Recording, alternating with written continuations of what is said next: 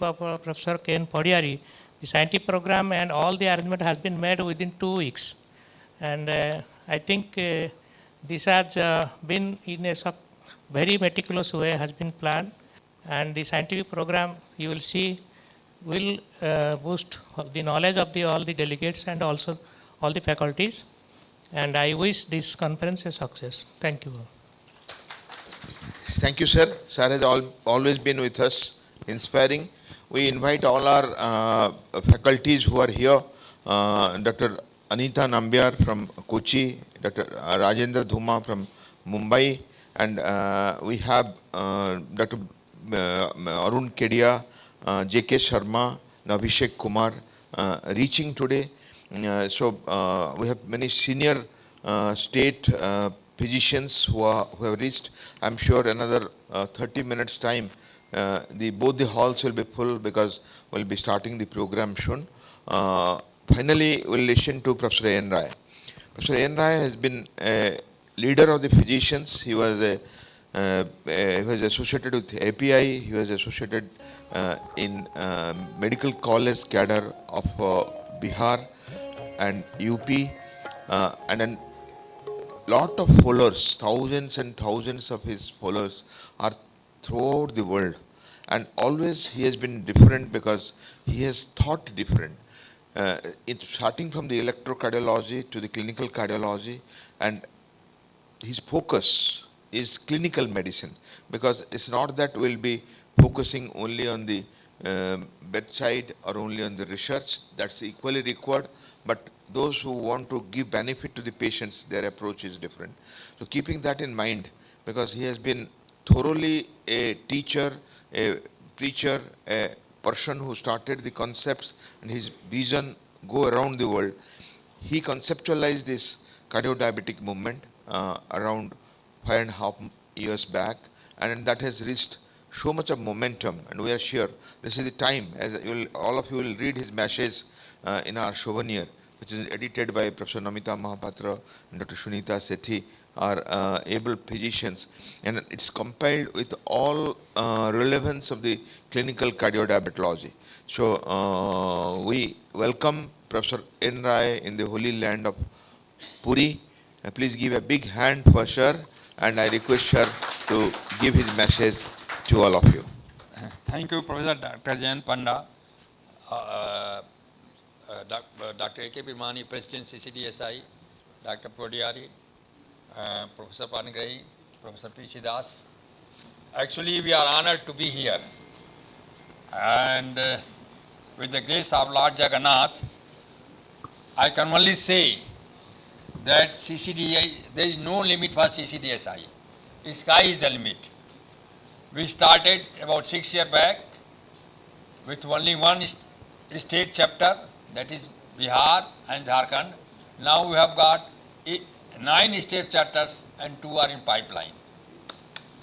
So all credit goes to the members of the CCDSI, but I will give special credit to both Dr. Birmani and Dr. Jayapanda. They have taken actually they are bearing the brunt of the CCDSI, and they are taking it forward.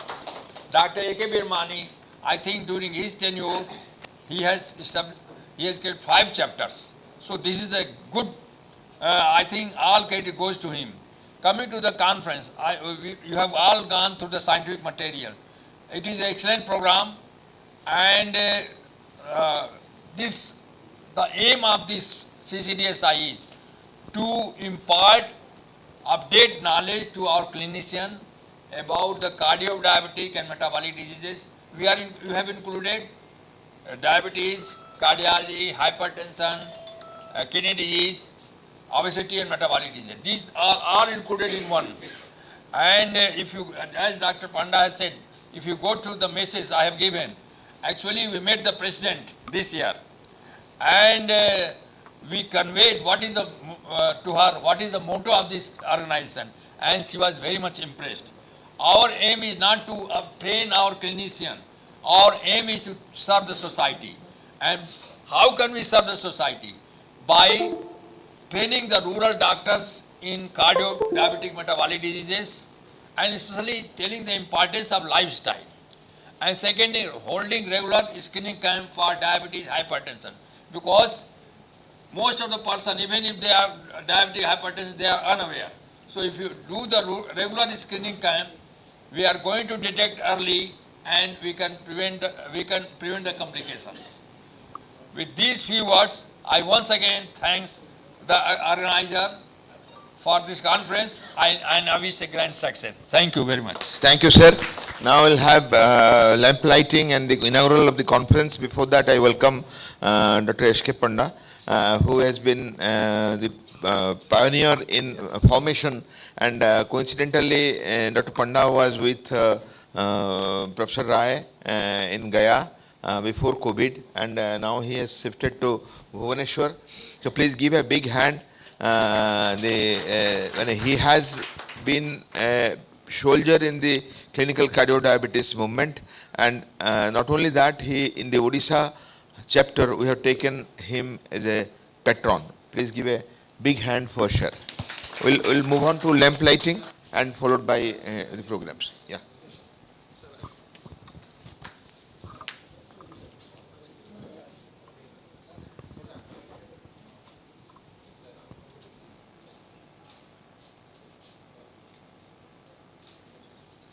So we have also Dr. Prabhat Panda, who is the President IMA, and Dr. Shishir Mohapatra, Chairman RSSDI will be joining. Dr. Manoj Shotray, Chairman API will be joining. So all physician bodies have come together for this program. I thank all for the huge response, and now I request Professor Rai, Dr. Birmani and the whole team for a lamp lighting and inauguration of the conference.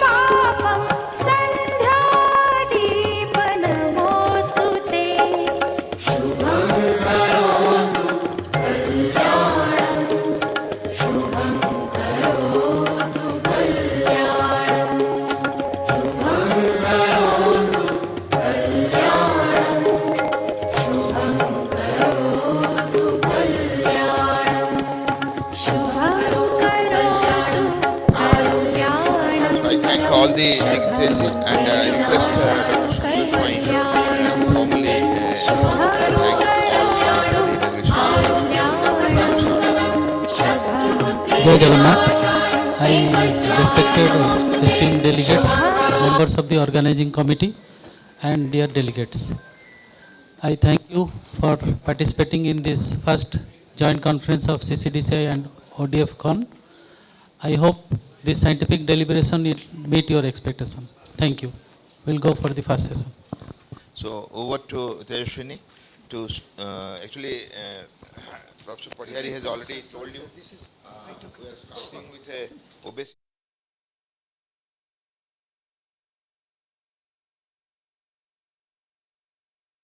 None other than Dr. Bharat Panigrahi will be speaking on weight homeostasis and the appetite regulation, which is very basic of the obesity, followed by assessment and diagnosis of obesity by Dr. Shrikant Dhar, the Professor of Medicine in IMS and SOM Hospital, and Dr. Anupam will be joining soon, will be speaking about the pharmacotherapy, the past, present and future.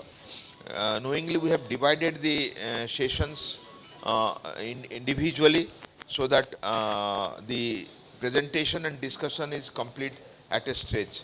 But I request not to exceed time.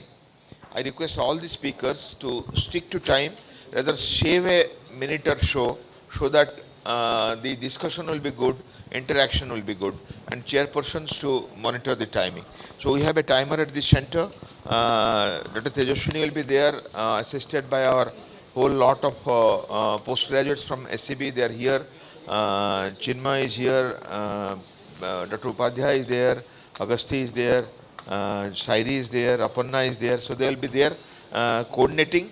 Let me give some housekeeping rules before we start. That only the invited faculties we are felicitating on stage, like Rajendra Dhumma, because he has come so far from Mumbai, and we honor him for presence in this land, Dr. Anita Nambiar. So them will felicitate before their session on stage. Our Odisha faculties and the chairpersons will be felicitated outside in the memento area, where there are people to take photograph, and as soon as the photograph is taken, will be bound and given as a memory to you. So the memento and the photograph will be collected from the memento station. So Tejaswini will announce that, and chairpersons will take care of that, so that we run the sessions on time, because we have back-to-back sessions. We have to finish it at 5 with a lunch break, so that the important program of inauguration and the governing body meeting takes place in time. Thank you all. Over to our anchor of the day, Dr. Tejaswini, to carry on the programs. Thank you, sir. We will start with our scientific sessions. The session 1 is on obesity symposium. For this, to chair this session,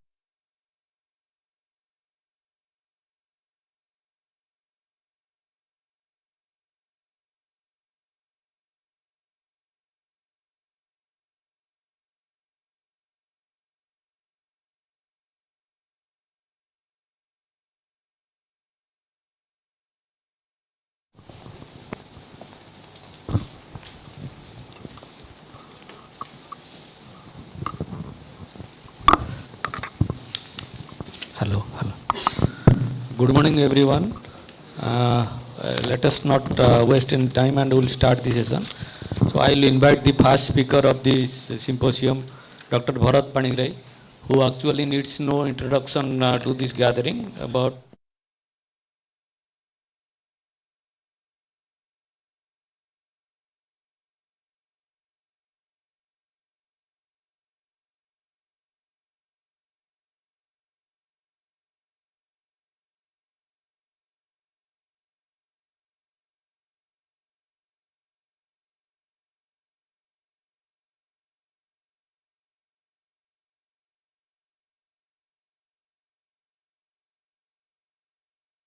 we'll be talking on weight homeostasis and appetite regulation.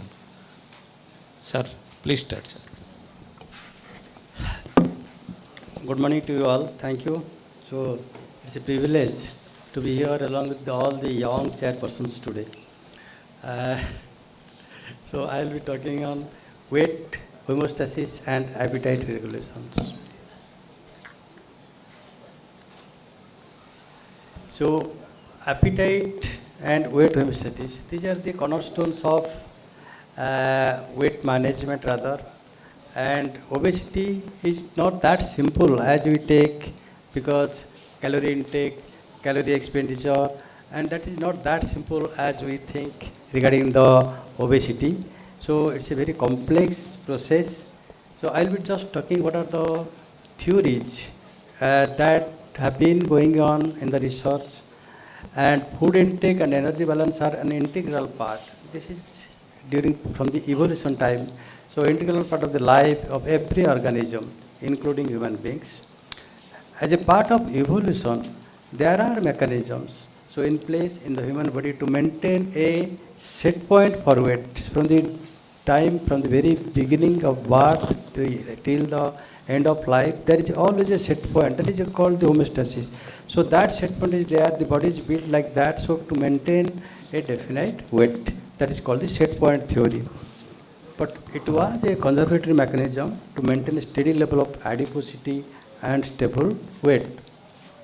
So during human evolution, the corticolimbic system has been used to adapt behavior to procure food supply to maintain healthy weight and energy level. So gradually the corticolimbic system, the frontal cortex, then the hypothalamus, the hippocampus, they all took over for the weight management and the energy consumption, energy balance in the modern world. But what happens? Gradually, we are in a obesogenic environment. So in the modern world, whatever the abundant supply of food, which likely overwhelms the regulatory system. So whatever are inside the biologic system, that biologic system has been definitely overall, that is overpowered by the obesogenic environment. That is the problem in the present era.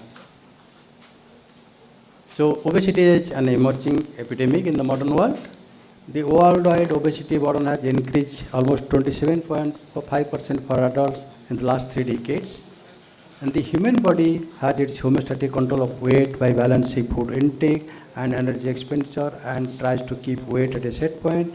But whenever there is an imbalance in between this energy intake and energy expenditure and this set point theory, and that regulation leads to obesity.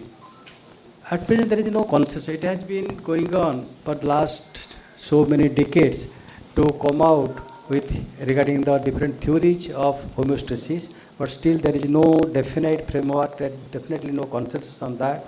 But presently there are 3 different models which have been developed from animal data. So the one is the set point theory. That set point model suggests that is more or less tight and symmetric or asymmetric biological control of body weight. That is what we call the set point theory. But alternately, there is one settling point theory that tells rather than a set point, that settling point, this has been proposed with adaptation of body weight to energy imbalance without any need for feedback control. So this settling point theory, they don't agree with only set point theory. So they are coming with the settling point theory, so that the biological system is not the only system, we have to also adapt with the obesogenic environment. But finally, again, this is the dual intervention pot. So this model combines both the paradigms. So all models, whatever they are, presently serve as possible conceptual framework in research on physiology and cellular biology of body weight control. However, body weight homeostasis may be overridden by the influence of the obesogenic environment and the culture, which have a considerable impact on personal behavior and experiences, and thus are considered the major drivers of obesity in the obesity epidemic. However, these concepts suggest that human living in affluent societies, biological control of body weight is unlikely to become apparent. So now whatever we have got the biological control, now people are thinking that is not the only way, and we have to again take both the biological control as well as the obesogenic environment for all the obesity management. Now coming to regulation of body weight, energy intake and expenditure are remarkable these are remarkably coupled, what we call to regulate body weight in the face of wide fluctuation in diet and physical activity. And this coupling, which opposes ongoing weight perturbation, is evident in the surprisingly small weight gain that represents a positive energy balance approximately 0.4%. So what may consider normal age-related weight gain actually reflects a well-coordinated system to prevent major changes in energy stores. If energy intake and output are not coupled, then what will happen? Increasing or decreasing energy expenditure by as little as 50 calories per day, that will lead to energy balance of almost 25,000 calories per annum and leading to 4.5 kg of body weight in every year. So that means there is always a coupling of energy intake and energy expenditure. So what are the physiological processes that affect the energy balance? Now you know the control of energy stores is achieved through coordinated regulation of energy intake and expenditure in response to signals from peripheral signals from adipose tissues, gastrointestinal system and other endocrine tissue, and that is integrated by the liver and elements of the central nervous system that includes the hypothalamus, brainstem, but there are some hedonic or otherwise called emotional factors, emotional inputs, that is by the amygdala, ventral striatum, orbitofrontal cortex, and there are also some executive factors that all of these centers, they control the energy, that is the physiological process of energy balance. So what are the 24-hour energy, total energy expenditure? That consists of three basic components. One is the resting energy component that all of us know, that is the largest component, resting energy expenditure, that accounts almost 60% of the total energy expenditure, and that reflects the cardiorespiratory work and the work of maintaining the transmembrane ion gradients at rest. The other is the non-resting energy expenditure, that is approximately 30%, that is due to energy expended by physical activity. And the third is the thermic effect, that is almost 10% of the total energy expenditure, also otherwise known as diet-induced thermogenesis process. So these are the three categories of total energy expenditure. Now homeostatic regulation of body weight, there are almost, we know there are different afferent signals.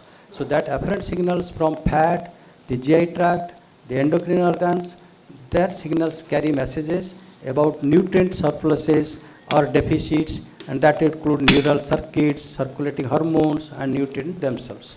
So coming to the adipose tissue, so the leptin produced by primarily by adipocytes, all of us know, that is the most potent afferent signal regulating body energy stores.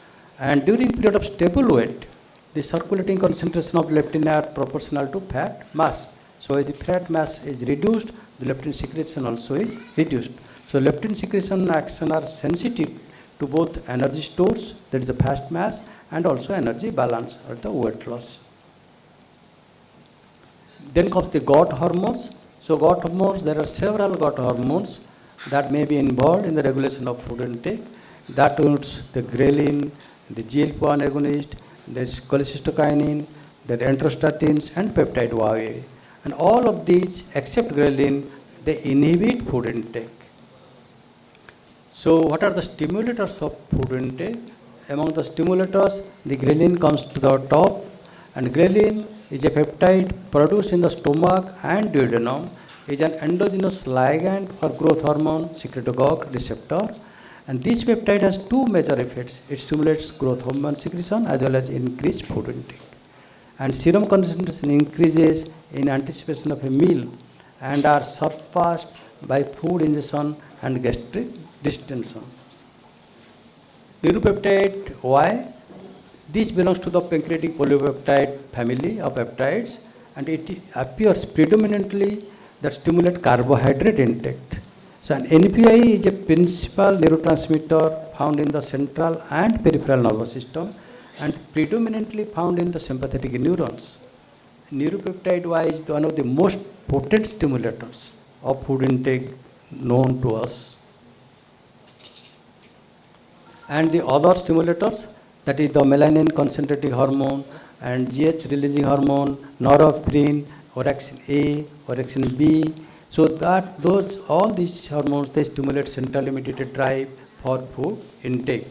Like neuropeptide Y, norepinephrine also appears to predominantly stimulate carbohydrate intake.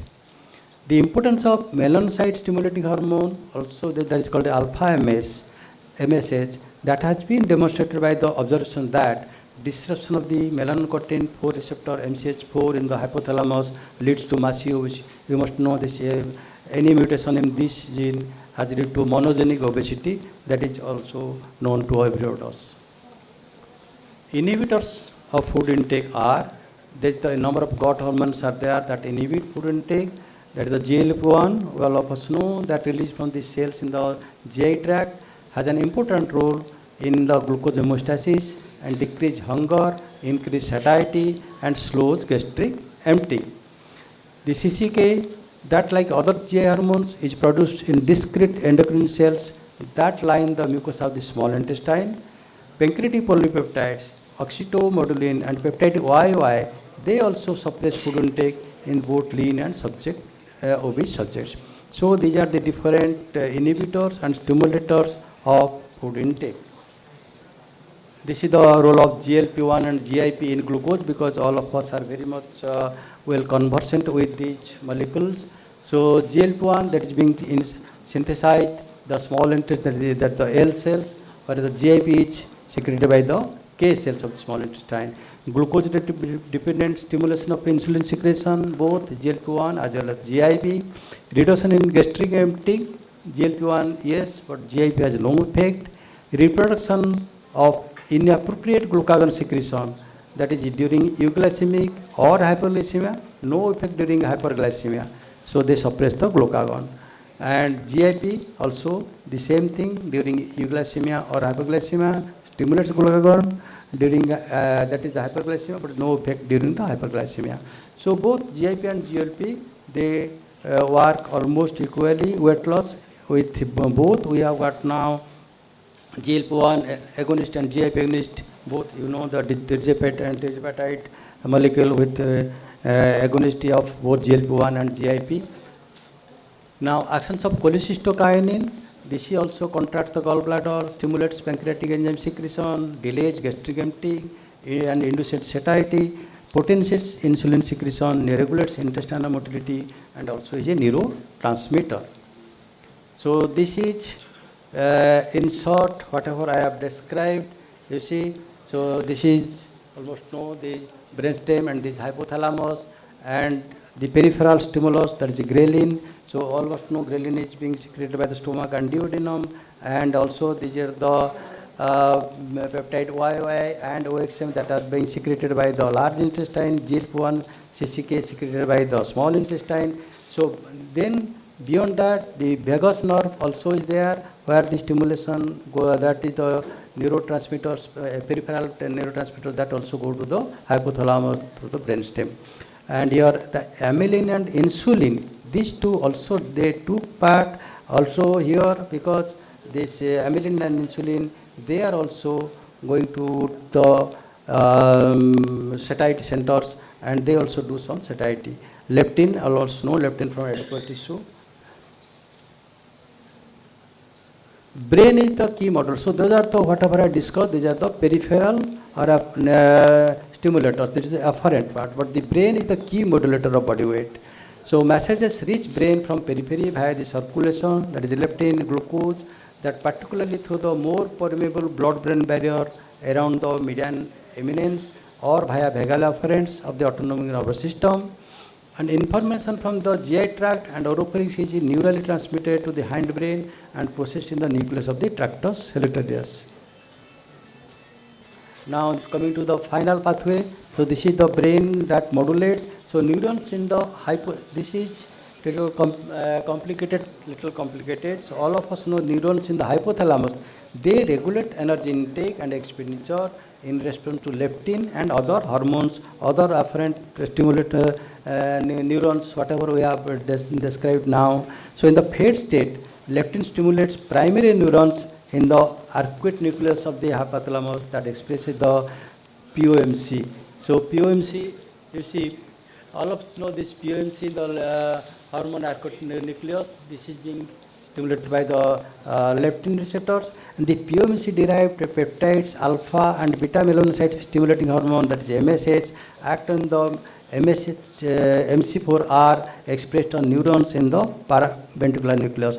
So this MCHR that reduces the food intake and increases energy expenditure. Beyond that, there is also AGRP. There are AGRP that also that has a tendency to inhibit the MCHR, but this POMC inhibits LPR.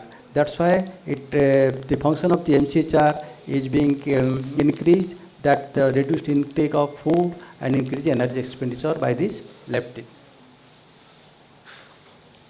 So to summarize, appetite and maintenance of body mass are essential to the survival of every organism throughout evolution, and the calorie in and calorie out theory of weight maintenance is a mere oversimplification.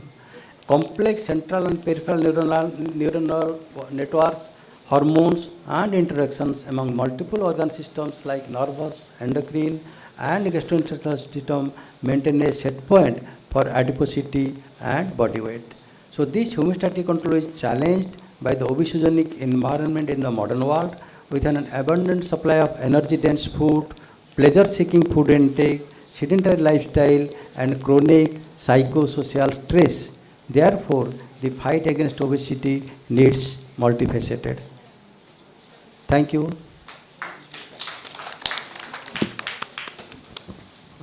Thank you, sir, for a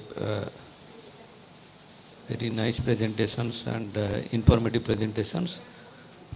We'll take the questions at the last. After the all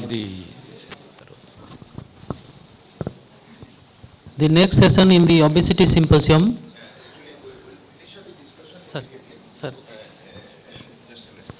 We have a obesity specialist with us, Dr. Rajendra Dhuma. He is proudly carries a big BMI with him.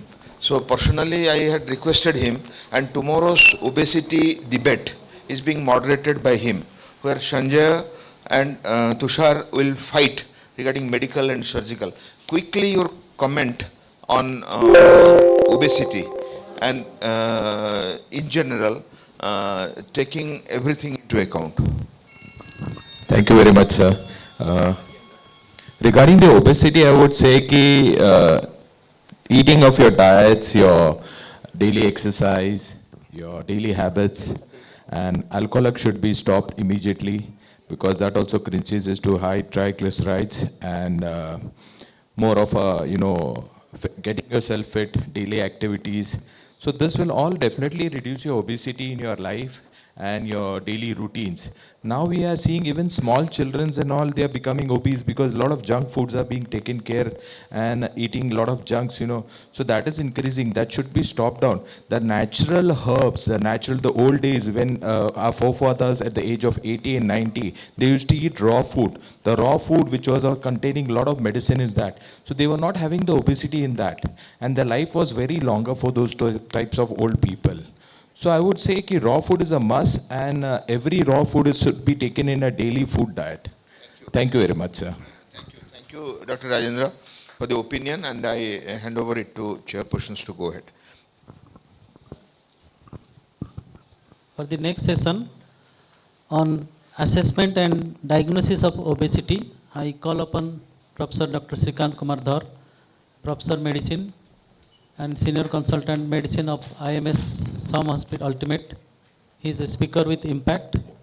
And Dr. Dhara, please. Hello. Thank you. Jai Jagannath. Happy Eid to everybody. Thank you, Dr. Jan Panda, who has given me opportunity again to stand here and deliver as a opening batsman after the legendary speaker. My topic is very clear. I have to access the obesity, and I am here because of the evolution of obesity. You can know this is what the doctor prior to me said, we are evolving for a obesity life ahead. It is because we are going from malnutrition to malnutrition. So this is what the obesity is defined at, but for me it should be changed, because only the BMI more than 30 is a chronic the phenomenon which we is taking care since last years together, but it should be changed and other parameter has to be taken and other comorbidity, other disease concern has to be taken. So definition has to be changed, which is WHO definition. Now why we are dealing with such a topic at the onset? Because we are in the third and probably we are going ahead, because in population we have now been top in last 4 days. If you know the data, we are in the top in the world. So this data might have changed. We will be in the top or second in the obese countries. So we are obese because of this. You can see the prevalence of obesity. This was the data from 19 to 21 or 15 to 16. You see the comparison is gradually increasing, and the comparison is now survey saying that 29%. You see what this is the data, current data from Times of India. You see the urban residents, the change, urban and rural change, gradually increasing. The rural obesity is also increased. That is a concern. So this symposium is all about. So my job is to know the managed diversity. This symposium is there to manage diversity, the obesity, but my role is to only diagnose. So I will be going towards the diagnosis, and as I was saying in the definition, BMI is the primary concern to know about the diagnosis. BMI, you know, this is the formula, weight by height in meter square. So this is the objective measure to use diagnose obesity. Years together we are going through, but it should go beyond. If you see the Indian context, what the WHO criteria say, obesity is 25, overweight is 25 to 29.9, and more than 30 is obese. But if you see the Indian data, it is in children, this is the percentage which takes count, but if it normal weight is only 22.9, more than 23 is overweight and obese, and you see the grading of obesity. So the time is changing and the definition is also changing, and we need to upgrade. That is why this symposium is all about. You can see the comparison between the nutritional status, WHO criteria, BMI, and Asian criteria. There has been concessions in Indian, it has been published in API. I will be go through that topic, and whether this only BMI is sufficient to access obesity. Probably no, because you are not dealing with metabolically healthy normal weight or metabolically unhealthy normal weight, because they are prone to cardiovascular risk, they are prone to high cancer risk. So these are the new concept which has come up, the metabolically healthy, metabolically unhealthy. You know, metabolically unhealthy people with obesity, they are prone to so many diseases, but these are the people which you want to see about, they have to track about, and these are the concept. They are under-recognized the problem in individual with South Asian descent, the person with normal weight obesity. You will having normal weight, but you will be considered obesity. The fat content is important in this patient. Only BMI, we ignore the body composition. That is why fat content is always important. Studies have performed the half of the individuals who are excessive, the percentage body fat being level as normal, non-obese, and 10% of studies individuals were misdiagnosed as obese. So this is the concept where we want to go for a body fat determination. To identify excess body adiposity, BMI showed a sensitivity of 0.5 only. So BMI is only 50% sensitive and specificity is around 90%. So we need another method, or per se we have to go for other methods. Why we are so much of concern? We are concerned about the sarcopenic obesity. You know, in non-Asian patient, this is the body fat, but if you look at the Asian person, the body fat is always more. So Asian Indians have more fat, both total and abdominal. Abdominal gut is probably more predominant in Asian context. That is why, and there is a limitation. I am giving the example. You know the BMI of this fellow, Arnold Schwarzenegger, 31 point something. Now it has increased probably, but he is not obese. So BMI is probably not the only criteria. It does not assess the presence of concomitant comorbidity, risk factor. So the changes in BMI is needed. So you need to go for further evaluation. So body composition analysis as well as some waist circumference is also important. A combination of BMI is waist circumference can go forward. It is the consensus statement. This is the publication in API. The guidelines recommend that both BMI and waist circumference should be used together, not only BMI, with equal importance of population and clinic-based metabolic and cardiovascular. So both the things should be concomitantly taken so that we can have a better assessment. This is how you measure. There have been changes in WHO and also international guidelines. The combination, whether international body accept, yes, the ASE guidelines also accept, also International Diabetic Federation accept that the combination is important. And this has got a direct relation. The combination has direct proportional relation with the fat content. Now, what is the cutoff for Asian population? You know this is the cutoff. Probably most of us sitting here will be considered as obese if you take the waist circumference. Cutoff, there is a cutoff because we need to have an action. Action 1, action 2. More the abdominal girth, probably have a better action, more stringent action. That is why all the international as well as Indian guidelines say.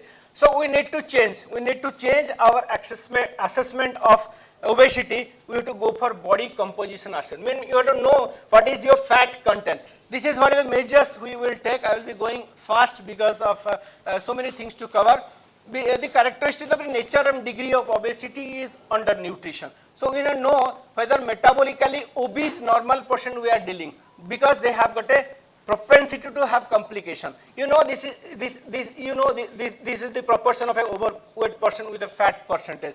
In seemingly healthy and non-obese person, early detection and treatment is a predominant thing what you can do in your clinical assessment. Body composition analysis can be used in preventive examination to detect fast irregularity indicating poor health. So only BMI or the combination of waist circumference is not sufficient. The role of body composition, why this is so important? Because we have to deal with sarcopenic obesity. Probably new talk, further the talk may come with this, but we have to know about these diseases. We are dealing with those people, those who are having physically inert and they are having sarcopenic obesity. So this group has to be taken only because whenever you can go for a assessment of body fat. These are the methods how we determine the body fat, starting from caliber to deuterium dilution hydrometry. I will be going one by one. So these are the evidences. This is the most gold standard one, DEXA. You know this has got radiation exposure, but it is considered to be the gold standard. But the error rate of DEXA varies from 4 to 10%. Still then it is considered to be the gold standard. This is the method how they determine. The other thing which is non-notorious, MRI, but costly one, and it is not accessible for all persons. And it is mostly, this is predominantly you can go for abdominal fat. So the assessment of body fat, other methods, this is a conventional method like hydrodensitometry, this is how they measure, and then new methods like BODPOD. This is also obsolete, but it is same as the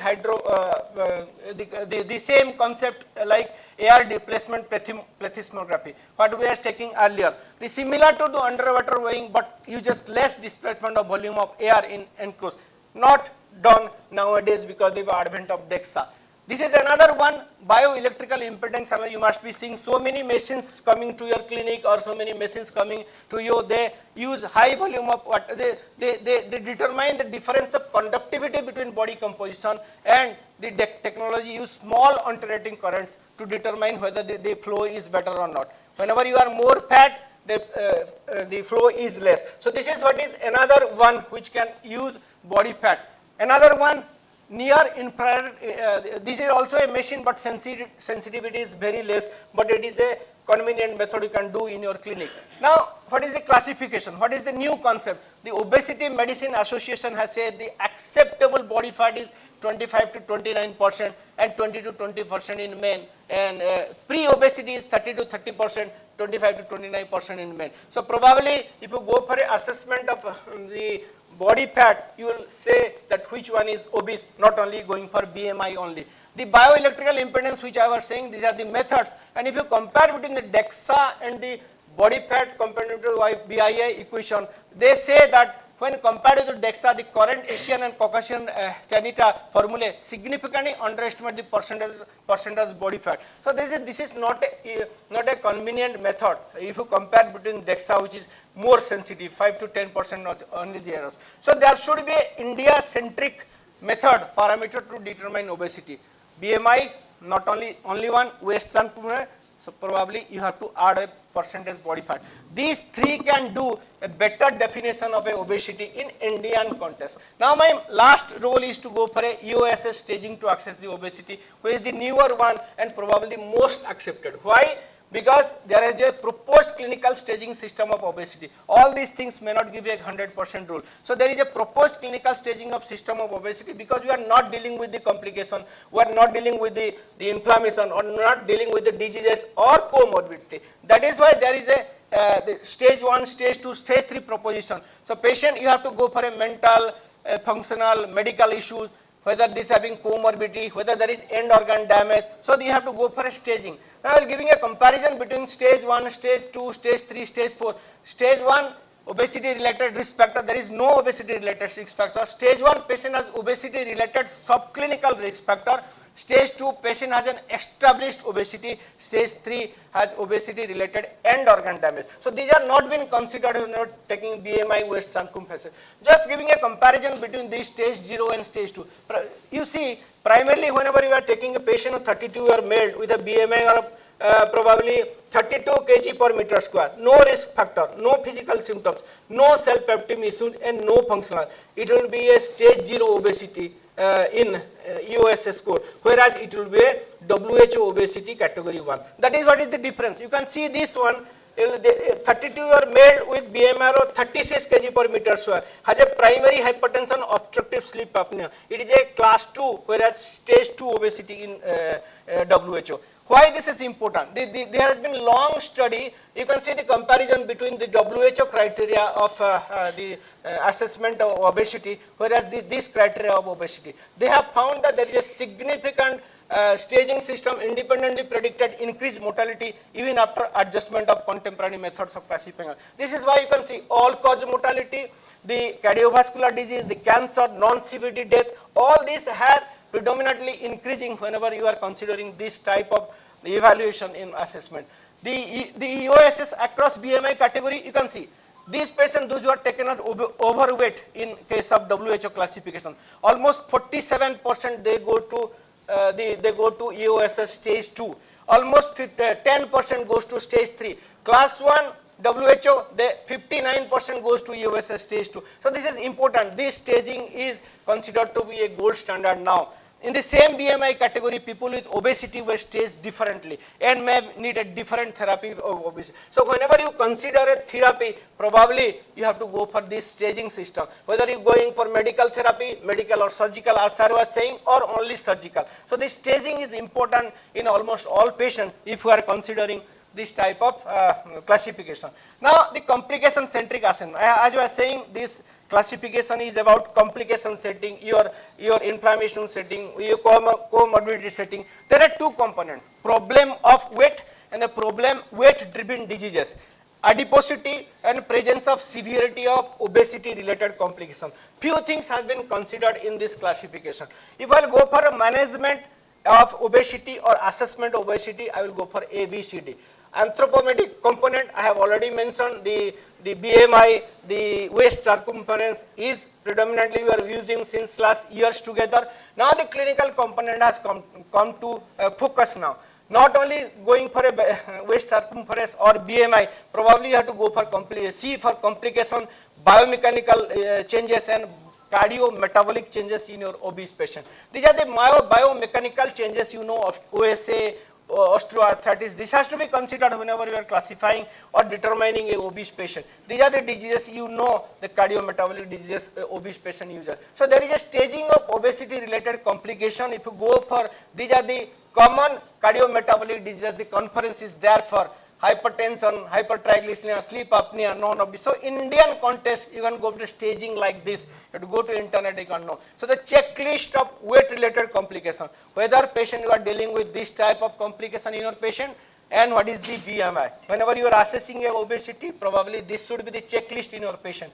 4-step approach for assessment, screening, evaluation, staging, and strategy of treatment. So you have to have a strategy with a protocol, with a checklist earlier, not only BMI, not only the waist circumference. 4-step approach to assessment, I have already mentioned the stages, stage 1, stage 2, stage how day, and you have to have a strategy. These are the stratification, as I have already mentioned, there should be a complication centric approach. Management strategy should not only go for only obese, and you have to go for complication also. And my following speakers may go for how do they manage according to these stages. So summarizing my talk, assessment of obesity with BMI classification alone may not be sufficient to optimize the treatment. Body composition analysis helps in identifying people at risk of complications due to body composition disorders, which are neglected by the conventional BMI assessment. USS staging is a simple disease related and functional staging system would provide additional clinical information to guide and evaluate treatment for people with obesity. So this is a global threat, as my previous speaker said, apart from COVID, which you have now faced. Probably you have to redefine obesity. You know the BMI of these people, but they are active. Thank you. Thank you, everybody.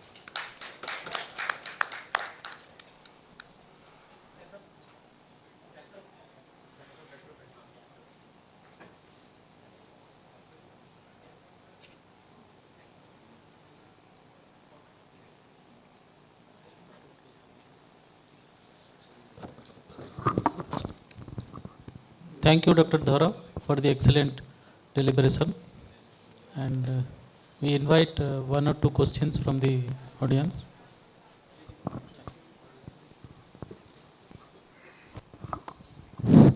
You will Okay, answer, sir. Srikant. You will answer. No, I will give a comment. I will not ask you questions. No, it's a nice deliberation. But one thing, as you have shown the slide on the Indian context, so why I am telling, because in the last week we had attended one that is Diabetes India, but the same Professor Mishra, Anup Mishra, whom you are showing, now they are coming with a Indian guideline of obesity, diagnosis of obesity, Indian guidelines. Maybe within a month or two they will be coming. And what they have given, that is the waist and height ratio. They have given that importance of waist to height ratio, which is more important for the Indian context. And in the guideline, maybe after a month or so, they will coming the data. That is what I am.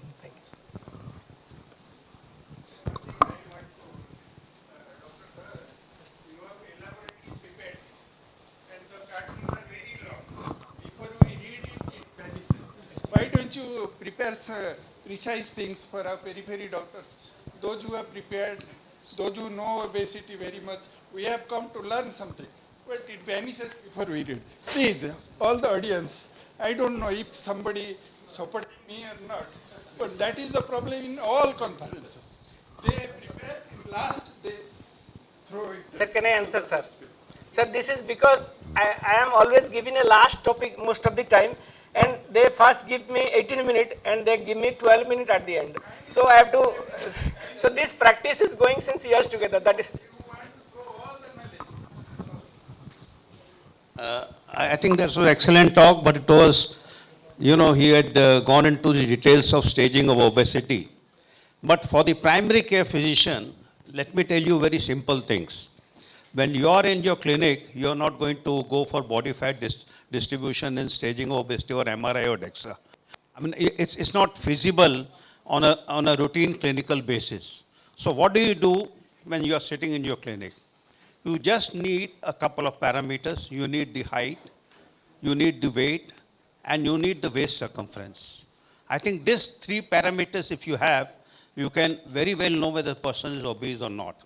And the best parameter, as Dr. Panigrahi suggested, is the waist to height ratio in Indians, because our height is not as much as the European or the Western population. So this calculation is very simple. Thumb rule is, if the waist to height ratio is more than 0.5, you can very safely say 99.99% the patient is obese. As simple as that. You don't have to go for any staging in routine clinical practice. These are meant more for research purposes. If you're clarifying or stratifying patients for research purposes or for international classification, then you go for body fat distribution and all that. But when you are in your clinic, waist to height ratio is the ideal and the simplest, anything as simple as that. 0.5. Thank you, sir. As we know, obesity is self-diagnosable and self-treatable in regards to regular exercise and changing of food habit. The most important thing is pharmacotherapeutical management of obesity, which will be next presented by Dr. Anupam De, Additional Professor of HOD and AIMS Bhubaneswar, Executive Committee Member of API Odisha, Member Organizing Committee Epicon Odisha 2022, recipient of 27th Dibank Mehta National Education Awards, invited faculty national and state level conference and CME, a member of API, ACP, ACCP, IDSA and RSSDI. So I request Dr. Anupam De to start the session. Thank you, sir, for the kind introduction. Good morning to everybody. And my thanks to the scientific committee and especially Jain sir for giving me this opportunity today. After having known about obesity, how to diagnose, how to assess, so now my job is now to take you through the treatment of obesity. And not only pharmacotherapy, I will touch upon the diet and physical activity requirements before going to the pharmacotherapy. So first I will tell the goals of the therapy, then I will speak about lifestyle management, which includes diet, physical activity and behavioral therapy.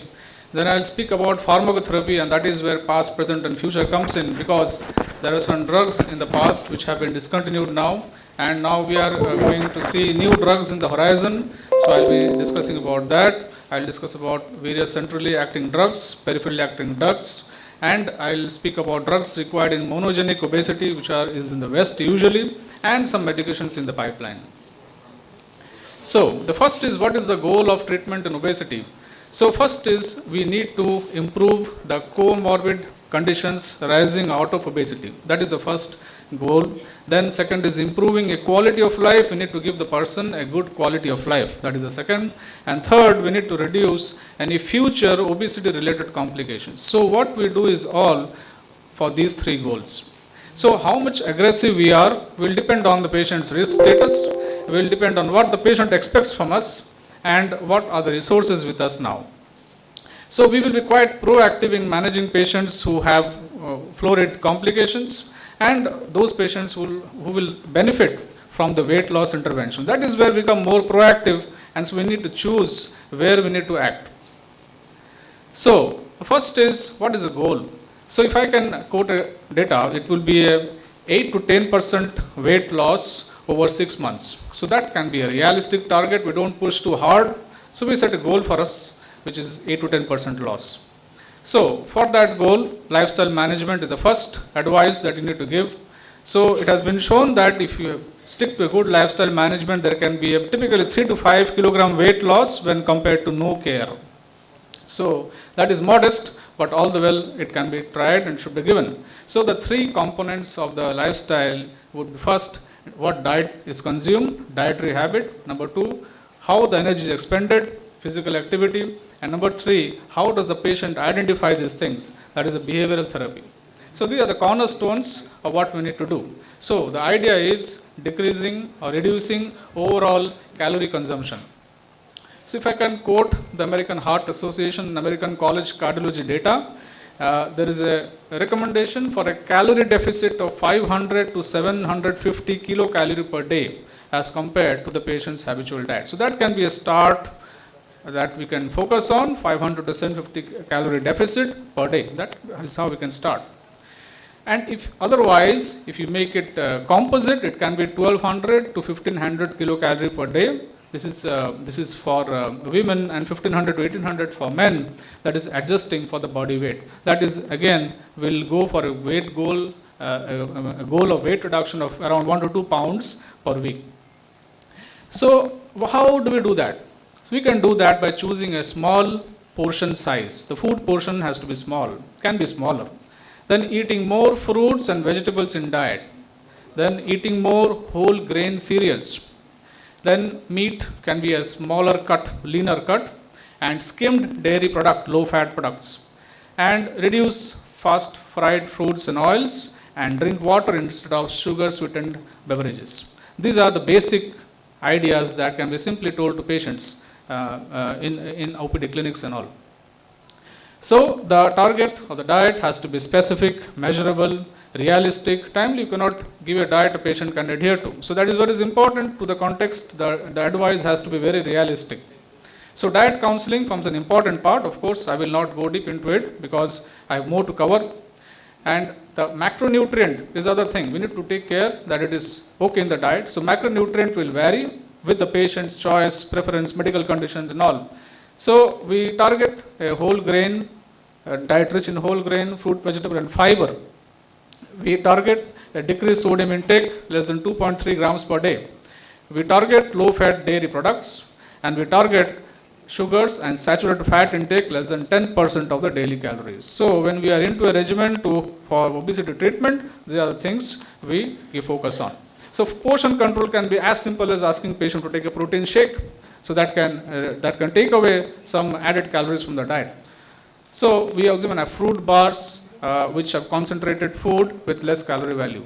So they can be advised. Now the concept of energy density.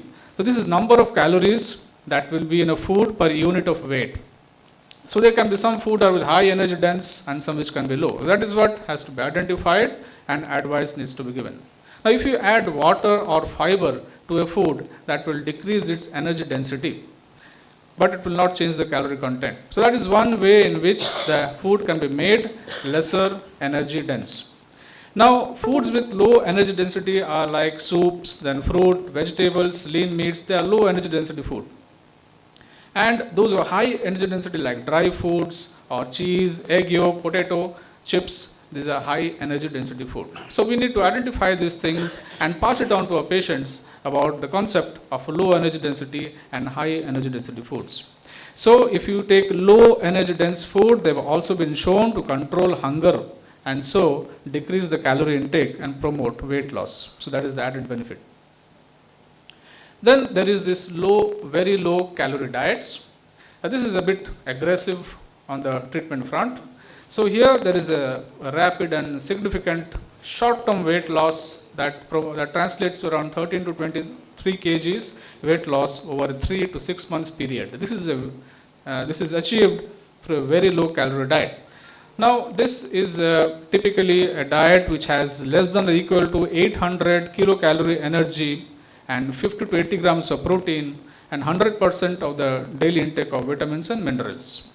So that will be the composition of the very low calorie diet, and these are not for everyone. So this indication will be for those who are moderately to severe obese, those who have failed at more conservative approach to weight loss, and those who have a medical condition that would need aggressive treatment like poorly controlled diabetes or hypertriglyceridemia or obstructive sleep apnea. That is where a very low calorie diet can be advised, although it's an aggressive form of therapy. Now next comes the advice on physical activity. So this is an important goal because this is required for maintenance of the weight loss. While diet will promote the weight loss, exercise will help in maintaining this weight loss. So there has to be aerobic physical activity around 150 of moderate intensity, or if you are very vigorous, can be 75 minutes per week, and spread it over all the 7 days of the week. That will be the idea, the advice, because everybody may not find time daily. So the concept of per week, how much activity is done, that is prescribed to the patient. So it can be as simple as brisk walking or using the stairs instead of lift, or doing basic household work, or engaging in sports. It's very simple things which can be advised, and weight loss can be maintained if they are followed. And very important, reducing sedentary behavior. That is a very important part which needs to be told to the patients. So nowadays we have the smart watches, so they will tell us how much steps we're walking. Almost everybody keeps on seeing how much steps at the end of the day, fix their target and goals. That's a good way to monitor step count. And sometimes we may need a higher activity of moderate to severe. If you need to lose weight and sustain the loss, you may go for a higher, which is more than 300 minutes per week. That is a higher intensity of exercise. Then just one page on behavioral therapy. So here there are some things which need to be told to the patient, which is cognitive behavioral therapy. It can be self-monitoring techniques like weighing daily, or measuring how much food you are counting the calories, or managing stress, or stimulus control like not eating in front of television, then providing social support, and the like, cognitive restructuring. So these are the cognitive therapies which are also promoted for lifestyle modifications. So with this, now I will go on to the drugs, the pharmacotherapy, and I derive the next portion of my lecture from these two articles. The first one is just fresh, published in the Lancet in the month of April 2023. This is the pharmacotherapy of obesity, and this has beautifully shown the drugs past, present. So I will be dwelling from that, and the other I will be drawing some from the Endocrine Society of India guidelines, which was published in 2022 August under Professor Madhu and his team. I will be deriving some from that too. So what are the goals? Now here, when do you start the therapy? So the rules are a bit different from Western world and Indian.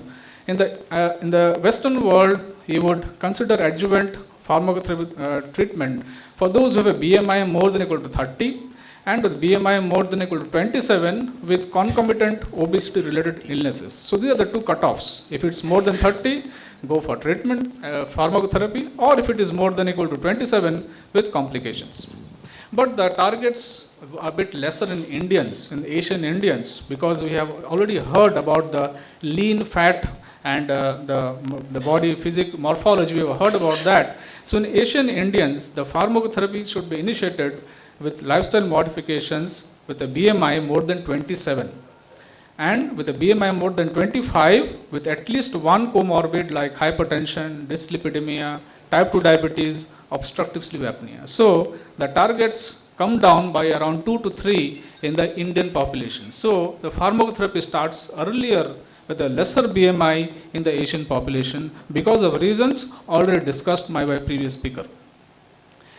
Now, if you talk about medications, medications have two major ways. Number one, they can affect the appetite, or number two, they can inhibit the GI fat absorption. So it can be either of the two mechanisms to promote weight loss. So they can suppress appetite, they can affect hunger, satiety. These are various ways in which they can work. So these are the areas of the brain and the GI tract which can be involved at point of target of these drugs. So if you can see the drugs, medications on the lower left corner, GLP-1 agonist or naltrexone bupropion combination, phentermine, orlistat, they work on the central sides, and the list on the right side also shows the various peripheral sites of action.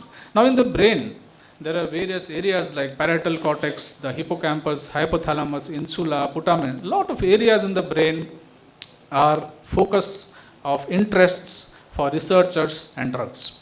So that is where new drugs are coming to the pipeline, and the drugs which are approved worldwide, I will tell everything because in India we have very few approval.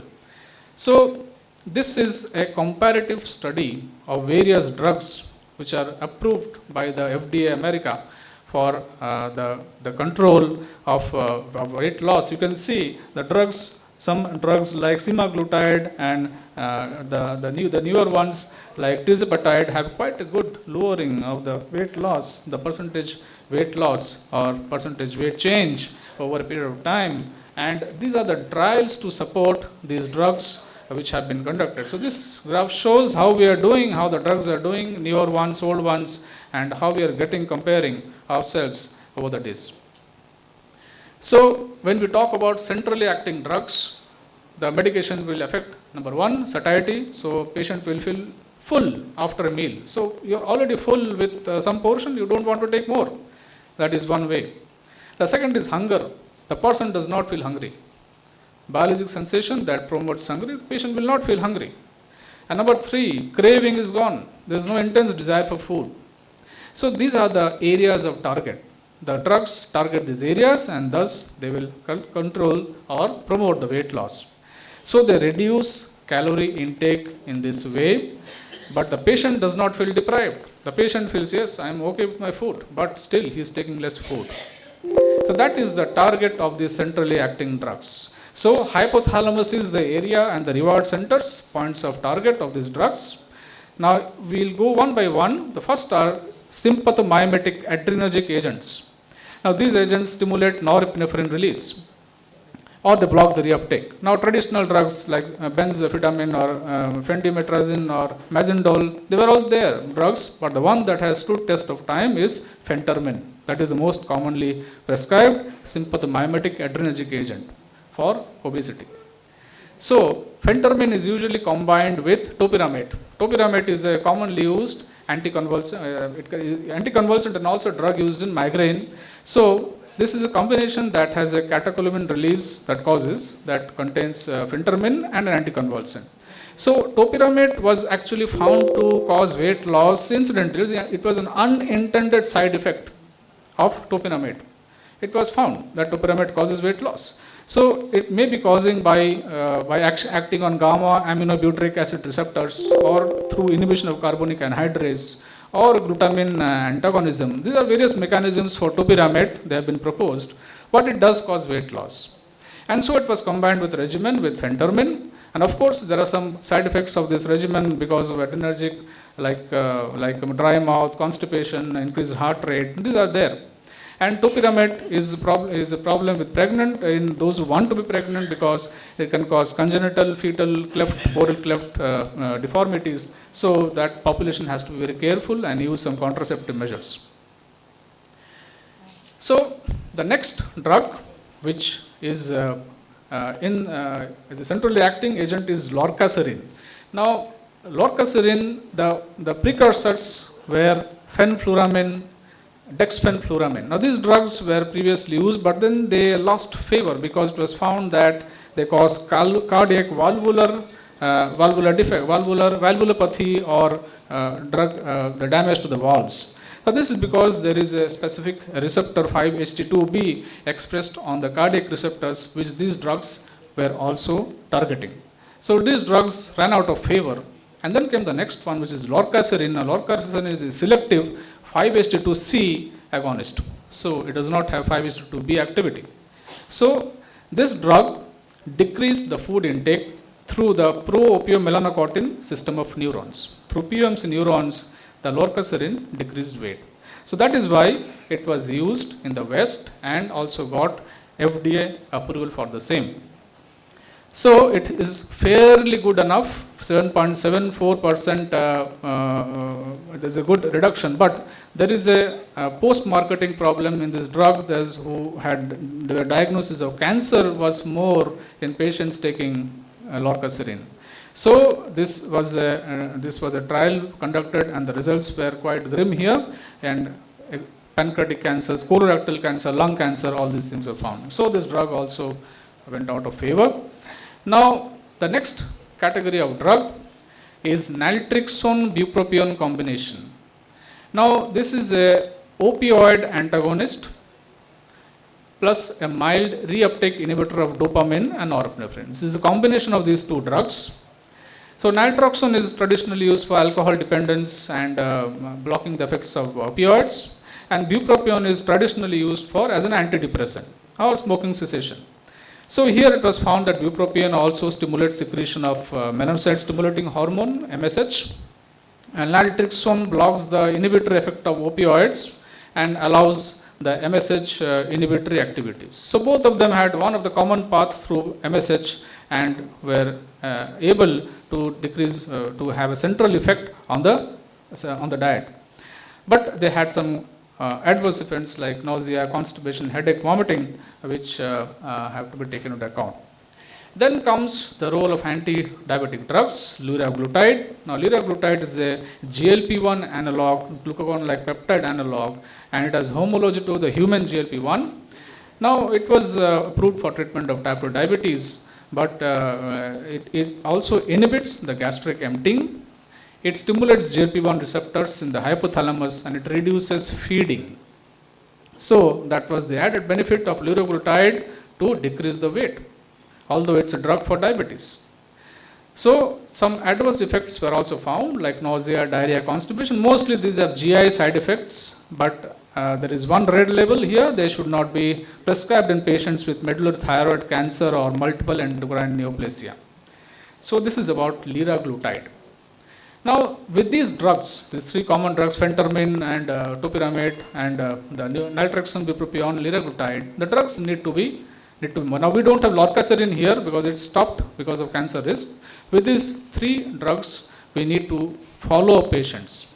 So one started with phentermine after 12 weeks, you again review, and with liraglutide at 16 weeks, you again review.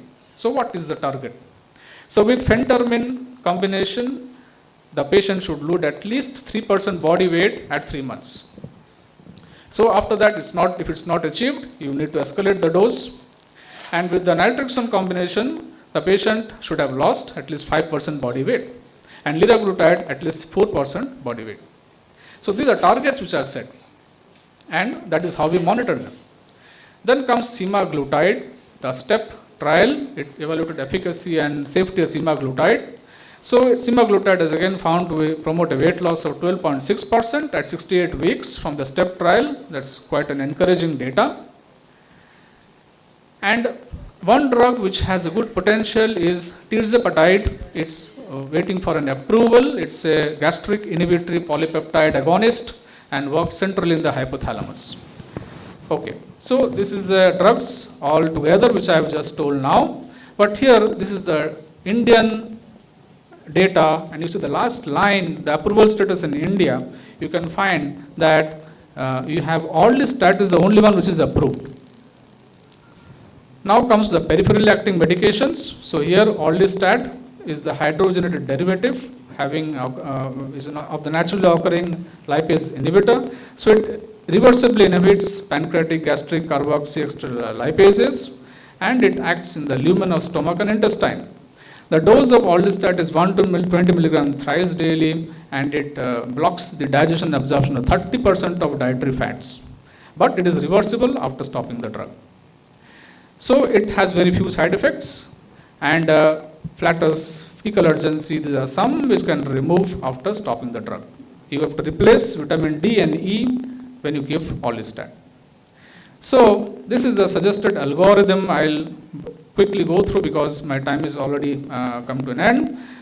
So some selection of the drugs, if it's CVD or depression or NAFLD or obstructive sleep apnea, you need to choose or tailor the drugs. So this is a guide which can tell us, this is an Indian data which is there. And last, as I told, monogenic syndromes of obesity, these are the genetic defects of obesity drugs in the West which have been used are setmelanotide. This is one drug which has been used for monogenic obesity, and metrileptin is another drug also used for monogenic obesity syndromes. So these are the drugs, and the last one is the drugs on the horizon. If you look from below upwards, you can see vitamin E is also one of the drugs which is being tried for weight loss, apart from oxytocin, leptin sensitizers, etc. So if everything fails, bariatric surgery. This is indicated for severe obesity at a BMI more than equal to 40, or moderate obesity more than 35 with comorbid conditions. So thank you for giving my patient hearing. With this, I cover the pharmacotherapy of the disease. Any questions from audience? Okay. Thank you, sir, for your nice and educative information, sir. Thank you again.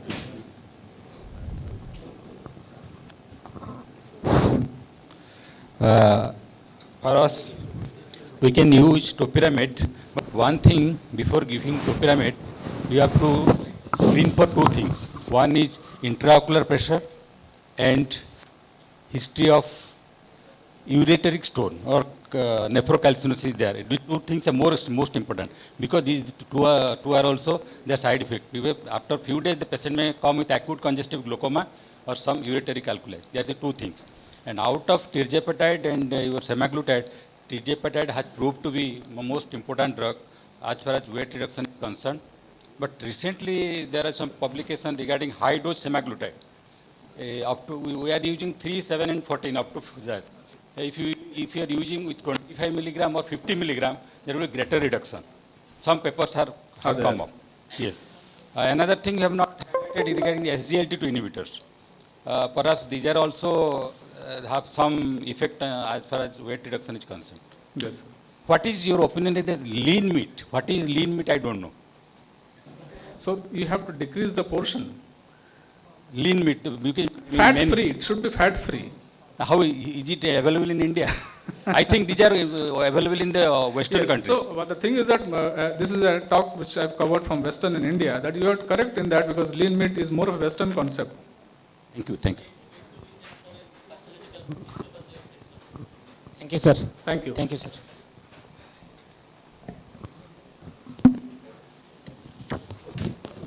Thank you so much, sir, for this very informative session.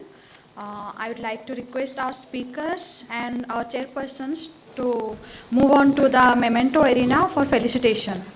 First session went very smooth, but just we are half an hour late. Doesn't matter, we'll make it up. So request the speakers and the chairpersons to join memento area for the photograph. And already we have taken their photo while cheering, speaking, and then the mementos will be handed over, and request the Ashwini to move forward. Thank you. Moving forward to our next session on metabolic funda. To chair this session, I would like to request Dr. Namita Mahapatra ma'am, Professor and HOD Department of Medicine and Vice Principal of PGI MER and Capital Hospital Bhubaneswar.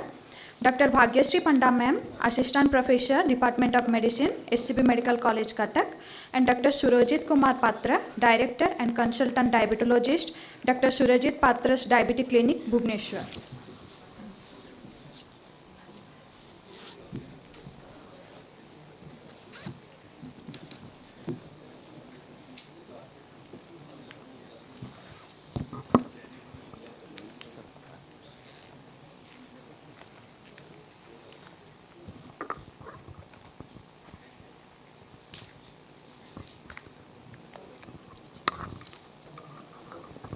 So good morning everybody, and now we start this session with a very interesting topic, diabetic remission, myth or fact. This remission of diabetes is actually control of blood glucose level within the normal limits, which is maintained for more than 6 months and without medications, and this can be achieved only with lifestyle modification and diet control. That is first component. The fact that you have to reduce your weight, the obesity has to be controlled, and you can expect a remission of your diabetes without even any medications. So to talk on this, I invite Professor Jayant Panda, and everybody knows him, and he doesn't need any introduction. He is the professor and ex-HOD, PG Department of Medicine, SC Medical College in Cuttack, and then he is the Vice Dean, Indian College of Physicians, immediate past President, CCDSI, Member Advisory Council of Governor, ACP India, Member CWC IMA, State President, Indian Medical College of Teachers Association, OMTA, President Cuttack Club, and he has 71 national and international publications, and he is also the principal investigator of many international and national trials. So I welcome and invite Dr. Jayant Panda to start his topic. Thank you, ma'am, for that nice introduction. It's a privilege this morning to see all known faces and then physicians of the state in the holy land of Puri, and I'm very happy in presence of Professor Rai, Dr. Virmani, and so many invited faculties, Anita and Rajinder and Dr. Sharma and Abhishek, Arun, they are all joining, and then it's a excitement this morning with all you all, and I'll be very brief because this topic has been discussed time and again. As Professor Mahapatra told, the focus is, can it be cured? So I'll be just taking 10-12 minutes. I'll save some time in the interest of scientific chair. But before that, I'll take 2 minutes to set the context because it's the most favorite topic of our president, Dr. Virmani. I have listened even here in this venue, we have listened him, and he usually prefers this. And fortunately this time he has not opted, so I thought let me speak. But there is another topic in the virtual hall. Dr. Aarti Kanan opted to speak on diabetes remission. Why so much sessions on diabetes remission? And then if diabetes, you see, a single disease which has created a pandemic and put all the healthcare professionals over the world on toes is diabetes. Now, a single disease department, single disease institution, single disease policy is around the diabetes. That's why we are here taking the cardio diabetes together. And then in spite of so much of effort, research, drugs, we are still lagging behind. The number is going high and the situation is out of control. Daily people are diagnosed, daily people are dying. So I'll give you a context why we think that diabetes can be reversible, curable, or at least a remission is possible. I'll be very fast. Please bear with me. I'll be telling you factors involved in the progressive decline of the beta cell function. That's very important because everything revolves around the insulin. Everything revolves around the beta cell function. And the low calorie, newer diet and the medical interventions, what all you've heard since morning, that is regarding the remission, reversal or approach. Overall, first let me tell you in one line the summary that the world thinks today the lifestyle, proper diet, exercise not only can prevent the disease, can also bring a remission to it. Reversal is something different, but remission, yes, it's possible, number one. And number two, what is the way? It's lifestyle, and the lifestyle. So, remission and reversal, all of you know that it's restoration to good health is reversal, but it is abatement of or disappearance of the signs and symptom, it's remission.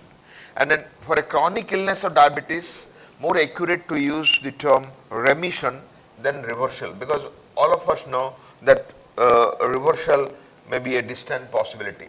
Here many of you must not be knowing this, that partial remission, complete remission and prolonged remission are three different entities. We tell it partial when it is for a year and the blood sugar that doesn't meet the classification.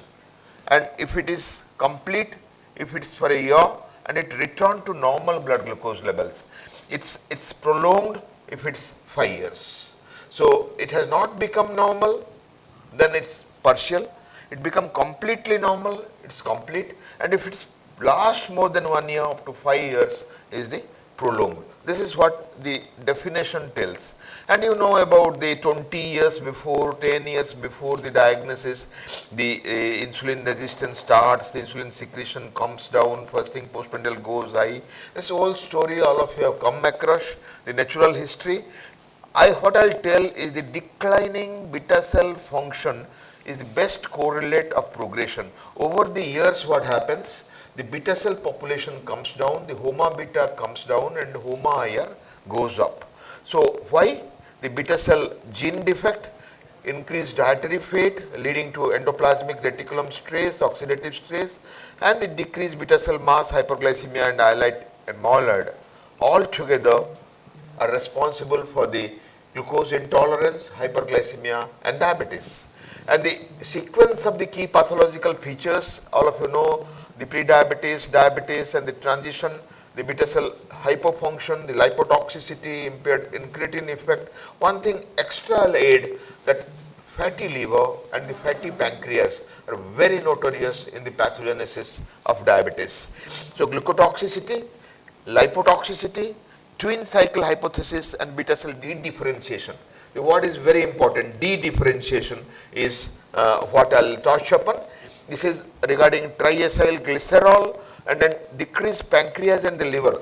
They have focused the pancreas and the liver to bring down the triacyl glycerol, the TG levels, and this is the pathway how the normal liver fat, normal pancreatic fat help controlling the blood glucose, and then the detailed publications are there. I'll give you the reference. This is from the New England Journal of Medicine, the dedifferentiation. two terms, redifferentiation and de-differentiation, have come into use, and then they have shown the process. I'll show you the picture. This is with a drug. If not treated, this is the volume of the beta cells in a controlled non-diabetic person, and after the treatment, this shows the change of the beta cell mass and the HOMA beta and decrease in the HOMA-IA. So here the coded drug, the KATP-GOF, that can bring about the beta cell regeneration, and then beta cell death may not explain the marked loss of insulin content and insulin positive beta cells. So here the pancreatic beta cell de-differentiation also come, and re-differentiation following the insulin therapy come, and they also show that there is regeneration of the pancreatic beta cell. So if regeneration is possible, then it's possible to get a remission, whatever may be the intervention. That was the theory. And the FOXO is a molecule which is required to maintain the beta cell identity, and there is an inverse relation between the FOXO1 and the beta cell de-differentiation, and if by blocking the degeneration, we can preserve the beta cell. So can we prevent the beta cell loss dysfunction? The answer is yes, by FOXO. So researchers looking for possibility of modifying FOXO protein beta cell and protecting during the hypoglycemic stress. So the increased C-peptide secretion, increased insulin secretion, and there the modification of the FOXO increase the beta cell function and the insulin secretion. It has been proved, published, and gives a hope that we can have a remission of the type 2 diabetes. So this is again a publication from the Cell Metabolism, a very important data. You can see the hepatic fat, pancreatic fat I told, but the insulin level, the glucose stimulated acute insulin secretions return in responders. So two category of people, one is a responder, one is a non-responder, and then the responder who improve the fat wise, pancreatic fat wise, and then glucose stimulated insulin secretion, they by weight loss over 10 kg, they respond dramatically. There comes the probability that the reversal or the remission will be possible.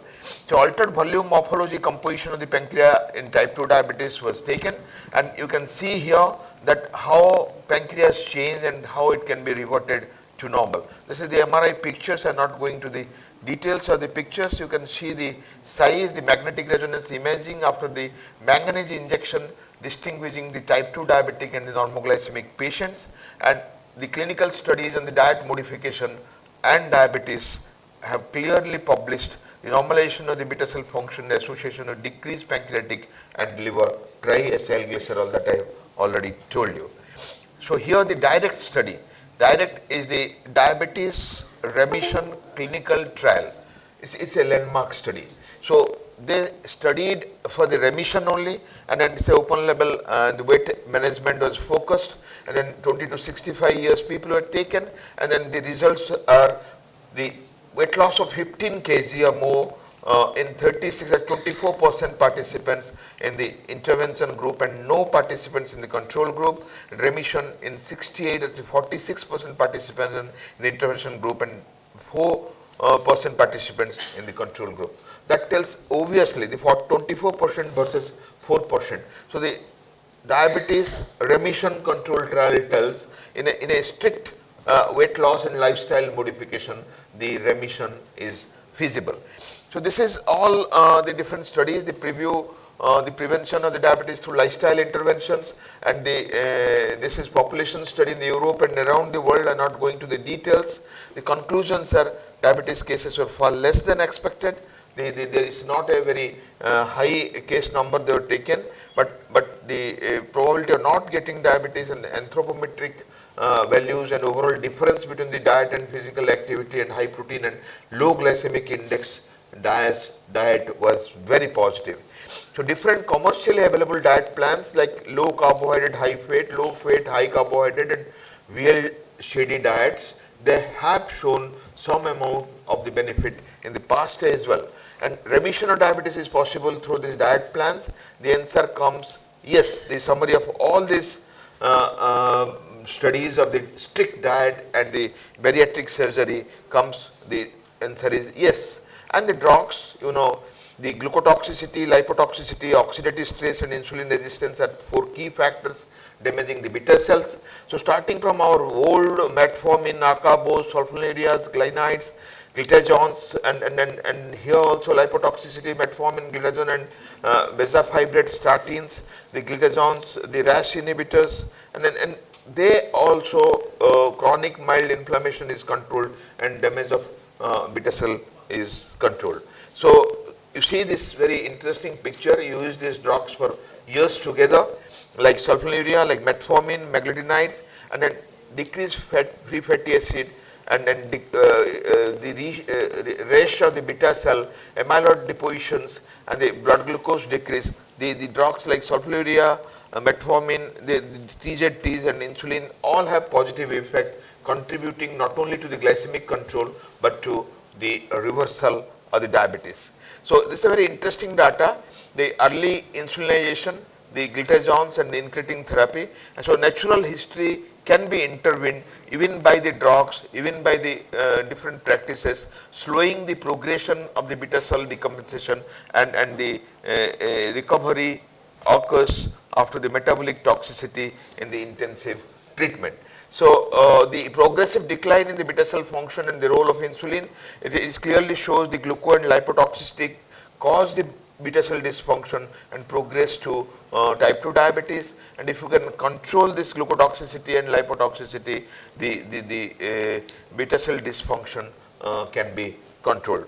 So the progressive decline, the de-differentiation, what I was telling, the hyperglycemic stress during the initial phase and the non-resolution of this lead to quick depletion, FOXO, accumulation of toxin in beta cells, loss of differentiated features, and beta cell convert themselves into the alpha cells, explaining hyperglucagonemia in the type 2 diabetes. This is another hypothesis which has been proved, that the hyperglucagonemia occurs because the beta cell converting themselves to the alpha cells. And the early insulin therapy clearly helps. The mouse model and the different studies, the insulin used as a blood glucose lowering therapy and de-differentiation cells, redifferentiated to insulin positive beta cells. Insulin therapy helped recovery of exhausted beta cell in animal model of diabetes. It's not today, it's almost 2 decades research published without control. And the evidence for early intensive insulin therapy, the short-term intensive insulin therapy and beta cell functions, and predictors of the sustained drug-free diabetes remission there are multiple publications. And here the early intensive insulin therapy for diabetes remission trial has been targeted the fasting and postprandial. And you see the C-peptide, the glucose area under the curve ratio, and A1C. The intensive diabetes therapy held prevention of the beta cell function and insulin secretion in 3.5 years after type 2 diabetes diagnosis. So if you are very careful in your lifestyle, you can prevent. If you are very aggressive in your lifestyle, you can achieve a remission.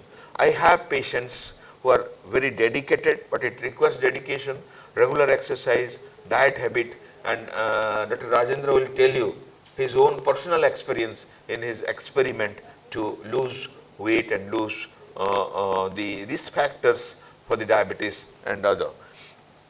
So the different trials I have noted, the early intensive insulin therapy, I am not going to the details, but the intensive insulin therapy resulted in the improvement, HOMA-B, decrease in the HOMA-A, and it improves the beta cell function. That's the summary. So this is the insulin therapy with bolus, aspart, and the Bessel-Determe. I'm not going to the details of this. Again, this remission was achieved, and here this remission group had low baseline A1C, better baseline beta cell function, and shorter duration of the diabetes. So the big question which comes to all of your mind is, are there alternative therapies to preserve beta cell function? And here you can see the beta cell apoptosis takes place. The animal models are there, increasing beta cell mass, and the type 2 diabetes patients. So the GLP-1 on the beta cell mass, the glucodiabetic fatty acids. This is the final part of the presentation. In 1 minute I'll be concluding. This is the different control and the GLP-1 treated patients, and then you can see how this disorganized the beta cells have become more organized, and there is a good regeneration of the beta cell mass. So drugs like liraglutide improve the beta cell function is proved beyond doubt, and even exenatide infusion restores the first phase insulin response in type 2 diabetes. This is regarding the GLP-1. And not only liraglutide or exenatide, drugs like vildagliptin enhances the beta cell function and insulin sensitivity over 52 weeks. Has been proved in this trial, and you see vildagliptin improves the beta cell mass in the rates in the animal model, and it improves the beta cell function in the rates. So the effect on A1C and beta cell function is positive, and there is increase in the 100 milligram vildagliptin group. So the sitagliptin even effect on the beta cell functions, the HOMA are reduced, and there is increase of HOMA beta with sitagliptin and metformin, it was shown clearly. So the last but one slide that I will be concluding is post-bariatric surgery, the remission is 58% at 2 years, 47% at 5 years, and the Scandinavian Obesity Surgery Registry, which will all listen tomorrow from Dr. Tushar, who is a bariatric surgeon.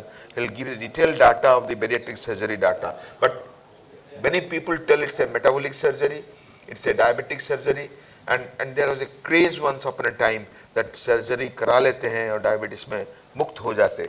So that's why we have kept this debate, because many things they come in. So this counterbalance and the direct study are two landmark study. I suggest you to go through. The counteracting beta cell failure by long-term action to normalize calorie intake study is counterbalance, and then this here it shows the remission at 6 months, 40%, and 60% duration of less than 4 years, and then 21% duration is more than 8 years. And the diabetes remission clinical trial, remission is 46% 1 year, 36% 2 year, and then the duration of diabetes is 0 to 6 years. To summary, diabetes is preventable and potentially reversible. You can tell it remission, you can tell it reversion, earlier is better. Don't wait till long till all the beta cells are exhausted. Patient in the advanced disease, more than 10 years, insulin phase is very difficult. So if within a year or two, or the diagnosis, if you are trying, this is potentially preventable and reversible. Duration of diabetes predicts remission, and role of early intervention of lifestyle and the drugs work, and not only functional but even structural abnormalities of pancreas also documented in diabetes. And never forget to watch for the liver and pancreas. Fatty liver and fatty pancreas are not only problems for the liver and pancreas themselves, but it's a big metabolic risk, the recent studies have told. And the functional abnormality of pancreas reversible with remission of the hyperglycemia. That has been proved beyond doubt in the clinical trials. So structural changes may take longer to revert, but the functional abnormality revert very fast. That's what the metabolic memory, the legacy effect that we get by a good early control. To summarize, the remission of diabetes is possible like prevention of diabetes is possible.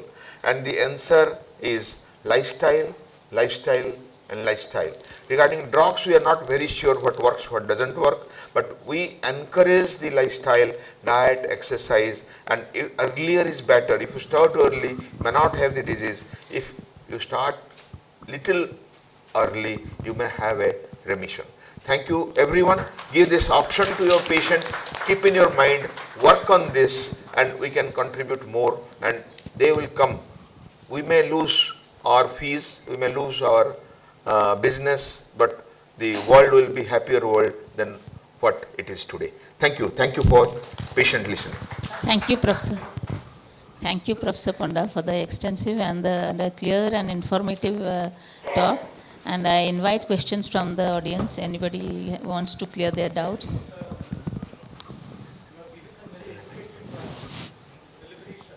Sir.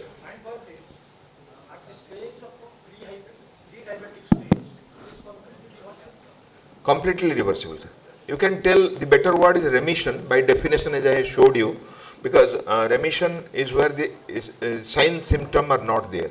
Means the patient has come to a normal blood glucose level. Reversal means it's going back to the normalcy. So at present it's very difficult to say. So pre-diabetes, you can achieve the remission very smoothly. In one case of diabetes, I got HbA1c 18%. So I repeatedly continued the test. Blood sugar was controlled, but HbA1c was high. So I thought there is some other disorder, either liver or blood. I couldn't find anything. How to explain? Sure.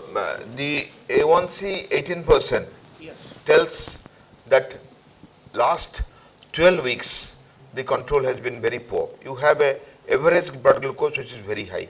When you see the patient, the blood glucose may come down to normal. We see many patients where A1C is disproportionate to fasting and postprandial because it takes 12 weeks to be normalized. Suppose you have controlled the blood glucose, still you have to wait for 12 weeks to get a normal A1C. So that's the most reasonable explanation, because other explanations are not applicable in such a situation. When patient is a diagnosed diabetes case, it may happen that from a very high uncontrolled state, patient is moving towards a better control, and it will take time for A1C to be normalized. Thank you. Thank you, Professor Panda, for your illuminating talk. What I feel, the morbidity and mortality in diabetes is the target organ damage, not the control or towards cure. So what you tell, remission, partial remission, total remission, does it translate into clinical practice? Whether the damage, target organ damage or the organ damage is preventable or controlled by your beta cell protection? So these are all from the clinical studies only, which tell the normalization of the blood glucose. So once the blood glucose is normalized, the symptoms are normalized. And if there are no symptoms and no blood glucose is normal during that period, we brand it a partial, complete or a prolonged remission. So naturally, when the glycemic control is good, the microvascular and macrovascular complications are not there. That's the summary. Microvascular long term, usually it happens in the Yeah, the retinopathy and nephropathy has to be followed up, especially microvascular complications. But these studies clearly show slowing down of the complications or absence of complications. So I think we should stop the conversation here. I think the final so comment. we go to the next topic. Yeah, Dr. Virmani wants to say something final comment. Yeah.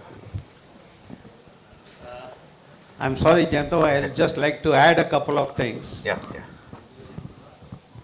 The direct trial that you showed was a landmark study regarding the remission rates.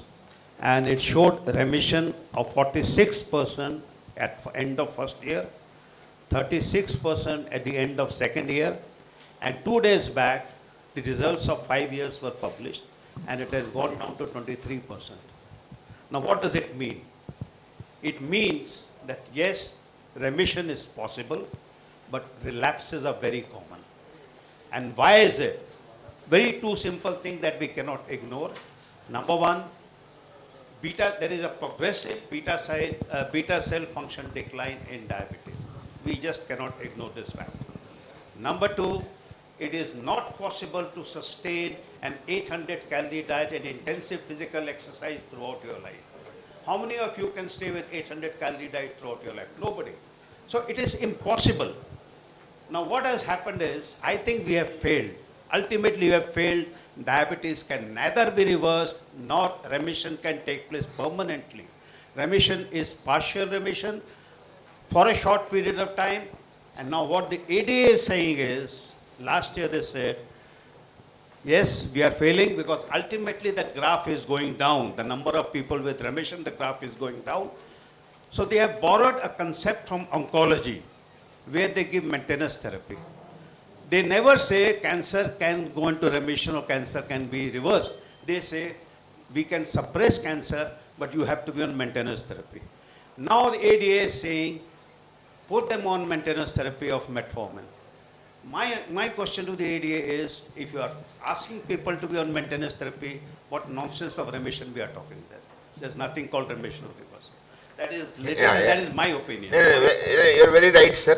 But still, very narrow hope remains because people are becoming. We have to be pessimistic. Yeah, yeah. We have to be pessimistic. Sir, but those who are in early diabetes, first 1 or 2 years, those people remission can take place. But not Early those who are diabetes. 10 years After or that 20 is years. small. Yes, Yeah, that's after what that. I concluded. The early and even somebody having a risk factor have to be doubly sure to prevent the risk factors. And what Dr. Virmani told is true.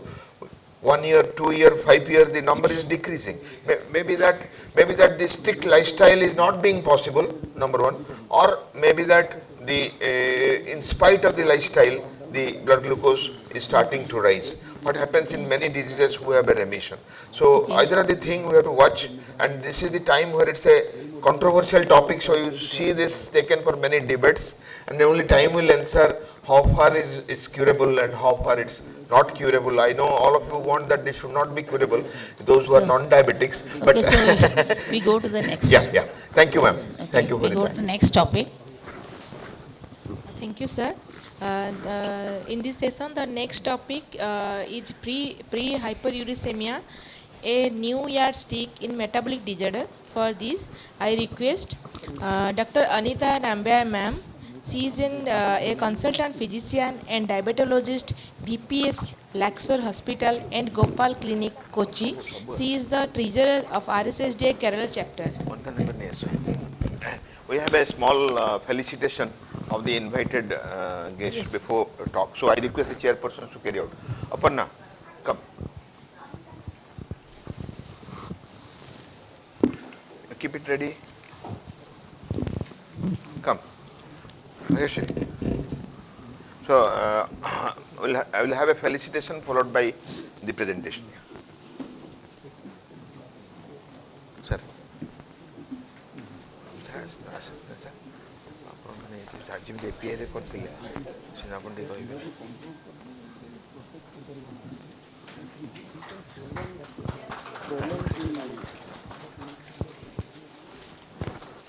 Jagannath is very close to my heart.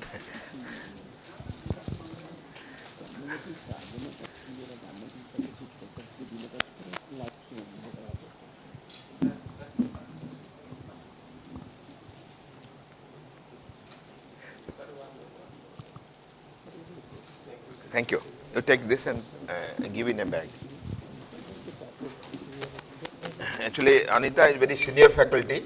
She has come all the way from Cochin, and in many conferences will see her creative presentation. And you see the topic, pre-hyperuricemia, yardstick for metabolic disorder. This is a very interesting thing she'll be speaking about that we have given her. Anita. Jai Jagannath, and very good afternoon to all of you.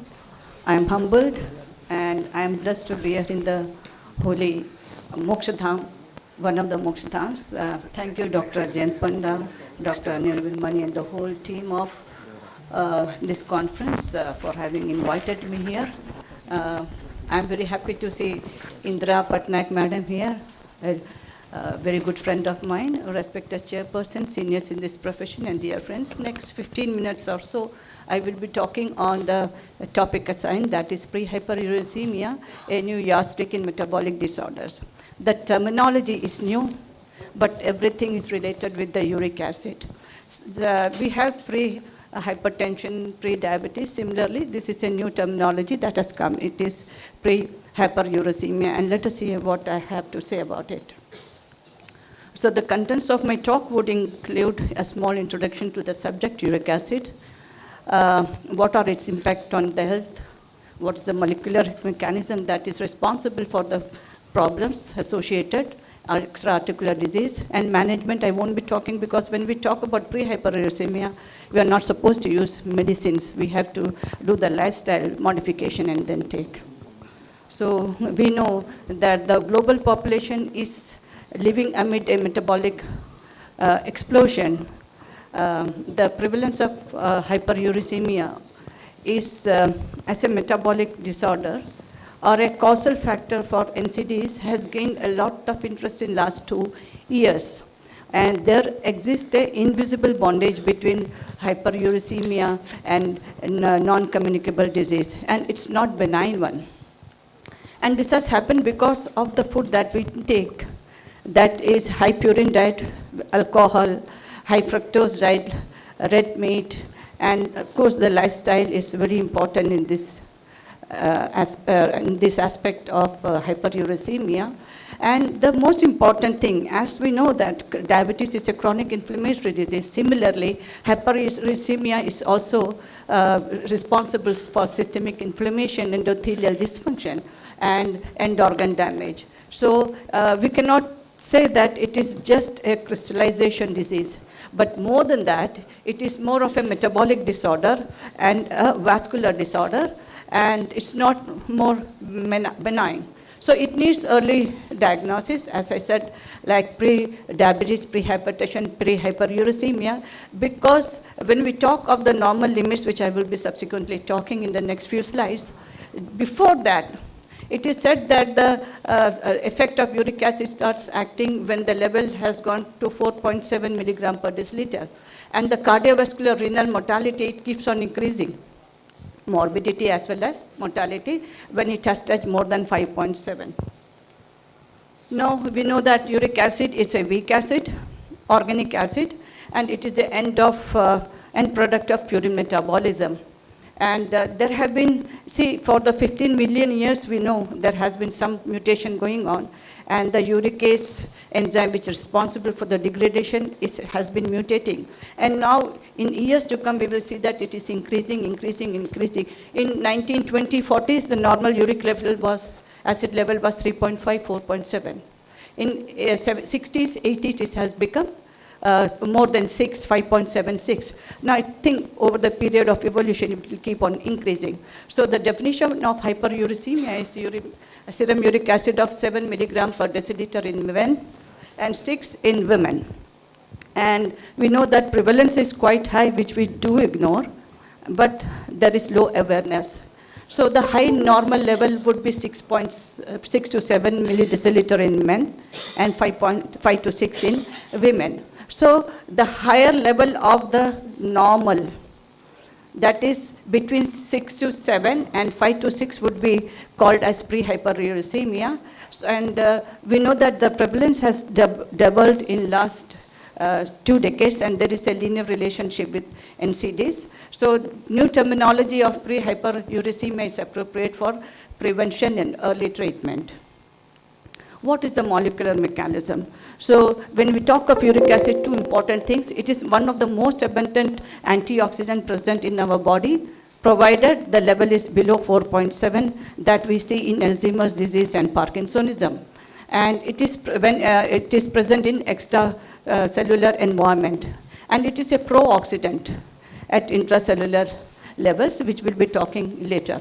So what happens is when the uric acid enters the cell with the help of organic ion, there is an oxidative cascade which occurs in the vascular smooth muscles, endothelial cells, adipocytes, islet cells, renal tubules, and hepatocytes, and it causes inflammatory response, increased oxidative stress, insulin resistance, endothelial dysfunction, and when it activates the vascular cells and as well as adipocytes, there is an NADPH oxidative system affecting the mitochondria. There is mitochondrial oxidative stress causing increase in C-reactive protein, leukocytosis, interleukin, and that cascades. And this is responsible for the inflammation, and thus we get the damages, and which leads to NCDs. This is the paper published by Dr. G.R. Subbu et al., Pre-hyperuricemia New Milestones in Metabolic Disorder in International Journal of Research and Review, and I was one of the co-authors. Now, what are the manifestations of hyperuricemia? So what we see is, as I said, purine diet, red meat, alcohol leads to pre-hyperuricemia, hyperuricemia, there is systemic inflammation. These are the extra-articular manifestation. To name, nothing is left. It affects almost all the organs, cardiovascular has got a role to play in diabetes. Mellitus metabolic syndrome, dyslipidemia, NFLD, vascular stroke, eclampsia, preeclampsia, PCOD, gestational diabetes, infertility, erectile dysfunction, so and so forth.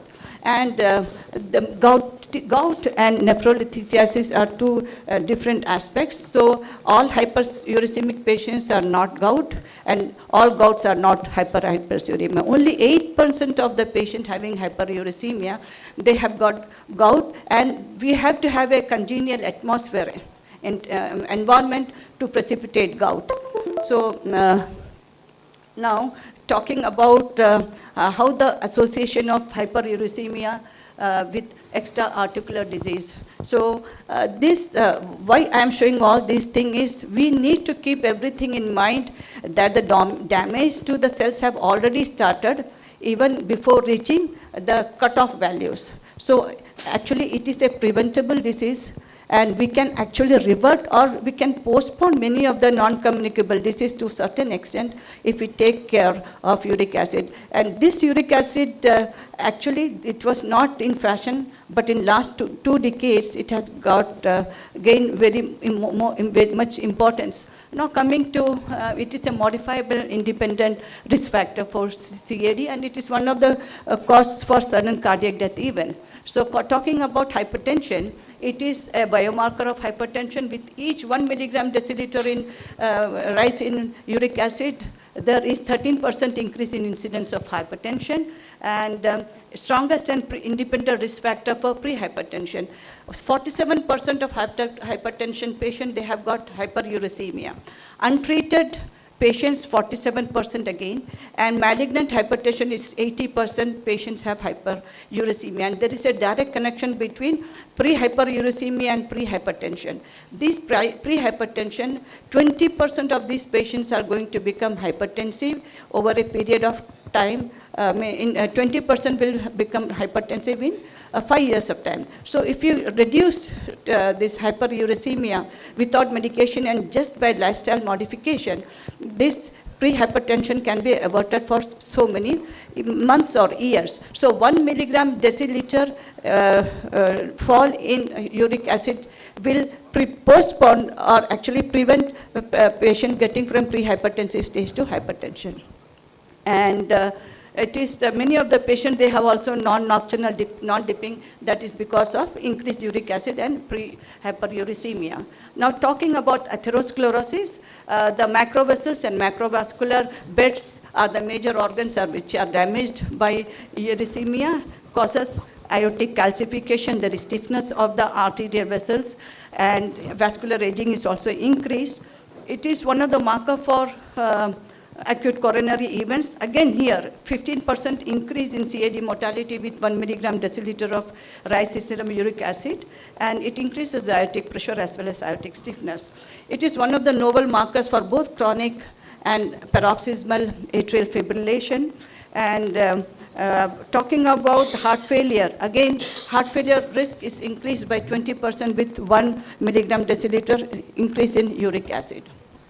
Coming to uric acid and metabolic syndrome, I think after diabetes, the second most important metabolic disorder is hyperuricemia, and it comes forth in the NCDs. First is hypertension, diabetes, dyslipidemia, then the hyperuricemia.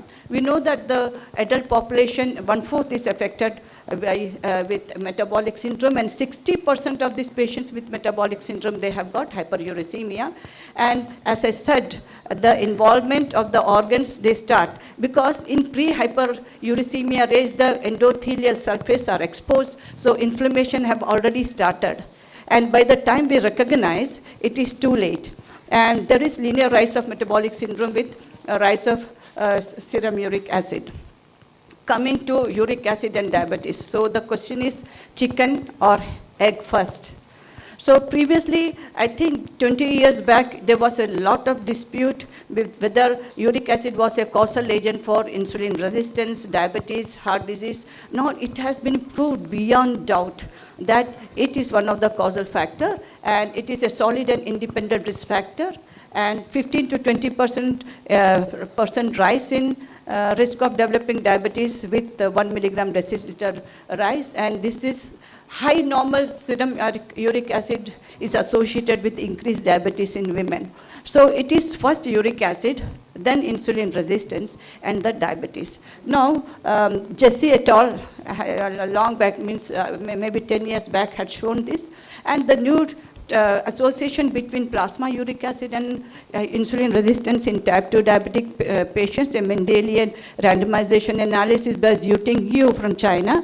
1,930 patients, newly diagnosed diabetic patients not on medication, were recruited. They were given a OGTT of 75, and their insulin resistance by HOMA-IR and Matursa index was analyzed, and what they saw that in the pre-hyperuricemic and hyperuricemic, the incidence of diabetes was more, and it had a direct relationship with the development of insulin resistance and type 2 diabetes, and it was seen more in females compared to men. And again, talking about uric acid and lipids, the direct relation between triglycerides, LDL, and HDL, and inverse relationship with the HDL. Talking again about uric acid and kidneys, we know how uric acid and kidney are related. It's a marker of CKD and acute onset renal disease. High serum uric acid is associated with longitudinal decline in GFR and worsening of renal function, and associated with reduction in the number of nephrons, renal tubular atrophy. Now, at this point, before the development of all such things, if we have the patient with hyperuricemia or pre-hyperuricemia, actually with lifestyle modification itself, we can actually control the damage to the kidney, and the urate lowering therapy with drugs or just lifestyle modification in diets itself can slow down renal disease progression. And the renal dysfunction in type 2 starts at the serum uric acid of 6.3. So again, it's a pre-hyperuricemic. I talked about the good effect of antioxidant effect of uric acid. So stroke we can have due to pro-oxidant neurotropic effect of uric acid, which can acutely negatively affect the stroke. Higher serum uric acid level shows increased stroke rate and mortality. And again, in dementia, it is high in mixed and vascular dementia. And I told that uric acid is an antioxidant, and it has a protective action in patients' role to play in Alzheimer's disease and Parkinson's disease. So in such patients, it should not be brought down below 2.5 milligram per deciliter. And uric acid and liver, it's a metabolic syndrome again. NAFLD affects more than 20% of the population globally, and again with 1 milligram deciliter rise, there is increase of NAFLD cases by 21%. Now talking about COPD and all these things, COPD, acute exacerbation and acute respiratory distress syndrome, we have seen that uric acid is one of the factors, and hypo and hyperthyroidism because of the increased metabolic rate and decreased renal perfusion, again we can get a increased uric acid. Psoriasis and chronic dermatitis is patients, they have increased uric acid. Androgenic alopecia is also related to increased uric acid level. It is seen that pre-eclampsia, usually I think most of the gynecologists, they do uric acid, and this was being done when I was doing my post-graduation itself.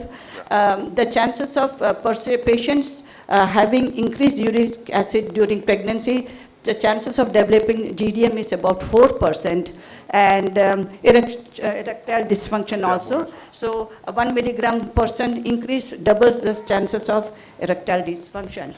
So management, it is pharmacological management, I'm not talking anything. Non-pharmacological is diet and lifestyle. And whether to treat asymptomatic hyperuricemia, whether to treat or not, it's a debatable question. So as such, no recommendation for pharmacological intervention for asymptomatic hyperuricemia. It is, however, appropriate to adopt lifestyle modification and diet restriction. Now we have terms as, so patients are coming to us who are asymptomatic, they are diabetic. They come to us with hypertension. Patient we come to us with dyslipidemia, don't we treat them? Because you are asymptomatic diabetic, you are not treated. We never tell them, no. We treat them. Similarly, when we see that the patient is on the higher side or uric, at least we can ask them to have a good lifestyle modification. As I said, 1 milligram deciliter will decrease the onset of many of the NCDs. And it is said that uric acid decrease your life by 11 years in men and 6 years in women. So what I want to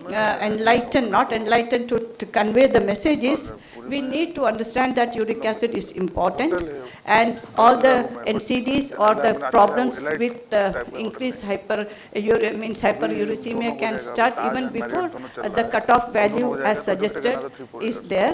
So please have a look at patients with pre-hyperuricemia, hyperuricemia. Don't ignore it. Just give them some tips so that at least they can be better off as far as health is concerned. And thank you very much for a patient hearing. Thank you. Thank you, ma'am. This was a elaborative session. Thank you for enlightening us our knowledge. Now this is open for any questions or queries. Yes, sir.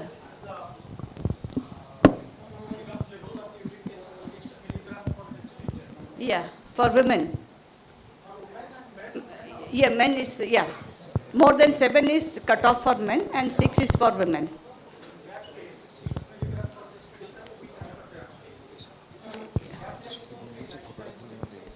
Yeah. Papa, I couldn't get your question, sir. Yeah. Yeah.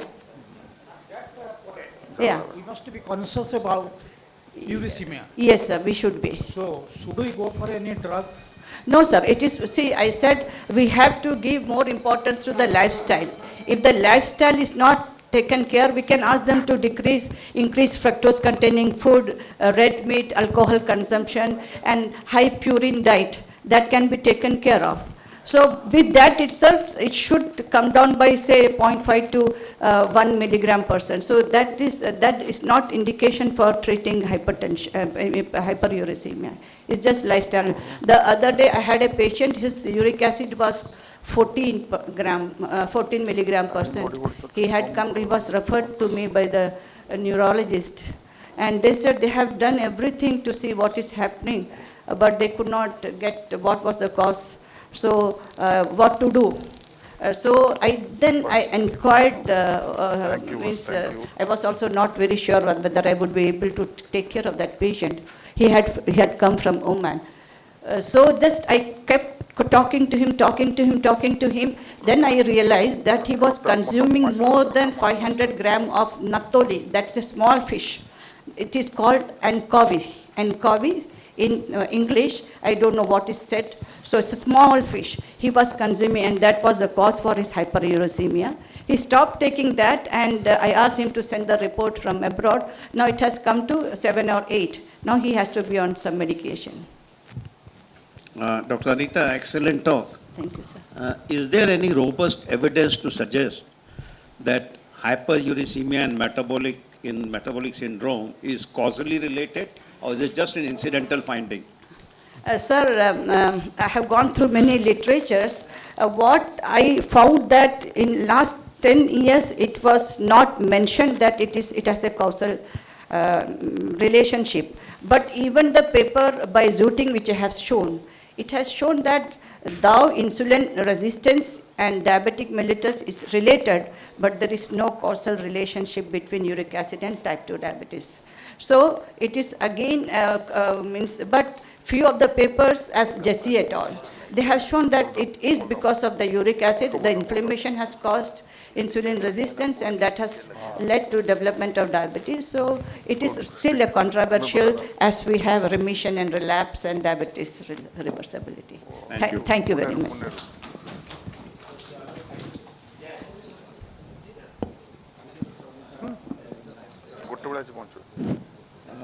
I am a cardiologist. Yes, sir. Hyperuricemia and maintenance of the level and drug therapy, I think very controversial topic. Yes, sir. Once some rheumatic involvement, one hyperuricemia, after coming to normal level, the rheumatologist told that will be continued for lifelong. Yeah. And many times, one nephrologist, I referred one patient, suppose with higher EA, told it is not required. So what is your opinion about the level when to stop treatment, or it is lifelong when you start treatment for hyperuricemia? Sir, there are many aspects when we treat hyperuricemia. See, the drugs have more of adverse effect than good effects, but that one should all know. Because the rashes and Steven-Johnson reaction, which is associated with treating patients with allopurinol or febuxostat, it's quite high. But actually, we are not knowing it. If the patient is tolerating, and if he's okay, we can continue the drug. And if we stop the drug and again we see that it is rising, so as such, maintenance dose as the cancer patients they maintain. But I see most of the patients, doctors who are treating oncologists and many of the cardiologists and nephrologists, they keep on giving their drugs for long, because once we stop, we have seen that the uric acid levels are increasing, and secondly, since it decreases the tubular nephrons, and also it decreases the GFR, I think most of the nephrologists would love to continue these drugs, at least in a smaller dose. Thank you. Thank you.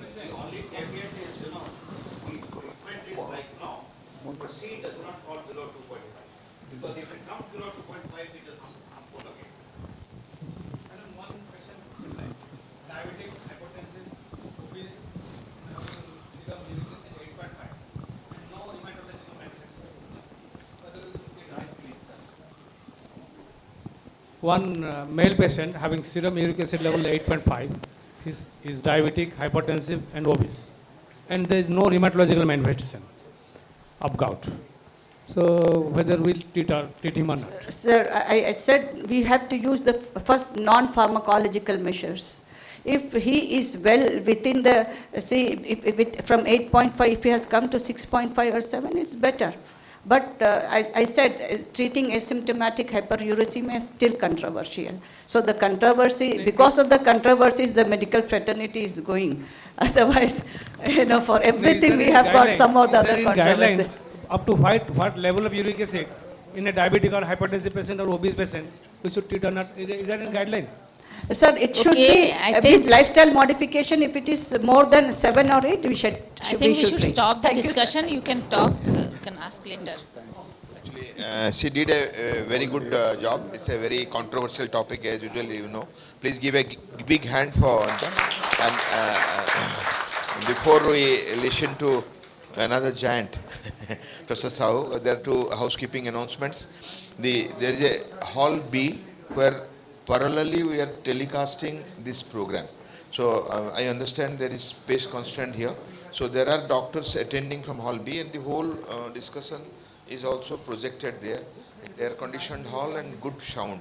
And in fact, in that hall we have put the faculty dining.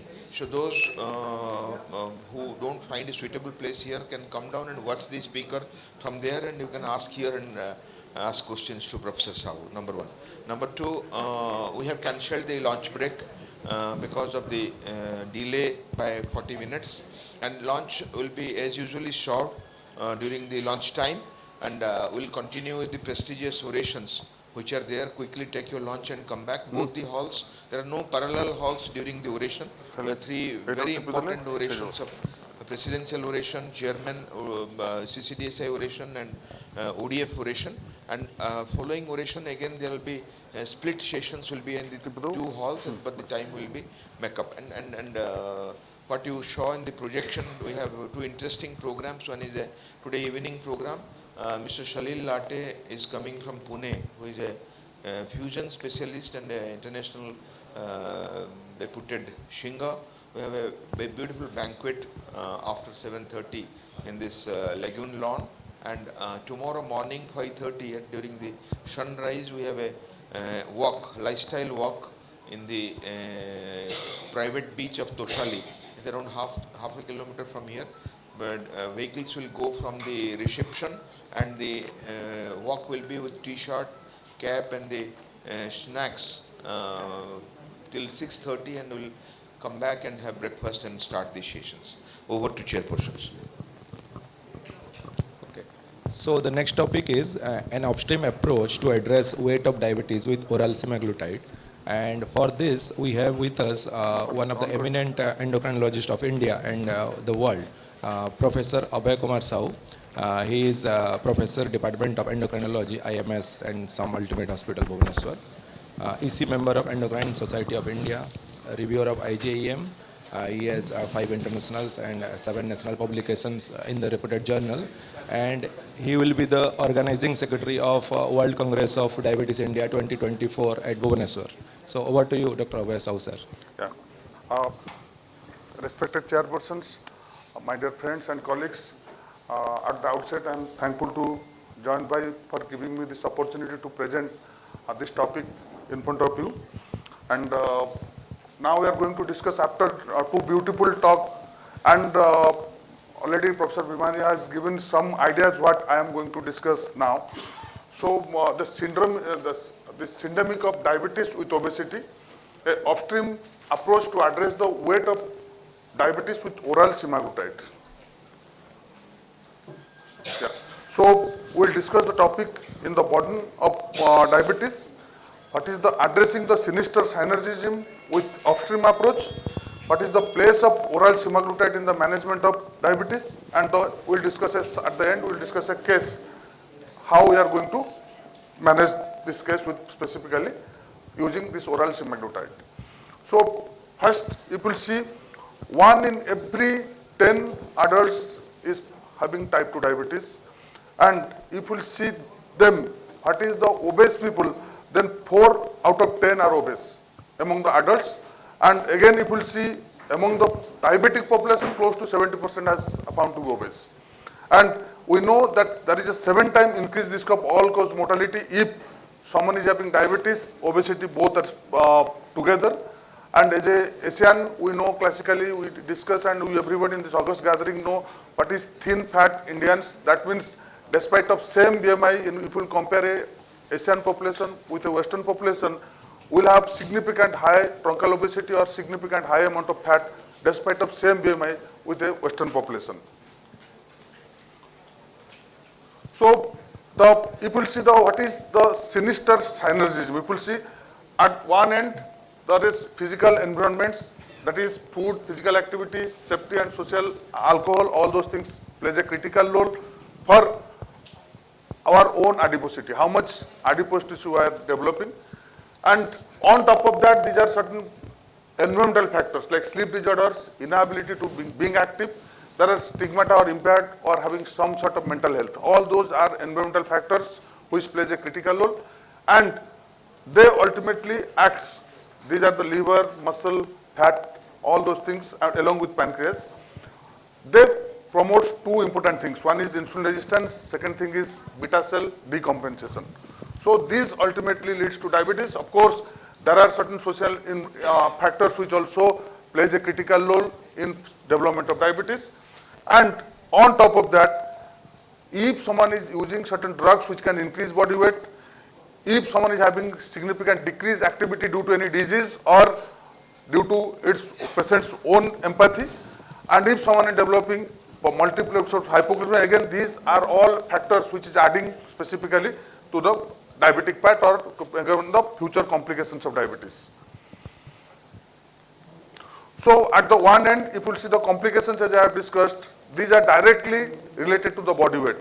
So if you see the cardiovascular, there are CVA, coronary disease, peripheral vascular disease, and there are a lot of non-cardiovascular diseases are there which is directly related to particularly these diabetic complications, depression, hyperglycemia, triglyceridemia, osteoarthritis, OSA, again GERD, urinary stress incontinence, NASH. These are certain or additional specific complications which is directly related to or associated with diabetes. And normally what is our classical approach is here from we usually treat hyperglycemia and we try to reduce all micro and macrovascular complications. This is the approach classically what we do in our clinical practice.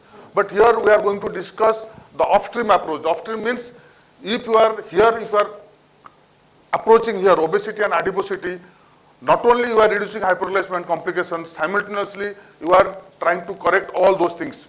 OSA, NAS, osteoarthritis, dyslipidemia, also as my previous joint has already discussed about diabetes, again coronary disease, you are also targeting these things. So the upstream approach is not only you are targeting the blood glucose level what classically we are doing for last several decades.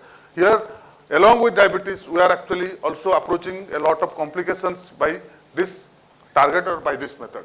So such a weight-centering intervention would lead to disrupt the underpathophysiology of diabetes, also reverse, it might reverse or slow down the disease process, and concomitantly gives benefits in the cardiovascular risk, and also prevents micro and macrovascular complications of diabetes. So with this upstream approach, we are not only targeting only diabetes, along with diabetes, we are targeting different complications of diabetes, not only different complications, also on top of that, we are also targeting different additional complications with which classically happens with age like osteoarthritis, obstructive sleep apnea, we are also targeting those complications with this upstream approach. And how much already John Bhai has discussed this part, this is the diabetic prevention program, what it shows that changes in the body weight from the baseline. If at baseline there is no change, probably the chance of incidence of diabetes is high. Once we are reducing body weight, you see that 5 kg loss, 10 kg loss, 15 kg loss, so the incidence is significantly coming down. So this is the first DPP program which shows the risk of diabetes falls significantly with reduction of the body weight. Again, this is the look ahead trial.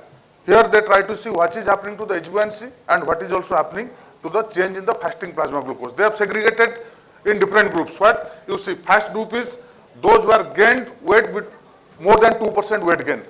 The second group is a weight gain of 2% to weight loss of 2%. Third group is 2 to 5% weight loss. Fourth is 5 to 10%, and next is 10 to 15% weight loss. So what they found, if you are either gaining or weight loss between less than -2% to +2%, almost the HbA1c is remaining same. But once you are losing 5%, 10%, 15%, there is a steep decline in HbA1c level, and up to 1% reduction can happen even if without changing any medication. That is the beauty of this weight loss. And in the opposite side, you see that what is happening to the fasting plasma glucose. With suppose someone is gaining more than 2% or or -2 to +2% group. Here the fasting is same. After that, there is a steep decline in the fasting glucose. So both the ways it is correlating. Fasting is coming down, HbA1c is coming down with only weight loss without any medication. So if there is weight loss, that gives significant benefit.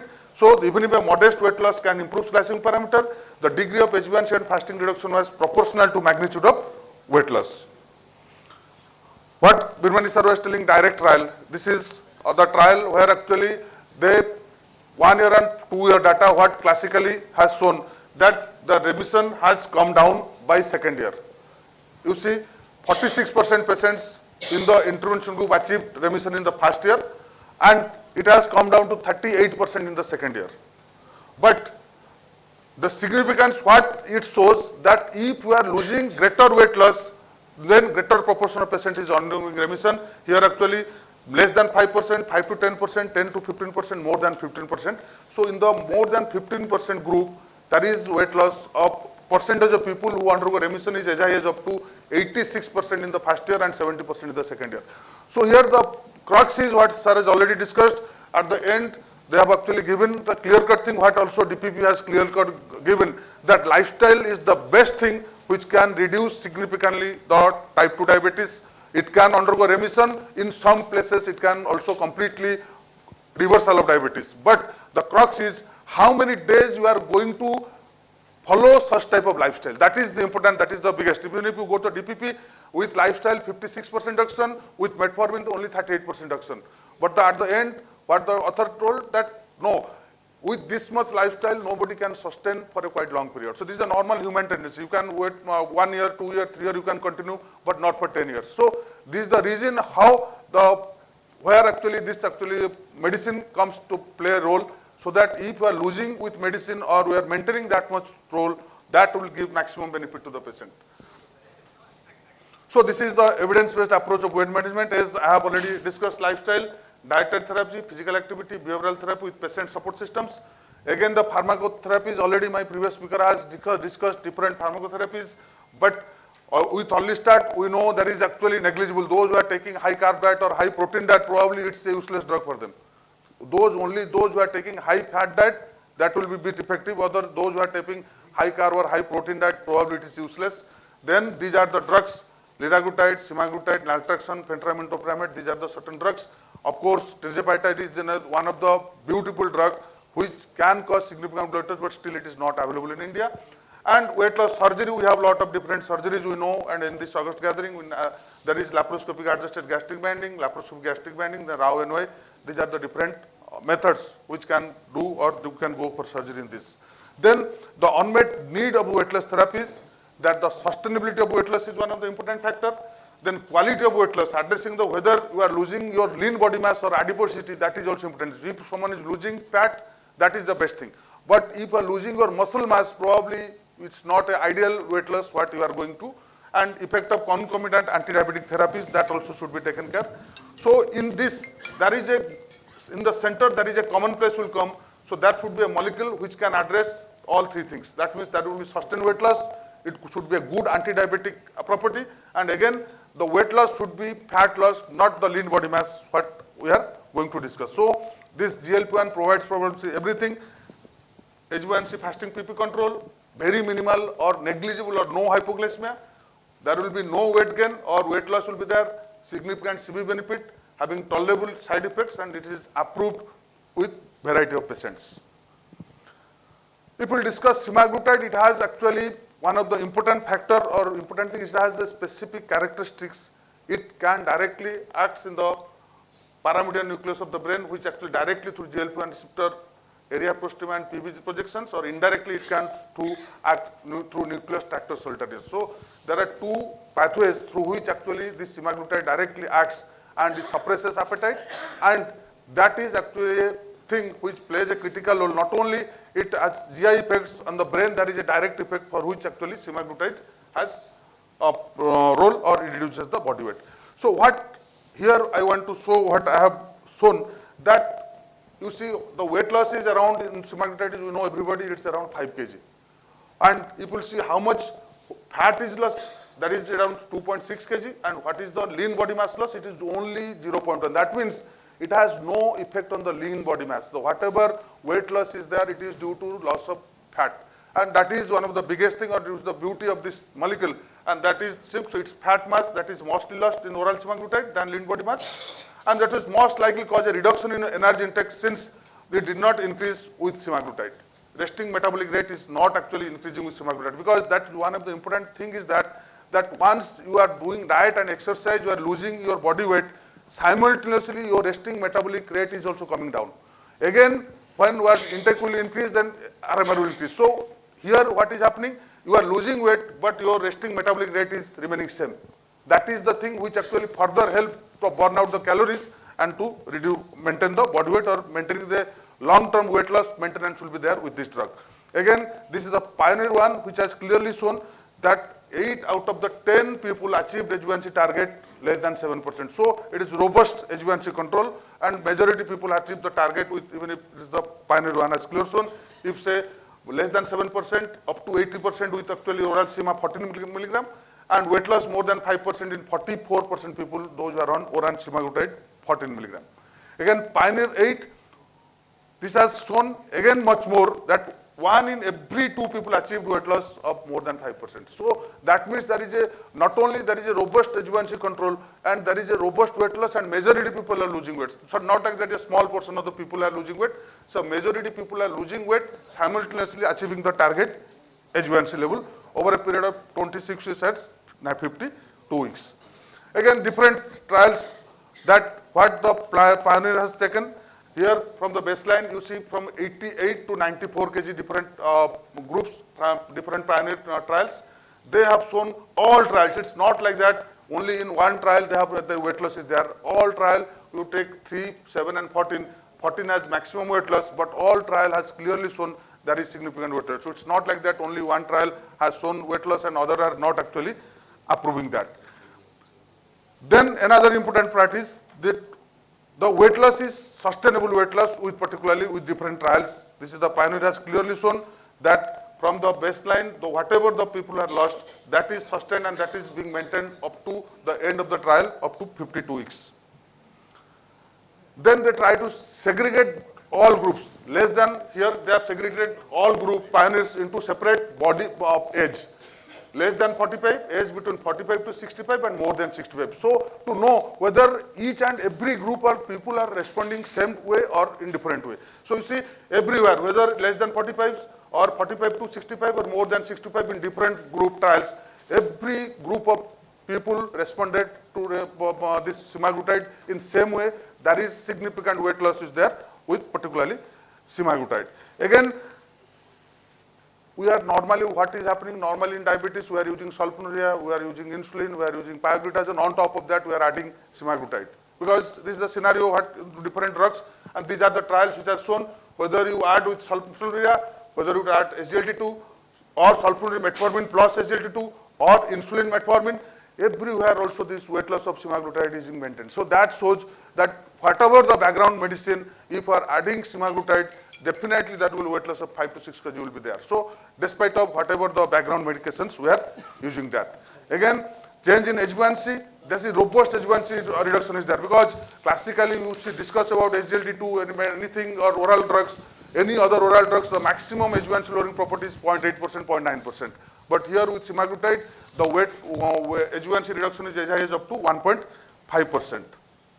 Then looking at those things, if you see guidelines, again, the guideline has actually shown that if someone is having ASCVD risk factors or having CKD or heart failure, so probably before metformin you should go either SGLT2 inhibitors or GLP-1 receptor agonists. So this is the 2022 guideline which has clearly shown that.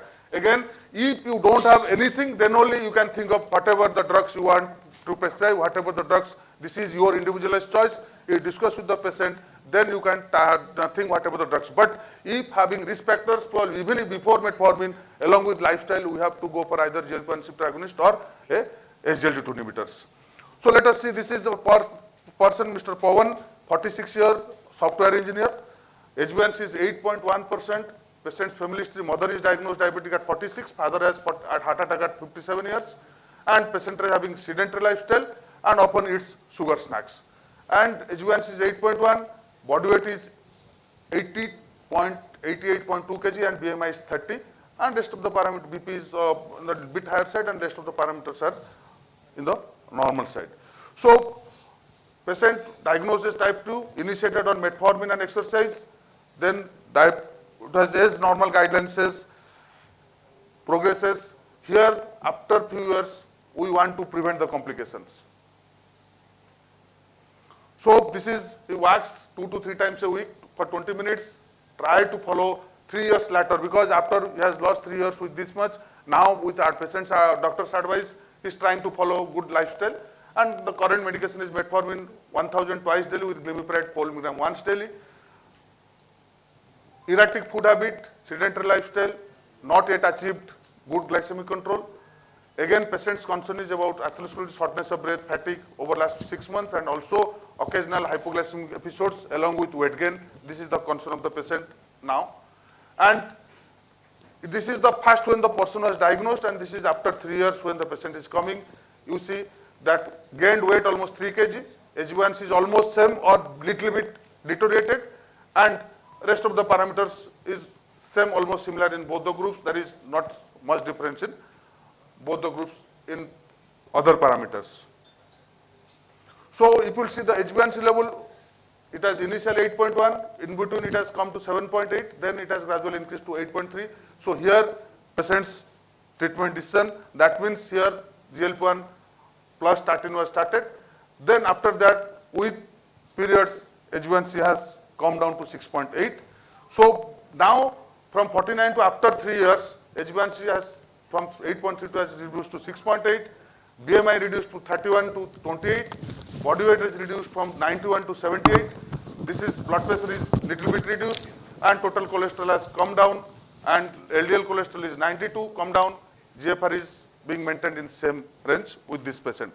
So the thing is that initially when the initial 3 years what we lost, Here, with initiated metformin and diet, with limited efficacy, limited compliance, limited surveillance, started developing various risk factors. After that, we introduced that.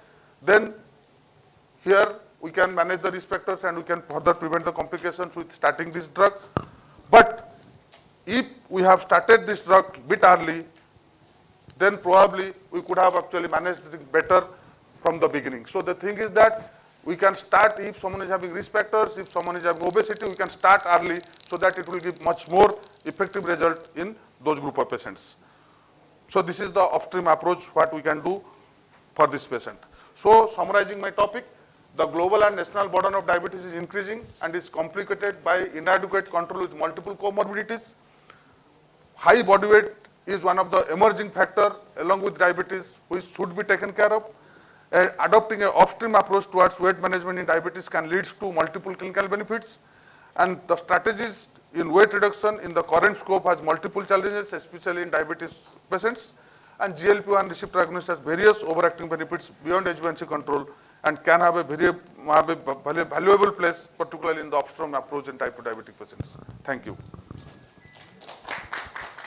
Thank you, Dr. Abhay Sahu, sir, for nice explanation of your upstream approach. So now the floor is open for question and we will take quickly 1 to 2 questions.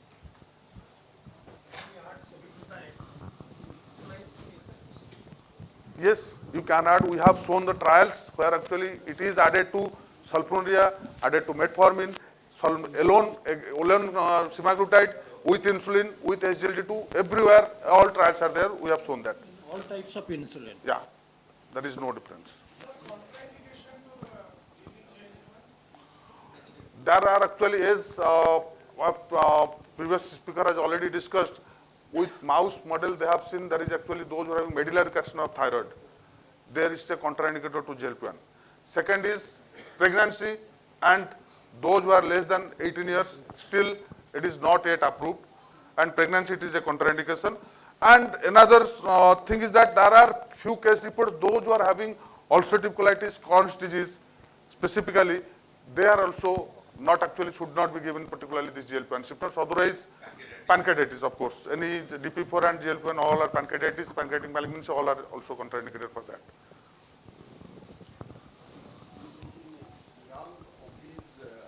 Diabetic can be the GLP-1 inhibitor and SGLT2 can be number 1 and 2 rather than yes, I have metformin. Yes, I have shown. Actually, now the approach is totally different. If someone can afford, definitely within actually 1-2 years, injectable is going to be off patent and the cost will be significantly come down. So probably within next 1-2 years, definitely, I am not telling SEMA, but definitely Lila will actually rule like anything. You will see. Yeah, no, tirzepatide is too costly, so I don't know how many people can afford because now it is in the range of 80,000 to 1 lakh like that. So I don't know, but definitely next year Lira is actually off patent. So that will actually help a lot of obese people, young people. They can directly take. Oral available? No, Lira oral is not there. SEMA is. This is the beauty of SEMA. Yeah. Thank you, Dr. Abhay Sahu, sir. So that finishes our session on this metabolic funda.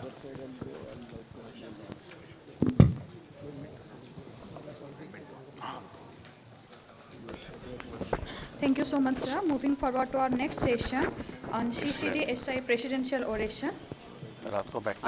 For this metabolic funda session, I would like to request our speakers and chairpersons to move on to the memento arena for felicitation. The next session, CCD-SI Presidential Oration.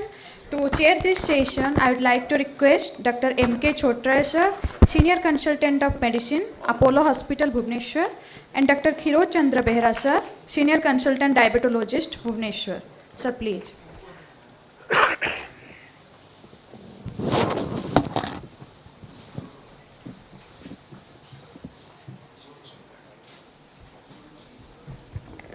I would like to request Dr. M.K. Chotra, sir, to felicitate Dr. A.K. Birmani, sir.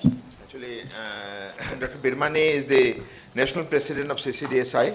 He has spared his valuable time And next week he is conducting the JAPICON, Jharkhand Epicon, and I'm totally engaged with the works. But still he has made it for Puri, and then give a big hand. And I request Professor N. Rai to join us to felicitate President CCDSI.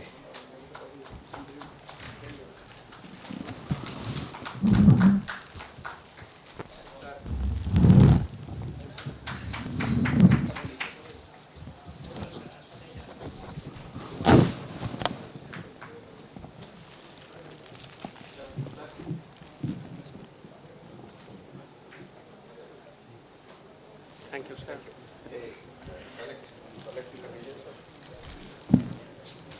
This also.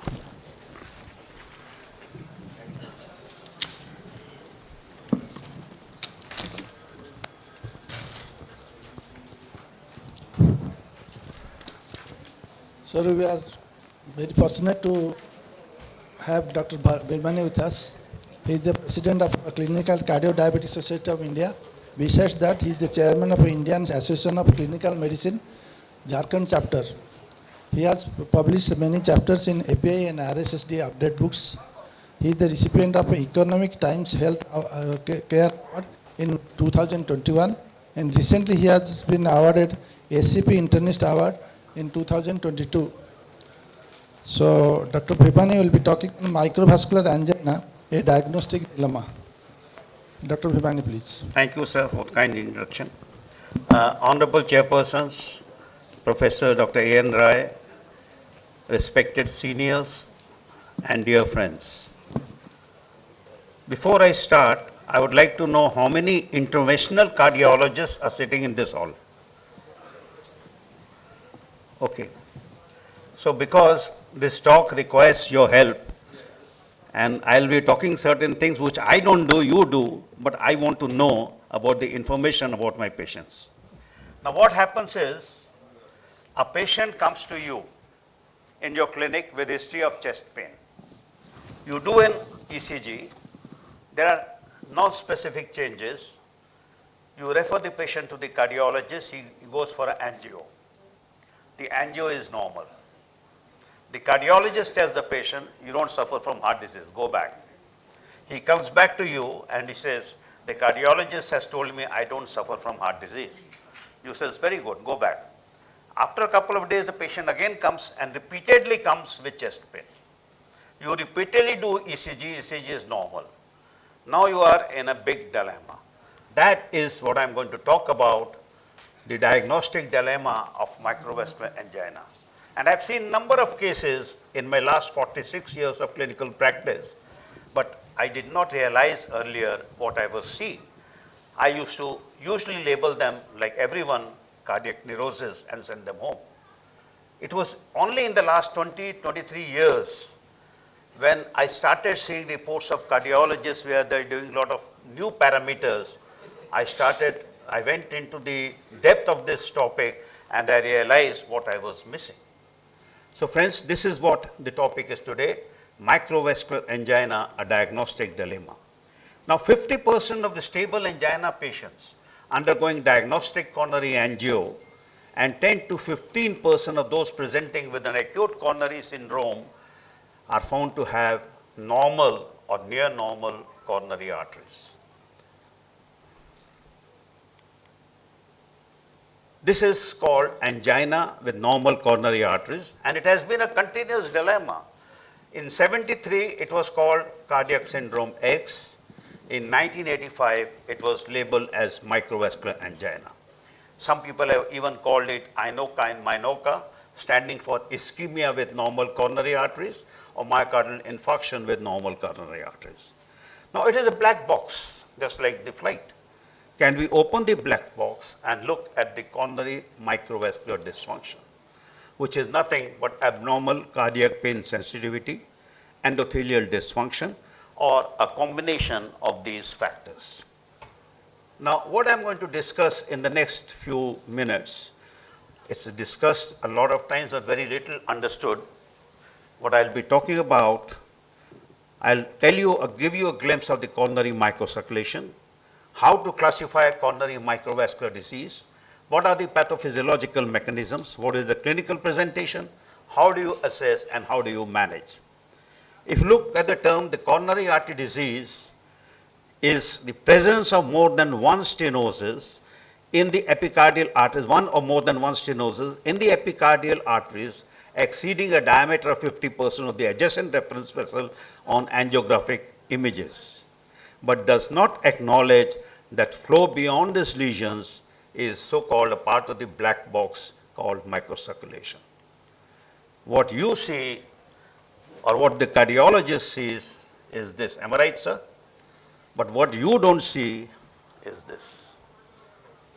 And this, ladies and gentlemen, the problem is what the cardiologist is saying is only 5% of the coronary tree and making a diagnosis on that. That is the unfortunate part of our medical science. So if you look at the circulation, now the macrocirculation is the epicardial arteries, which are more than 400 micro, and the microcirculation that I just showed you in the last slide ranges from small arteries to less than 400 microns to capillaries less than 10 microns. Now the purpose of showing this slide is to give you 3 parameters to remember, because that is how you are going to diagnose microvascular angina. The first parameter is the fractional flow reserve, and the fractional flow reserve is what the cardiologist is calculating when he is seeing the epicardial arteries. Then we have the index of microvascular resistance, and that is what we need to know about the microcirculation. Then of course we have the coronary flow reserve, which is basically telling both about the macro and micro circulation. So unless you know the index of microvascular resistance, you cannot diagnose microvascular angina. So what we are having, on the other hand, epicardial arteries due to atherosclerotic disease. On the other hand, coronary microvasculation, microvascular dysfunction. Somewhere in between is vasospastic disease, and that is leading to ischemic chest pain. So obstructive CAD, vasospasm, microvascular dysfunction, all overlapping and leading to dysfunction of the myocardial substrate. These all overlap. Now, there are 2 types of microvascular angina endotypes. I will not go into details for this audience, but just to say that one is the structural endotype, which is basically related to inflammation, atherosclerosis, high vascular tone at rest, and undervasculated. There is coronary microembolization, normal rest coronary blood flow, reduction in CVF under stress, and in coronary flow reserve, and high resistance under stress. And the other hand is the functional receptors, functional endotype. This is basically a vasomotor disorder. There's augmented alpha-adrenergic coronary vasoconstriction during sympathetic tone activation and exhausted vasodilatory capacity that determines a low vascular tone at rest and stress. And higher coronary blood flow at rest, normal stress CVF, normal resistance under hyperemic stimulus, but reduced coronary flow reserve. That is where it is distinguishing. So the problem, what are the clinical implications of diagnosing coronary because it can mimic myocardial ischemia or mimic coronary artery disease. There is increased coronary microvascular resistance, and that can impair coronary blood flow and trigger angina symptoms, even ischemic ECG changes, myocardial perfusion defects, LV dysfunction in patients with normal coronary arteries. That is important. Cardiac syndrome X I have talked about, and however, we must remember that it is not a separate entity from the obstructive coronary artery disease. It can occur along with it also, and that is why we often miss it. And now there is a growing interest in the documentation of coronary microvascular dysfunction in the context of established obstructive coronary artery disease because of prognostic implications. So that is very important. So it has been classified. Type 1, absence of myocardial disease and obstructive CAD. There are risk factors. Patient is having angina. The pathogenesis is endothelial dysfunction mainly, but also smooth muscle cell dysfunction and vascular remodeling. Then of course we have the various myocardial diseases. We know all who come and dilated cardiomyopathy can lead to ischemic cardiac pain. Here vascular remodeling is the most important. Then of course the obstructive CAD we all know about, and iatrogenic after PCI CABG also it has been seen. And type 2 to 4 is basically secondary coronary microvascular disease, where type 1 is the primary disease. So how does the patient present? A stable patient will present with predominant effort angina, unstable with acute rest angina. And remember, there is a gender variation and higher prevalence in women. So we are more likely to diagnose cardiac neurosis. So be more cautious when you are seeing women with chest pain. As it is, they are rarely brought to the cardiologist from the Indian families. They are ignored, but they are the ones who suffer more. And how to distinguish this pain? There is a clinical marker. This pain is longer lasting compared to the normal anginal pain of obstructive coronary artery disease. Slower resolution. It takes more than 10 to 15 minutes after giving a tablet of nitrate. So these two factors, longer lasting, slower resolution, point towards microvascular angina. Typical angina, ECG changes, normal coronary arteries. Now, this is based on the diagnostic algorithm. We must rule out, as I said, in between obstructive and microvascular is vasospasm. So we must rule out vasospasm first. So if the patient, you do an ECG, you may have positive ischemic, borderline, or negative or normal ECG. If it is borderline negative, then you look for whether you don't know whether ischemia is there or not. Then you look for certain symptoms, whether the angina appears, the classical symptoms of angina. I will not go into further detail on this. And if they are not there, then it is very unlikely that vasospastic angina is present. But if this positive ischemic changes and these reference points are there, then it is vasospastic angina. So we have on the one side obstructive CAD with the cardiologist is already diagnosed. Then we have non-obstructive CAD. And we have to evaluate this non-obstructive CAD by what is known as functional evaluation. And there are certain things which I will talk about to rule out epicardial coronary spasm, microvascular system spasm, and microvascular dysfunction. And then we have the morphological evaluation, which may be invasive or non-invasive. And of course, there are other conditions to consider, like coronary artery embolism and myocardial bridging and all that. But at the moment, remember, you need to have two things, functional evaluation and morphological evaluation. Now, acetylcholine is one that gives you the functional. You inject acetylcholine, and you look at the controls, 50 microgram of acetylcholine, and you see stenosis here. Give nitrate, that is improved. So this was vasospasm. This is not obstructive. This is not microvascular. This is vasospasm. Now, there are certain limitations and complications of acetylcholine provocation test. It cannot provoke coronary spasm in all patients, but it is a highly sensitive and specific. It cannot be used in patients with CKD because of the contrast medium, and of course, radiation exposure is there. Then it can provoke bronchial asthma, and it has got certain complications like VT, cardiac tamponade, and shock. So there are a number of complications, and most of the cardiologists are not prepared to go for acetylcholine test on a routine basis. Now, but however, it has been proven to be a safe method, although it should be performed carefully, and you have to literally request the cardiologist, sir, it is normal, but I am still suspecting microvascular angina or maybe vasospasm. Would you like to go for an acetylcholine test?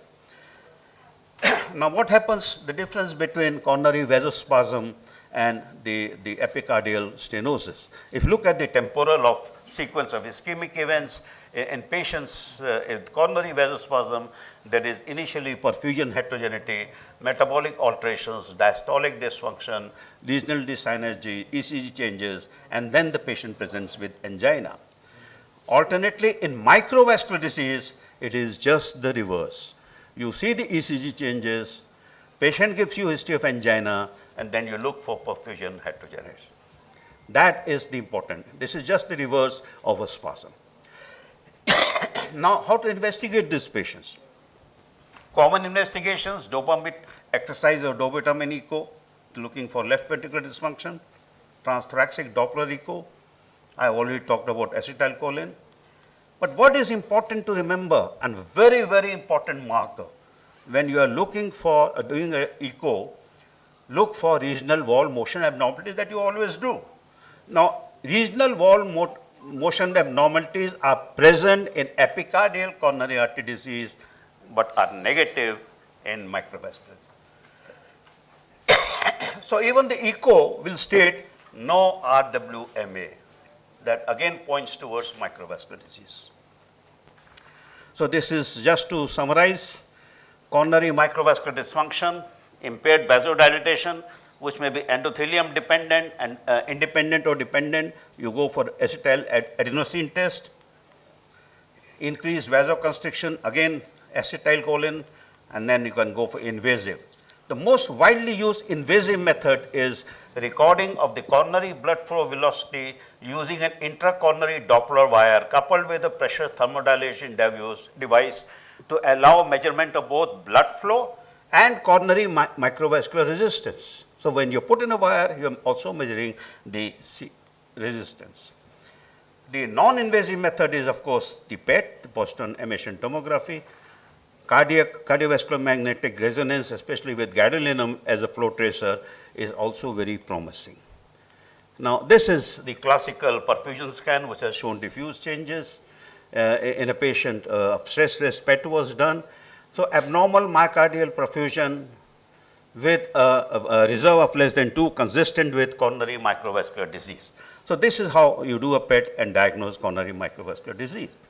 But again, I would like to emphasize here the occurrence of angina and ST segment depression, but no LV contractile abnormalities during echocardiographic stress test are suggestive of microvascular origin.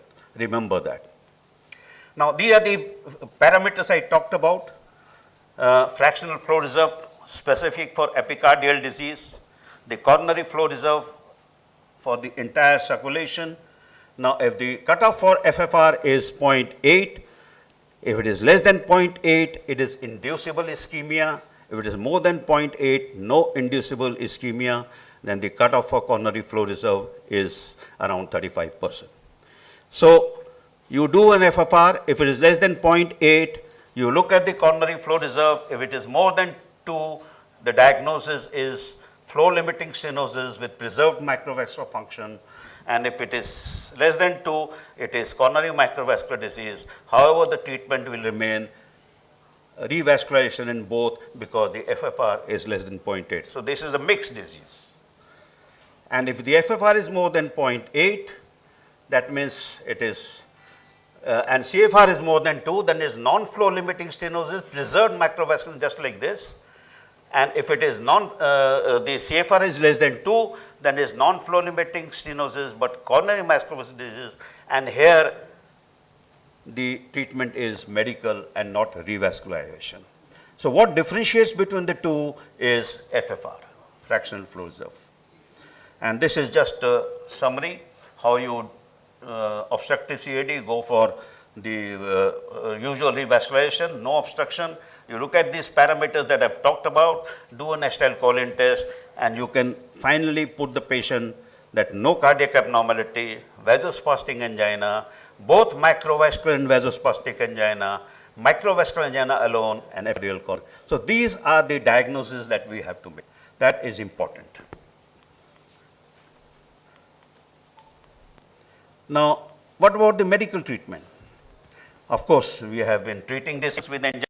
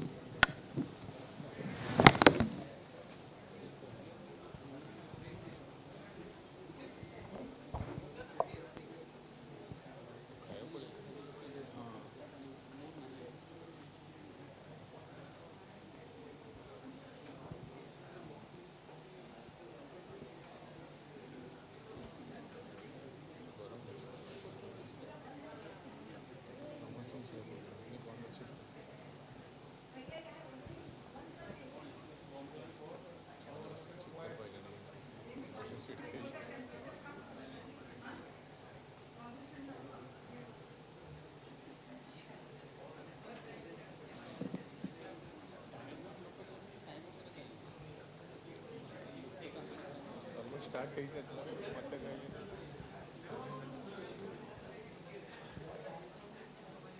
S introduce करते मग sir start करते होते पहिले तर बाद sir पडेस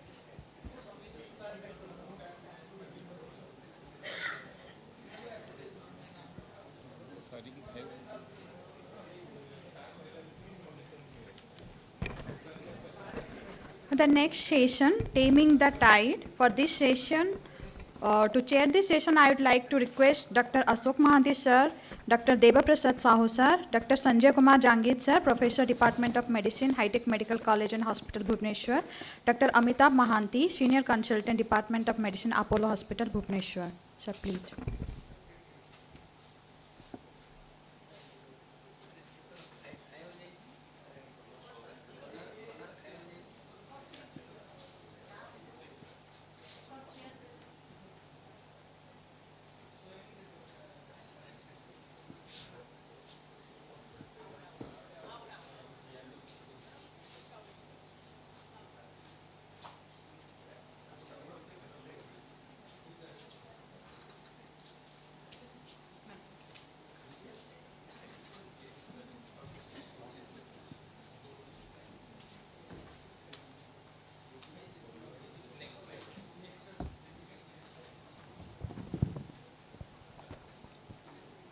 So good afternoon, all of you. So this session is Taming the Tide, and the first topic is advances in glycemic monitoring. Speaker is Dr. Swayamsid Mangraj. He is Associate Professor, SUM and IMS Medical College, Department of Endo. He has been awarded first prize for best oral paper presentation at ATA ITSCON 2019, peer-reviewed reviewer for multiple endocrine and medicine journals, invited speaker for many regional and national conferences, and he has 35 publications in national and international journals. Over to you. Oh, thank you, Chairperson, for that kind introduction. Good afternoon, everyone. I think everybody would have had their lunch by now. Okay. So at the outset, I would like to thank the team for the kind invite, especially Jayan sir. So I had been assigned to talk regarding advances in glycemic monitoring. So I will talk regarding what are the newer generation modalities available to us at present and what the future beholds. So I would like to start this will be my agenda. So I will be talking regarding glycemic monitoring using current tools, starting from blood glucose monitors, A1C, other utilities like fructosamine, 1,5 Ag, glycated albumin, the favorite of all CGM, how the data can be incorporated in routine clinical use and whether using CGMS retards any complications. At the last, I will talk something regarding non-invasive glucose monitoring, which is the era which is going to come near. Like you should have heard about the Apple Watch, which is going to the next big thing in diagnostics. So I would start with a quiz. So this is a question for the audience. Which is the first glucose monitor to be invented, or at least which gave you an idea regarding your glycemic control? Just trivial quiz. Anybody can guess it, because this particular thing has perhaps tested you in childhood, adulthood, or any time in your life multiple times. Correct. So the answer is the ant. So perhaps from time immemorial, we know that any fluid which is rich in sugar has been harvested by this particular animal. So this perhaps was the first glucometer. So as moving on to the next generation of glucometers, so these are typically based on the frequency or the techniques in which we monitor, like some can be invasive, like a routine glucometer, or this could be non-invasive. So if you look at invasive, we have normal glucometers, a plasma sample which can be done at the lab, or the microdialysis method. If you look at a more frequent sampling, you can use CGMS, that is continuous glucose monitoring, which can be intermittent or even implantable continuous one. Similarly, if you look at non-invasive, so this is the thing which is coming in the next decade, which could be transdermal body fluids like tears, saliva, or it could be optical. Like you can wear a watch, like you use Apple Watch, this will give you the glucose value as it is in your body in the real time. So if you look at the evolution of glucometers, so this is how the glucometers looked. Many are seniors are with us, so this is how a glucometer looked in 1970s and 80s. So these are the first portable glucometers. This size would be like a brick, but these are the first portable glucometers which came in use in 1970s and 80s. Boehringer was the first company which brought out this. So these were the Reflomat and Reflolux. So there are certain chemical methods in which these were done. As the year progressed, what we see a more refinement in the way in which we assess glucose, and it could be more precise. So now we have glucometers which can be integrated in your daily clinical use. That means based on those point of care values, you can give adjustment to the insulin or oral antidiabetic doses. So these have continued to evolve, and current generation of glucometers are quite sensitive and specific to say the least. But this always has to be calibrated with a plasma glucose, because sometimes they may give erratic values, especially when your blood glucose crosses 250 or it comes down to less than 70. Every glucometer in the market should endorse to these guidelines, that is the ISO or FDA standard certification. This should be mandated for every glucometer. That means when you are measuring your blood glucose, 95% of the time it should be less than 15% of the variability. So that is the critical threshold in which, if that is approved, then it can be used as a point of care devices, both in hospital settings as well as the clinical settings. Another parameter is the ISO 15197. Always look at this certification in any glucometer you purchase, because in markets there are a lot of glucometers which are not well validated. They are neither C certified nor FDA endorsed. But if this is ISO certified, that means they are likely to give you good results with a reasonable frame in critical time. So hence, don't just buy any glucometers. If you are purchasing one, at least look whether they are endorsed by the governing authorities or not. So what does the ADA endorses? Which type 2 patients or diabetic patients should use glucometer monitoring? Any patient who is put on insulin, be it type 1, type 2, whether we are giving conventional basal insulin or intensive lowering with the intensive insulin, should be offered a glucometer, irrespective of the state you are practicing.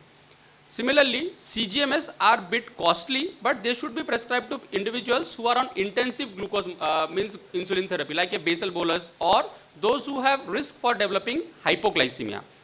So these are the patients which must adhere to SMBG, because without that, you are never going to uptitrate or downtitrate your therapy.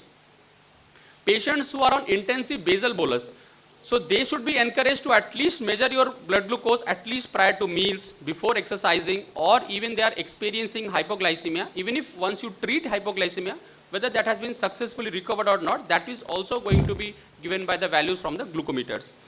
So at least it may not have a fancy CGMS, but a glucometers is very handy, especially the current generation glucometers, which are quite precise to say, because 15% error is advocated or approved by endorsing authorities. So it may not be exactly as plasma glucose, but that critical window we can take use of. Patients who are currently using oral anti-diabetic drugs, whether there is evidence to suggest whether using SMBG in patients who are using OADs is good or not. There is currently insufficient data to suggest that using SMBG periodically in patients who are on only oral drugs is going to help. These are only data for patients who are on basal insulin at least, or any other form of intensive insulin. So there are various glucometers, like these are the commercially available one: Abbott, AccuCheck, LifeScan, Bayer, Contour, or Precision. So many of you would be using glucometers for either your patients or for yourself also. So these are based on certain enzymatic degradation. So this glucose dehydrogenase or glucose oxidase. So you should know there are some inherent problems because certain interfering substances can give you misleading values, and there are reports in which patients consuming large dose of acetaminophen, predominantly more than 4 grams per day, or large amount of vitamin C have led to a diagnosis of falsely to hypoglycemia when the blood glucose were more than 600. So that typically occurs with glucose oxidase monitors like the one with LifeScan, one touch, many patients use. But these GDH monitors, they only have an icodextrin, which is usually used in peritoneal dialysis. So not much interference is seen in the GDH glucometers. Coming to A1C. A1C is the most robust index and widely studied index to tell regarding glycemic control. And this represents the preceding 3 months data, as you all know, but 50% of that is coming from the last 1 month blood glucose values. So that you should understand. There are a lot of methods in which you can do. Always look at the report once they are certifying that it is NGSP certified, and it should be done, which is actually in a HPLC method, that is high performance liquid chromatography, because that is what is endorsed by the DCCT or the NGSP criteria. So that is done by the ion exchange chromatography. When there are hemoglobinopathies, we can use alternate methods like the boron affinate, but this is not widely available. There are inherent fallacies in conditions which may lead to spuriously high or low A1C. I think this is majority of us know that in patients like who have hemoglobinopathy, severe anemia, their A1C may not be reliable. You can use short-term other markers for glycemic monitoring. So apart from that, A1C does quite well. The most successful commercial machine is Biorad D10, which uses the HPLC method for assessing A1C. Why the data? Because all landmark trials like the DCCT, UKPDS all have conclusively shown that A1C is the one parameter which can be clinically meaningful, because 1% decrease in A1C is going to significantly bring down your microvascular endpoints and to certain extent macrovascular endpoints in the long term, be it the legacy effect or the stringent intensive phase.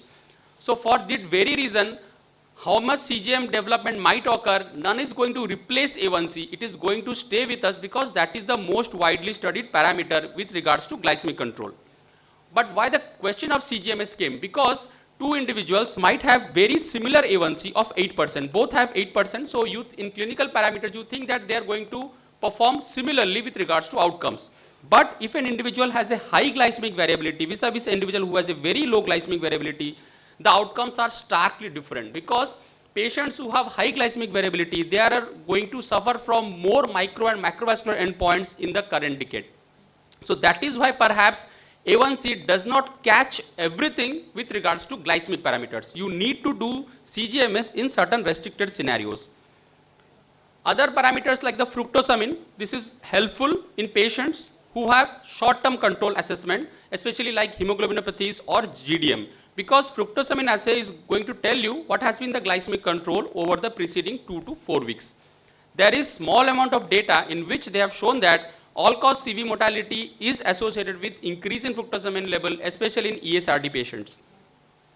1,5-AG, 1,5-anhydroglucitol. So this competitively competes with the blood glucose for reabsorption in the proximal tubules. So once your blood glucose goes high, serum 1,5-AG levels come down. So it is inversely related. So that is also studied in many population that it can be taken as a surrogate marker of glycemic control when A1C may be fallacious. But kidney disease, pregnancy, those on SGLT2 inhibitors, because these are going to change your renal threshold, so it may be fallacious in those individuals. Glycated albumin has also been shown in ARIC, the landmark trial, to correlate with certain microvascular and macrovascular endpoints. It is not routinely used, but it can give you an idea how your blood glucose have been over the preceding 2 to 3 weeks. Condition which may affect albumin like CKD, CLD, pregnancy, hyperthyroidism, in that scenario it may be misleading. Now coming to the darling of all, that is CGMS. So this is the newest kid in the block. Everybody is keep talking on that regarding the CGM metrics, its utility, how it is going to change the way we treat diabetes in the next decade. So CGMS are basically of 3 types. So they are either real-time CGMS, intermittently scanned CGMS, or professional CGMS. The LibrePro which we used is professional CGMS, and there are RTC, means real-time. The patient can know what is the trending arrow, whether the blood glucose is going up, going down, or remaining neutral. Based on that, we now have closed loop insulin pumps in which nothing has to be done, only an integrated CGMS would be there, and based on an algorithm, it will going to give you insulin in basal and bolus formats depending upon the preceding blood glucose values. It measures every 5 to 15 minutes your blood glucose. That means it is going to give you a data of 500 readings in a day. So how CGMS catches something which is uncatched by SMBG? If you look at this data, if you do a blood glucose monitoring in the scheduled time like before meals, lunch, dinner and bedtime, it is almost on the so-called normal threshold, that is in time in range. But when you subject the same patient to a CGMS, you can catch certain things like the hypoglycemic dips and the PPG spikes, which are not caught by routine SMBG. So that is the utility. You can have some post-meal excursion, hypoglycemic episodes, and the glycemic variability, which are all going to contribute to the adverse outcome in your patients. So both the meal pattern and the therapy can be titrated based on the data which is given by CGM. These are the available devices currently, that Medtronic, Dexcom. So we commonly use this Abbott LibrePro and the Guardian Connect. So this is the most commonly available and used in India. Eversense has innovated a implantable CGM that can stay in your body up to 190 days, approved in the US, and up to 180 days in Europe. So this is linked with the hybrid closed loop pumps, so that data from this can go to the pump and accordingly insulin can be given. This is what the original output from the CGM. So a lot of, you can see almost a haywire pattern of glycemic spikes and troughs occurring throughout the 14 days period that the patient is currently wearing. But when that is translated to AGP values, it gives you an idea that at which point of time your patient is having glycemic spikes and at which point of time the patient is going into hypos. So it simplifies your management algorithm for you. So if you compare SMBG from the traditional CGM versus the flash CGM, the Abbott LibrePro 2 which we used is a flash CGM. So it will give, it is worn for around 14 days, and in those 14 days it keeps you giving values for every 5 minutes, that is almost 500 readings a day for almost 14 days. And after the patient has worn it for 14 days, then you can take it out, download the data, and you can give the pharmacotherapy or insulin based on those data. You need to understand CGM metrics, like you need to understand fasting, PPA1C for diagnosis of diabetes. In the next decade, you need to understand the metrics, because these are going to come up in a big way, and patients are likely to accept CGM as a form of monitoring once the cost significantly comes down.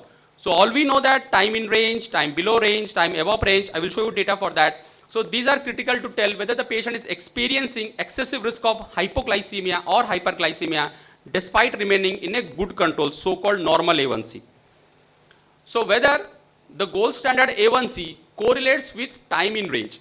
So this is the data from 2 pooled studies in both type 1 and type 2, in which they have shown that it has a robust correlation with A1C. That means it's almost surrogate of A1C. In type 1, they have shown that every 10% increase in that spent in time in range is going to bring your A1C down by 0.5%. Similarly, when both type 1 and type 2 are involved, this 10% increase is going to reduce your A1C by more than 0.8% in that said period. So this perhaps can be used as a surrogate marker vis-a-vis A1C. But whether that translates into clinical improvements, that I will show in the next slides. You must have shown the values gives you estimated A1C, EA1C, and the GMI, glycemic management indicator. So these values are given by the CGMS devices. So what is that? So it is not in concordance to lab A1C. You should not think that estimated A1C, because it is derived from the mix of SMBG and CGM data. So what they have done is now, they have replaced this term by glycemic management indicator. This is going to give you a marker of long-term glycemic control. This is not equivalent to A1C, but it is going to give you similar benefits with regards to A1C assessment. This provides you the so-called glycation gap that is not caught by routine assessment of A1C. And this is derived by a regression analysis from the glucose values involving the CGM data. For short-term glucose control, remember, you need to have TIR, TAR, and time below range in control. For long-term glucose control, like you use A1C, you can use glucose management indicator. In every CGMS, be it Medtronic, Dexcom, or Libre Pro, they have their own thresholds or arrow marks in which they will tell how the fast your blood glucose is going down in the anticipated next hour, or how fast it is going up. Based on these arrows, these are specially helpful for patients who are on pumps, but can be used for routine clinical practice in patients who are on basal bolus as well. So you can titrate your insulin therapy based on these trending arrows, so that you can know, like say at 3 p.m. my blood glucose is 210, I have taken a meal, whether it is increasing at what rate, like 1 to 2 milligram per minute. So you can predict that in the next 1 or 2 hours, I am going to require so much insulin. These are the endorsed targets which have been given by guidelines. How much should be your time in range? For majority of type 2 should be 70% you should spend your time in range, that is from 70 to 180, less than 25 should be more than 180, and less than 4% should be less than 70. So you should remember these cutoffs. These are specifically for type 2. For type 1 pregnancy, there are slightly different thresholds. Like I have talked regarding, we have evidences that it can mimic A1C, it can be correlating with A1C, but whether using that gives you added benefit in long-term RCTs. So in this RCT, what they have shown, similar to A1C, if your patient spends 10% lesser time in range, the risk of microvascular endpoints like retinopathy and DKD increases by 64 to 40% respectively. That means it actually mimics your A1C. Similarly, in this data, what they have shown is that 10-year cumulative incidence of developing any complications you take, like myocardial infarction, macrovascular endpoints, what they have shown is that there is some variability for type 1 and type 2. What they have shown is that the more time you spent in range, the less likelihood of having an adverse outcome with regards to myocardial infarction, amputation, and so. So this CGMS, in RCTs, they have proven that it is useful, can be used in routine clinical settings to reduce your endpoints. So, but specifically studies looking at the real-time CGMS have been helpful in reducing these endpoints both for type 1 and type 2 diabetes mellitus. It is economical because it is going to reduce your decay endpoints, hypoglycemic endpoints. So in the long term, that cost of using CGMS may be offset by the value it gives you. So all endorsing authorities, if you look at ADA, RSSDI, ACE, all routinely advocate patients who have labile blood glucose control, type 1 diabetic, on basal bolus, intensive control, should be put on CGMS, at least RT-CGMS, or not available to intermittent scan CGMS. A brief note regarding glucose monitoring. I will take 1 to 2 minutes. We now have facilities to monitor glucose without invading the breach of the skin. So these methods like electrochemical methods, optical methods, these are in the pipeline in which you can see without pricking a blood, it will give you same value like you wear a smartwatch over a period of time. And this continues to evolve like using the tear, saliva, interstitial fluid, or sweat. So multiple universities are working on that. Currently there are 39 in pipeline which may come in by 2030 in which we can monitor glycemic in a non-invasive way which may be as accurate as your invasive methods. So you should prescribe SMBG to everyone who is on insulin, no doubt regarding that. On OAD, still doubtful data, but for patients who are on intensive glucose control because of intensive basal bolus or pumps, you should prescribe them CGMS, at least intermittently scanned CGMS or CGMS with alarm. So that is the take-home message for every type 1 who is in a complex regimen or type 2 who is a risk of hypoglycemia is very high, like elderly patient, long-standing diabetes, you should advocate use of CGMS. It is not a fancy machine. It has its benefit if used in good settings. So to conclude, glycemic monitoring, we have data set to suggest how is your long-term control and how is the short-term control. Predictors may be different, but outcomes are well defined. For both type 1 and type 2 who are on insulin with risk of hypoglycemia, perhaps using CGMS is cost effective and should be advocated. Flash CGMS like the Abbott Libre Pro is quite cheaper, at least in Western terms, 2,500 to 3,000 rupees, and SMBG should be advocated to everyone who is on insulin. If they cannot afford a CGMS, at least they should maintain a logbook for SMBG. Non-invasive glucose monitoring is the way forward, and in the next decade, we might see a patch or a watch which can non-invasively monitor blood glucose over a period of time. Thank you for your patient listening. Thank you, Dr. Mangraj, for the lucid talk. And so the more important is awareness is needed, particularly for the CGM, both at the physician level and at the patient level. Now we have an eloquent speaker, Professor Jai Bhanu Kanwar, Professor, Department of Endocrinology, Metabolism, IMS Home Hospital Ultimate, and he has published 18 articles for review and many journals, and past Secretary of Odisha Endocrine Society. He will be talking on LDL, what low is too low. Thank you, Chairman, sir. At the outset, I am thankful to Professor Panda and Professor Padiyari for having me here. Very good afternoon to all of you. Today, my topic is LDL cholesterol, how low is too low. I would speak about one of my patients whose LDL was about 112. I started on atorvastatin 10 mg, and next month, LDL became 82. For a diabetic patient, 82, I thought it's all okay. A patient had some atypical chest pain. I referred the patient to a cardiologist. He evaluated, and all ECG, echo, TMT, everything normal. But he started on atorvastatin 80 mg. And after starting 80 mg, after 1 month, LDL become 19 only. So many of the times you must have seen that people being prescribed very high dose of statin, and LDL is very low, 13, 16, 8. I do not know why LDL people keeping so low. So today, you must have seen your clinical practice also. Today, I'll speak about that, whether we should do that or should not do that. So you know that LDL cholesterol, there is one thing, there's no doubt about that LDL is the main risk factor for having coronary artery disease. So before going to how low LDL should be, I should start why low? Why you should achieve why so much of low or a low LDL level, and how low. As you all know that cholesterol is an important part of biliary acid, that synthesis process for biliary acid synthesis. It's a important part of membrane formation. It's an important part of intracellular organelles. It's an important part of steroid synthesis. So all kind of steroids, androgen, estrogens, all being formed by the cholesterol. So if you reduce the cholesterol to such a low level, what would happen to this membrane part, intracellular organelle complexities, and about these gonads? So National Cholesterol Education Program that started 30 years back to educate the importance of lowering LDL cholesterol to prevent the cardiovascular event. So you have started from lowering cholesterol, from LDL cholesterol from 100 to keep on going down to even now to 30. So if you talk about the targets of different society, it has also changed over time from 130, 100, now 70, 55. It has changed.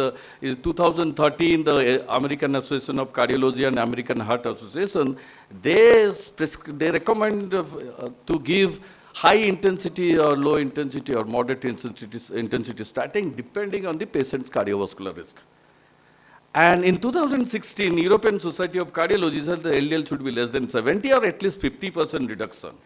By 2018, 3 trials came, the IMPROVE trial and 4-year trial and Odyssey trial. These are all with the PCSK9 inhibitor. So they had more data. So they suggested to reduce LDL cholesterol by 50%. or to add another non-statin product like ezetimibe or PCS9 kinase inhibitor, if the LDL is, that the cutoff is 70. If it is not going down below 70, you ask this non-statin product. In 2019 also, there's similar kind of recommendation of less than 55. And if someone is having coronary disease and he developed a similar cardiac event within 2 years, then you should reduce by less than 40. As far as endocrine society is concerned, if you're diabetic with high risk factor, less than 70. If with diabetes with coronary disease, the target is less than 50. However, if you look at the Lipid Association of India guideline, they say if the high risk is there is very high risk, the LDL target should be less than 50. Extreme high and extreme high risk category, LDL should be at least less than 30 also. Why so much of low LDL? So many guidelines recommending even going to the LDL of less than 30. So this is the cholesterol treatment trialist collaboration. They did all the meta-analysis of all the statins that was published in 2010. That's not many of the non-statin drugs were not available. So it was with the statin, they found out that with just 1 millimole reduction in the LDL, 1 millimole means 38 milligram per deciliter reduction in LDL, that is going to reduce the cardiovascular event by 21%. So overall, if you reduce by 2 to 3 millimole, that means about 60 to 70 milligram per deciliter LDL, that is going to reduce the major atherosclerotic cardiovascular disease by 40 to 50%. That was a study about the CTT, about the statins. What is happening with the non-statin product like bile acid sequestrant or diet or LDL bypass or PCSK9 inhibitor? You can see this is a meta-regression slope. You can see as the LDL is going down, the cardiovascular major risk factor is going down. They said that if you reduce LDL by 1 millimole, that's about 38 milligram, then you are going to reduce the cardiovascular event by 23%. So the more the LDL is lower, the more cardiovascular benefit you are getting. So if you look at the different studies, like previous studies, where mostly statins used like 4S, prove it and TNT, treat to new target. In those times, statins were available and the target was about 50 to 60, about 60. Now once they improve IT and 4-year trial, that is with the Evolumab, that said that they have reached the LDL target even up to 25 milligram per deciliter. So now when we understand with the lowering of LDL, we are getting the cardiovascular benefit, that we do accept. Even the low LDL, the 4-year study, clearly Odyssey study that clearly showed that lower LDL, that is going to give some cardiovascular benefit, reduction in the cardiovascular event, coronary disease. But these low LDL of less than 20, less than 15, 8 milligram per deciliter of LDL, are there any safety issues involved? Probably not. Because at the time of birth, the LDL is very low. And hunter-gatherer culture, they have found to have LDL of 50 milligram per deciliter throughout their life. And some of the genetic disorders having LDL of less than 15 without any problem, like PCSK9 loss of function mutation. You can see the LDL is less than normal. Average LDL is 14. There is no problem. No, these are healthy. They are less cardiovascular risk, cardiovascular mortality, and no comorbidities. Beta lipoproteinemia, familial hypobeta lipoproteinemia, familial combined hypolipidemia, and chylomicrointension disease, Smith, Lemley, obesity. Just to mention, these are the genetic disorder where the LDL level is about 15, less than 15 milligram per deciliter. Still, they are all healthy. They do not have any problem. Except the beta lipoproteinemia, they have some severe neurological manifestation, probably attributable to the vitamin E deficiency. As you know, this vitamin gets absorbed to the cholesterol. There's a fat-soluble vitamin. So only because of the vitamin E deficiency, they do have the neurological symptoms, not because of the LDL reduction. However, the common side effect of low LDL, like new onset of diabetes, hemorrhagic stroke, these are not increased in these patients. So that clearly shows that the low LDL people can all have healthy. So you can have low LDL without any problem. To substantiate that, the trials like Prove It trial, that you can see they achieved, they stratified, they gave atorvastatin 80 milligram, they stratified LDL target to different groups, And you can see when the LDL is less than 40, the hazard ratio is 0.61. There is 40% reduction in the cardiovascular event. And Jupiter trial also showed that there is some risk of, the first trial which showed that there is some risk of diabetes with a low level of LDL.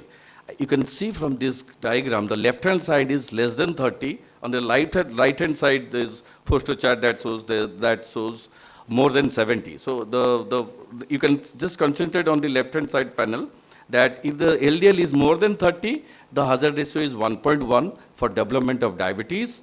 And if it is less than 30, the hazard ratio of developing diabetes is almost double. So lower the LDL, more likely to patient to develop diabetes as far as the Jupiter study says. And Improve It study also said there is no association if the LDL is less than 30.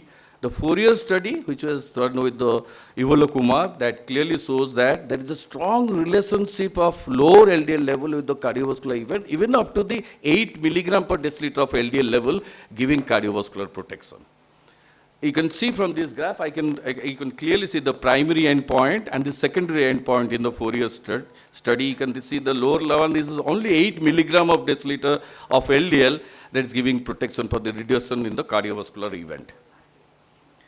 And however, with the study, with the meta-analysis with another PCSK9K inhibitor, that is Alirokumab, that clearly shows there is some increased incidence of cataract with the LDL level of less than 25. But the good effect with this PCSK9 inhibitor like Ivolocumab, that is a GLA-GOV study, clearly showed that the patients were given Ivolocumab in one arm, another one was given, they were followed for about 76 weeks on the background of statin. And the outcome was in the regression in the atheroma size after giving Ivolocumab. And they looked into the atheroma regression by the intravascular ultrasonography. And you can clearly see that the atheroma size is much reduced when the LDL level is about 20 milligram per deciliter. So starting from 110 milligram per deciliter, when the LDL is going down to 20 milligram per deciliter, there is gradual linear regression in the size of the atheroma. So that clearly shows that with the high dose of LDL, when the LDL becomes very low, less than 20, that also regresses the atheroma size. So with very low LDL, we are very clear that it's promote coronary plaque regression, as I showed in the GLA-GLOBE study, that reduce the composite cardiovascular outcome. However, the problem with the new onset diabetes, on hemorrhagic stroke, or some incidence of cataract. I will discuss about that.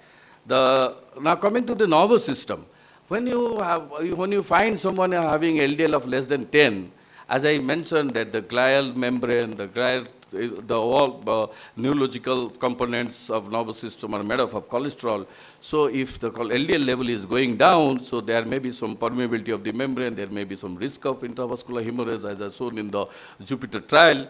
But however, the brain itself produces the cholesterol. It doesn't depend on the whole peripheral circulation of the cholesterol. So that is the advantage why there is probably the hemorrhage process is just a finding in the Jupiter trial. And also few of the trial also shows like Alstrom's trial, which shows that there is increased risk of intracranial hemorrhage with the high dose of atorvastatin of 80 milligram. Even the meta-analysis of cholesterol trialist trial, that is CTT, that also that there is some signal of increased intracranial hemorrhage with the high dose of statins. But if you look at the newer antilipidic agents like PCSK9 inhibitor, this is a sub-analysis of 4-year study. 4-year study is about Ivolocumab. They clearly found there is no change in the neurocognitive function, even the LDL of less than 40. They substratified into different less than 25, 25 to 40, and more than 40. They looked into the neurocognitive function. There was no difference of neurocognitive function between these 3 groups. And however, there are some comments about that because few of the studies has found there is increase in the memory loss, like the Alstom study was increase in the dementia, increase in the memory loss with the statin, high dose of statin, and probably this having us this sub-study of 4 year is probably is because of short duration and the measure of the patient were less than 63 years of age. Similarly, Osler study also shows that there is slightly with the use of statin, there is slightly impairment of the dementia, neurocognitive parameter higher in patient those who use evolocumab as compared to the placebo, but it was not statistically significant. So there is some sign of number were less or more with the cognitive decline in the evolocumab group as compared to the placebo in Osler study. However, this was not statistically significant. And there is, they also looked into the data of Odyssey outcome trial, that is alirocumab. There is another PCS9K inhibitor. They did found that decreased the risk of ischemic stroke without increasing the risk of hemorrhagic stroke. Now coming to the prevalence of diabetes, as you know that the Jupiter study shows that there is increased risk of diabetes with the lower level of LDL, and there are other pooled analysis also shows that if you start high dose of statin, there is about 12% increased risk of developing diabetes. However, the meta-analysis published in Lancet 2010 by Sutter, they clearly says that the risk of developing diabetes actually that is less as compared to the reduction in the major coronary events. So there are studies to say that when you start statin, there is increase in the fasting blood sugar and HbA1c in initial days, particularly those who are already having impaired fasting blood sugar or patient are obese. And when they looked into the larger data of about 45,000 patients of all the PCS9K inhibitor studies, they found that there is no significant increase in the new onset diabetes. And there is also, in that study, when they also looked into these combined outcome, they looked also into what is happening to the cholesterol level because on the effect on the steroid hormones like progesterone, glucocorticoid, mineral corticoid, androgen. They didn't find any effect of low cholesterol level on these hormone levels. Now coming to the gastrointestinal system, Jupiter shows that there is significant increase in the hepatobiliary disease, particularly cholelithiasis and choledocholithiasis. However, other studies have not found that, so probably this mere finding with the Jupiter study, and we cannot conclude that of 1.9 years long duration study giving some side effect like the biliary side effects. And we know that lanes require cholesterol for the transparency. So when the LDL level goes down, probably there is increased risk of cataract. Like HOPE-3 study and the meta-analysis of the alirocumab, as I mentioned, other than the Odyssey study, Odyssey is the cardiovascular outcome of the alirocumab.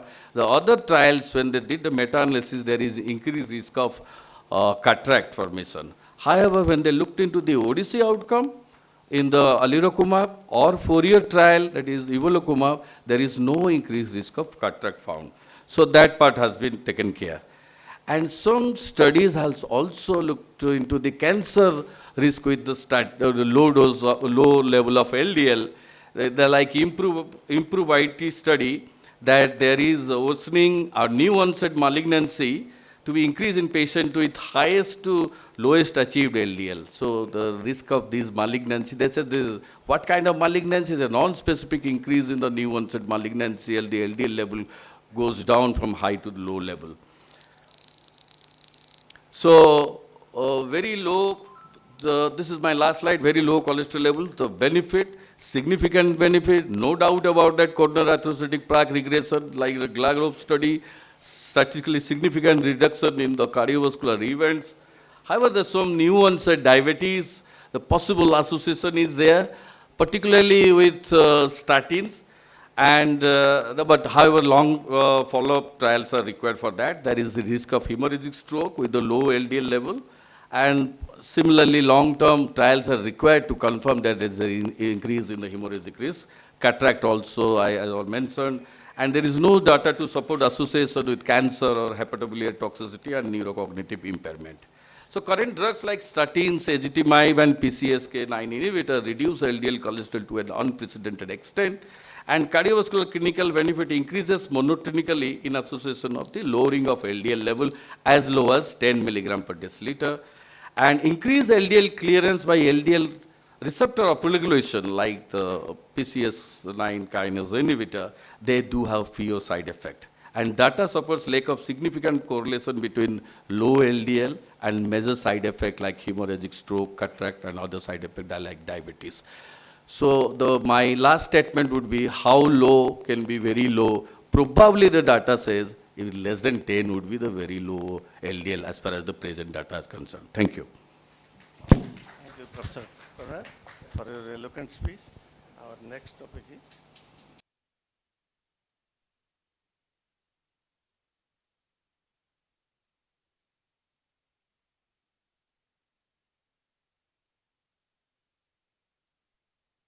mellitus and CVD. Focus on REMIT GV study and recent Indian evidence on remogliflozin. So now I would like to welcome no other than Dr. Professor Sambit Das.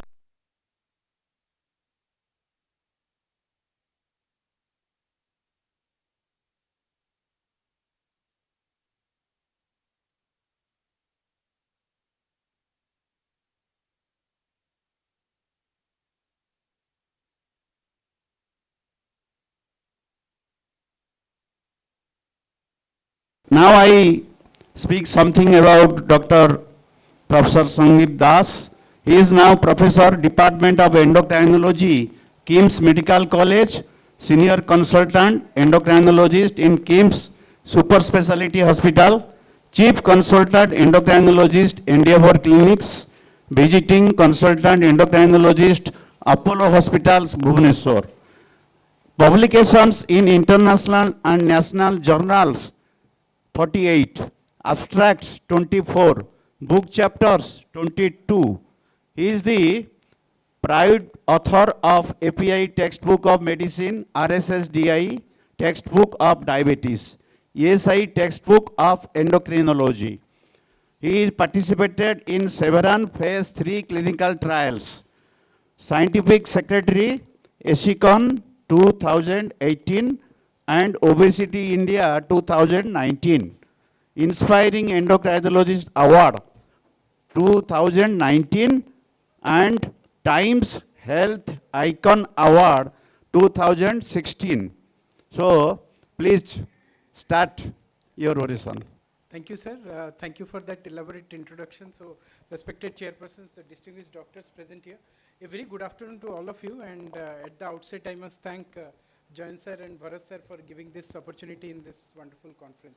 So, I'll be speaking on glycemic variability and CVD, focus on REMIT, GV, and recent evidences of remogliflozin. This is a sponsored talk, I must say from the very beginning, because the slides are mostly supplied by the remogliflozin team. So, the problem is that we have currently so many SGLT2 inhibitors in our clinical practice. We have dapagliflozin, canagliflozin, empagliflozin, and remogliflozin. And all the time when we talk about remogliflozin, the first question comes is, what is the evidence? How robust is the evidence? And all these things. So I'll show some of the evidence which have recently emerged, and they're good quality evidences from mostly from Indian population regarding the glycemic variability of remogliflozin and also regarding the cardiovascular safety to some extent. I won't tell it's a dedicated cardiovascular outcome trial, but cardiovascular safety issues of this molecule. So coming to the first is the REMIT GV study. So just to highlight something about glycemic variability. Now all this while we know that there is a glycemic triad, that is you need to control the fasting, you need to control the PP, and you need to control the HbA1c. Now that triad has gone or shifted to glycemic pentad, that is you control the fasting, PP, HbA1c, also reduce hypoglycemia, and importantly reduce the glycemic variability. I think Soham has given a very nice description about glycemic variability. It has got two components. The basic name itself implies that the fluctuation of the blood glucose, we call it as glycemic variability. it has got two components. One is the short-term glycemic variability, another is the long-term glycemic variability. Short-term glycemic variability is the glycemic fluctuation that happens intra-day and inter-day. So that is known as the short-term glycemic variability. Long-term glycemic variability is that we measure from visit to visit, clinic visit to visit, or maybe day to day, the fasting HbA1c level after 3 months, then other parameters of glycemic control. And if we put them in a graph, we call it as the long-term glycemic variability. Basically, all of us who are sitting here, we do the long-term glycemic variability to some extent. Hardly, maybe I will tell, hardly 4 or 5 people might be doing regularly the short-term glycemic variability, that is doing SMBG more frequently or going for CGM or the continuous glucose monitoring. SOEM has nicely shown that even at the same A1C level, 3 people can be different. You can see the first one, the second one, and the third one. The first one, the glucose fluctuation is very high. The time in range is below 40%, which should be ideally 70% or more. The second person is 70% time in range, but many times the sugar is going high. And the third person is exactly in the time in range, and 100% of the time the person is time in range, which is more theoretically. No one can go into 100% time in range unless the person is non-diabetic. But this third person is having completely flat profile. But all these 3 patients have similar A1C. So HbA1c or the long-term glycemic variability sometimes won't give a good data about the glycemic profile of the patient. So we need to do CGM monitoring. Diabetic patients show an increased risk of cardiovascular outcome. We know that diabetic patients have 2 to 4 times higher risk of cardiovascular mortality. And the glucose oscillations, actually in various studies they have shown, it is actually worse compared to if the glucose level is higher continuously. So if your A1C is higher and the glucose is not fluctuating, probably it is little better compared to those who have lesser A1C but very high fluctuation of hypo and hyper. And for that reason, so glycemic variability by CGM is important, and it has been associated with acute coronary syndrome, and also major adverse cardiovascular event and cerebrovascular accidents are associated with high glycemic variability. So PP, postprandial hyperglycemia, is very important pathophysiological state contributing to vascular failure leading to cardiovascular death. And we all know about the beneficial role of SGLT2 inhibitor. I think there are quite a few talks on SGLT2 inhibitor in this symposium. I am not going into details of that. But what SGLT2 inhibitor does is that it reduces the renin-angiotensin system, it reduces the sympathetic nervous system, it reduces the inflammation, it reduces the oxidative stress. So combinedly it has got a good effect on the heart, good effect on the endothelium, good effect on the kidney, and good effect on the other metabolic parameters, and combinedly it has got a very good major adverse cardiovascular event outcome, or the MES outcomes, or the heart failure outcomes. So coming to the REMIT-GB proper, it's a randomized controlled trial to compare the effect of remogliflozin versus dapagliflozin on a 24-hour glucose profile assessed by CGM in Indian patients. So that is known as the REMIT-GB study.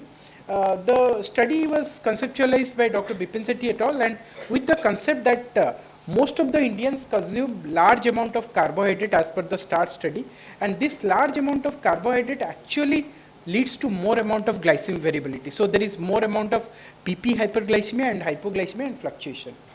So what they have done in this study is that we all know that remogliflozin has to be given twice a day and dapagliflozin has to be given once in a day, and the previous study have shown that the glycemic control and the other parameters are at par with dapagliflozin. But what is the advantage of giving twice a day remogliflozin? Maybe it has got some advantage in reducing the postprandial glycemic control, and that was the postulation for this study. The study design is to evaluate the effect of remogliflozin in 24-hour glycemic profile or the CGM data in type 2 diabetic patients, Indian type 2 diabetic patients, and the other primary objective is to compare remogliflozin versus dapagliflozin. This is a randomized 2-arm parallel group trial of 6 weeks duration. 75 patients enrolled. One group was given remogliflozin, one group was given dapagliflozin, and the inclusion criteria were people whose HbA1c between 7 to 9%, and those who are getting either metformin or metformin with DPP-4 inhibitor. So they've done a CGM data, and many of you who know or have used CGM might be knowing that it is used for 14 days. So what has been done is that they have divided into two stages. One is stage 1 and stage 2. In stage 1, in the first 7 days, they have given CGM to all the patients without the drugs. And in the next 7 days, they have given they have given either remogliflozin or dapagliflozin, and they have continued CGM. So the first phase, half of the time the patient was without drug, and half of the time the patient was either remogliflozin or dapagliflozin. Then they have followed these patients up to 6 weeks, and at the end of 14 days, again they put the CGM to find out the phase 2 of that study. So phase 1 consists of baseline plus use of dapagliflozin or remogliflozin for 7 days, and phase 2 is actually a comparison with that of the phase 1. So the demographic characteristics were almost comparable in the two arms. The HbA1c level was around 8% at the baseline, and the CGM data is almost comparable between the remogliflozin and the dapagliflozin arm at the baseline. But what they found was that from baseline to phase 1 end, when they compared remogliflozin versus dapagliflozin, the mean glucose definitely came down significantly.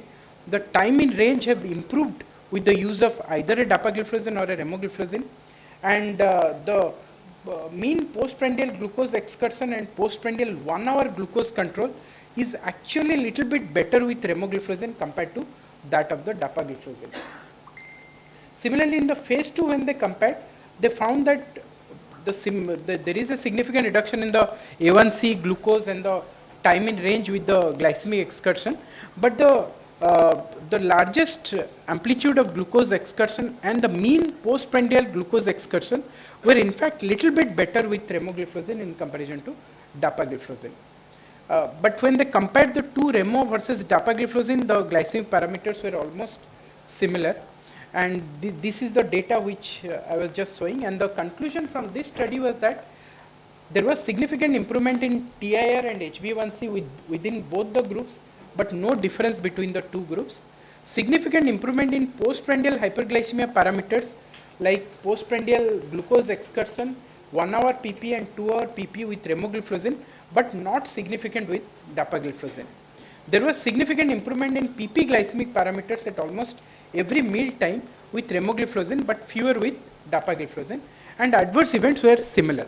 So basically this trial, the Remo GV trial or the REMIT GV trial, clearly shown that the glycemic control was similar between Remo versus DAPA, but some indices of postprandial glucose control may be a little bit better with remogliflozin compared to dapagliflozin. Now again, regarding heart failure, we have robust data about DAPA heart failure, the empagliflozin heart failure, and the canagliflozin heart failure data. But what about the remogliflozin heart failure data? Now, these are the Indian data of the heart failure known as the REMIT HF trial, which have taken 250 sites across India, 13 effects of remogliflozin on biomarker of heart failure in comparison to empagliflozin. So there they have tried to compare the patients with empagliflozin, and the mean inclusion criteria were adults who are having HbA1c between 7 to 8.5%, those who are having NYHA class 1 to 3 heart failure or left ventricular ejection fraction of less than 40% within 6 months of screening visit. And then they have tried to find out the NT-proBNP at the beginning and the NT-proBNP at the end of the trial. And the secondary outcome is to find out the glycemic efficacy, lipid parameters, and the BP or the renal function, and the safety and tolerability. The summary of this data was that remogliflozin and empagliflozin, there was the demographic parameters were similar. Systolic blood pressure and diastolic blood pressure reduction is little bit better with remogliflozin compared to empagliflozin. And the NT-proBNP, which is a marker of heart failure, significantly improved in both the conditions, both with remogliflozin or with the empagliflozin. There was a significant reduction in the heart failure incidences. The glycemic parameters in both the groups, Remo or the EMPA, there was a significant reduction in the fasting PP and the HbA1c, that is expected, but there was no difference between the two groups. And the renal parameters baseline and 3 months, what they found was that the urinary albumin creatine ratio was actually significantly lower with remogliflozin compared to empagliflozin. But this is a small trial, we cannot compare with the larger trials, but that was the conclusion. So the conclusion was that both remogliflozin and empagliflozin could reduce the markers of heart failure like NT-proBNP. Both can reduce the fasting PP and HbA1c to the similar manner.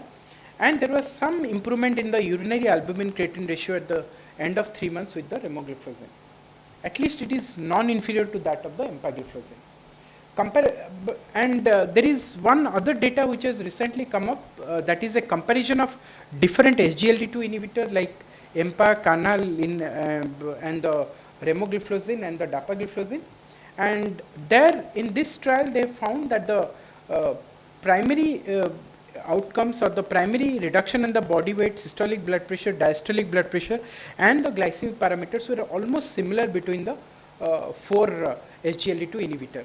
And the overall adverse event like genital mycotic infection or decay or all those things were almost similar across the 4 groups.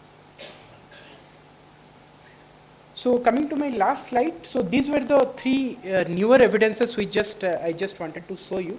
Now SGLT2 inhibitor is now recommended almost as a first line of therapy, and Panchanan sir is there, and the Cardiological Association is more intended to keep it as first line compared to the metformin. But SGLT2 inhibitor has definitely gone up in the management of diabetes, and with CVD definitely it has to be used, with CKD it has to be used, with heart failure this is the first choice, and without CVD but with multiple CV risk factor also this should be the first choice, maybe with metformin or without metformin.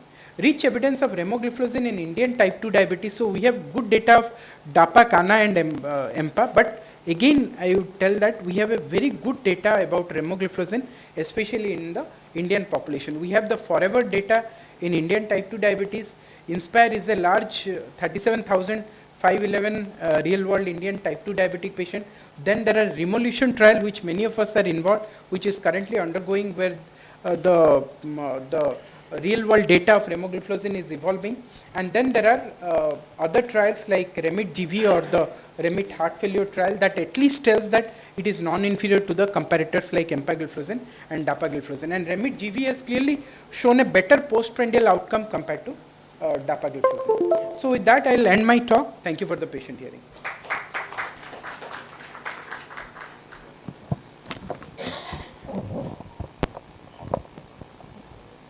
Thank you. Thank you, Dr. Professor Sambit Das, for your eloquent speech, and the subject was very interesting. So I now invite any question to Dr. Sambit Das and other resource persons, please.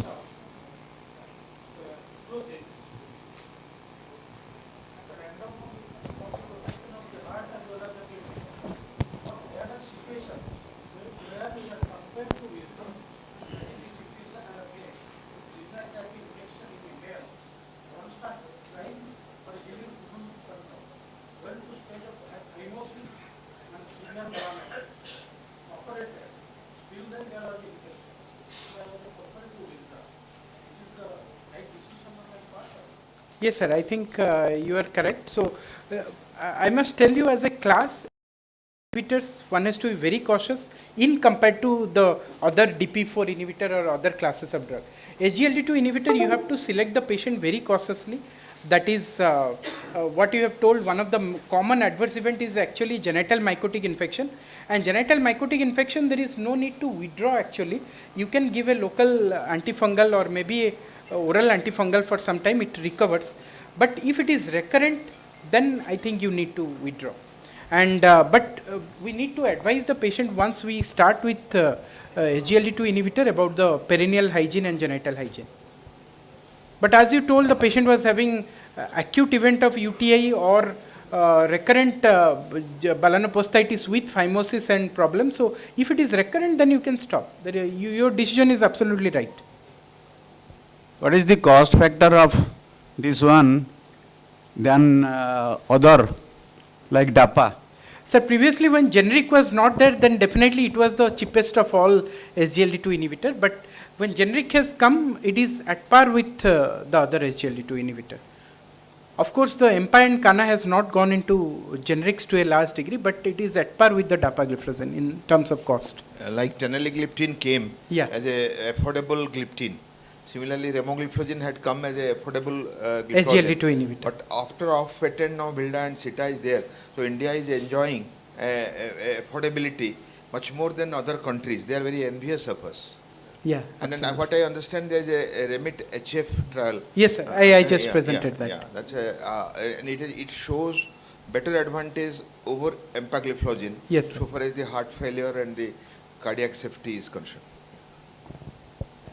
Thank you, Professor Panda. No, sir. They have taken only Indian patients, and a few of the sites are from Odisha. I know that. So at least we know that in our population, it has been used. Reduced.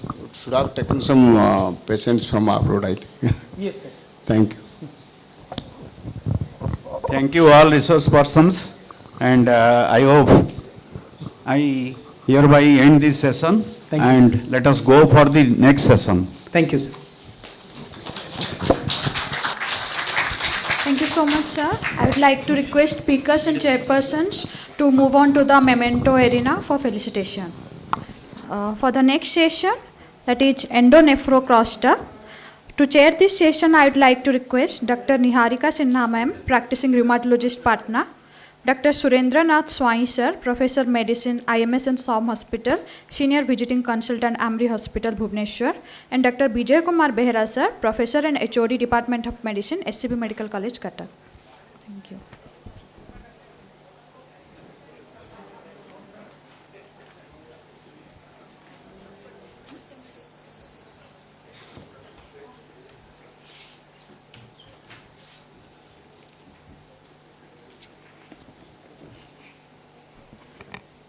I would like to request Dr. Niharika Sinha ma'am to felicitate Dr. J.K. Sharma sir.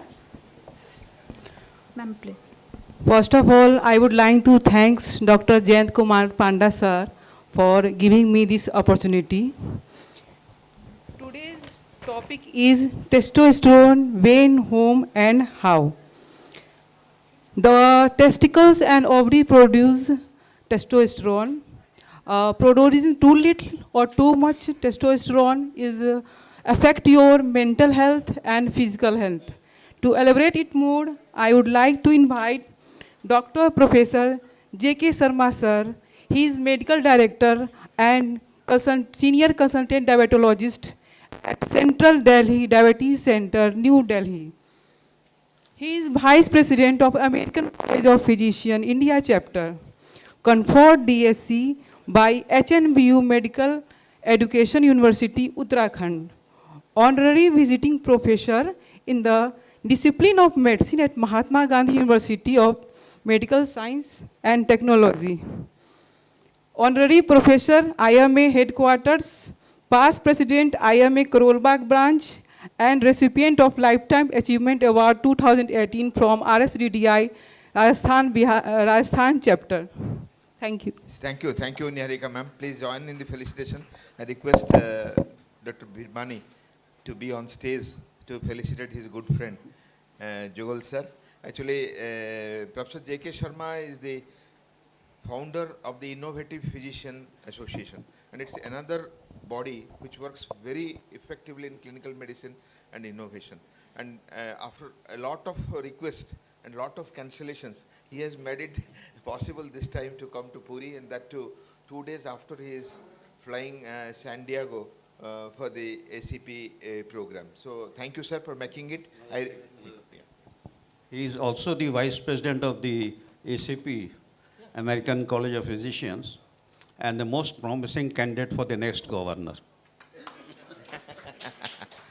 So, you know, we are hosting the next ACP, and Dr. Birmani is the scientific chair and the organizing chair. So it's a yeah. So it's a privilege to invite sir. Thank you, sir.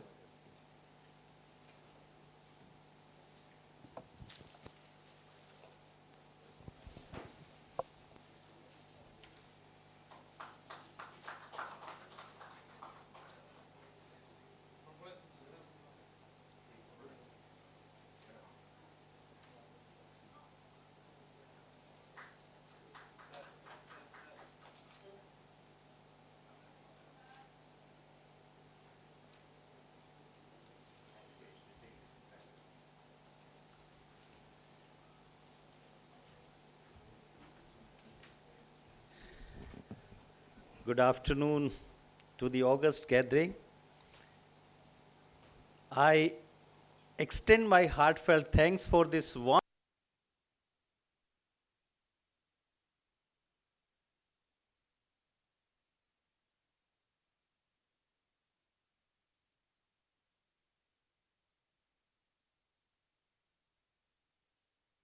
A.N. Rai, Dr. Virmani sir, and Dr. Jayant Panda, and all the organizing committee and the scientific committee for giving me this topic.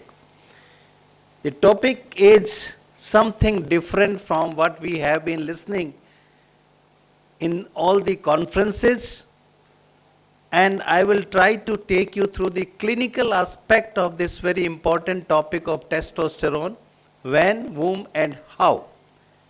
So before I start, I would like to take the opinion of the house that how many of us, I can see many senior people sitting here, we go for the testosterone estimation in our patients of diabetes. So I can see there are only very few. The young endocrinologists definitely go for this because this topic has been allotted into that. We all know that.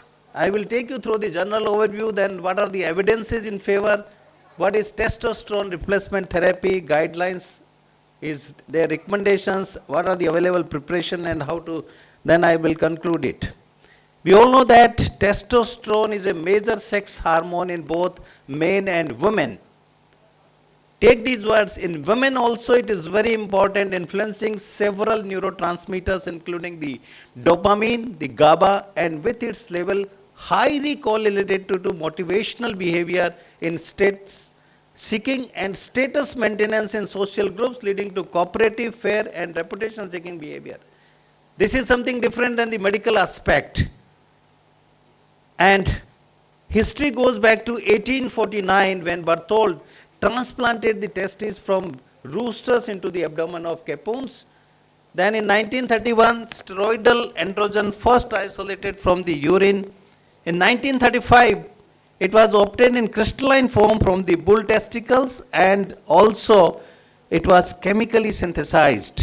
In 1957, longer acting testosterone esters were prepared, but in 86 and then in 92, transdermal testosterone patches were applied to scrotal or the non-scrotal skin.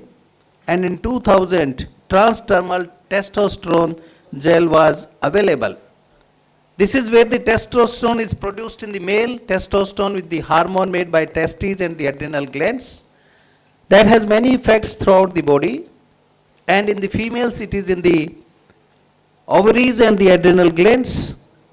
And this is the control of hypothalamus, pituitary, testes, excess on the Sertoli cell proliferation.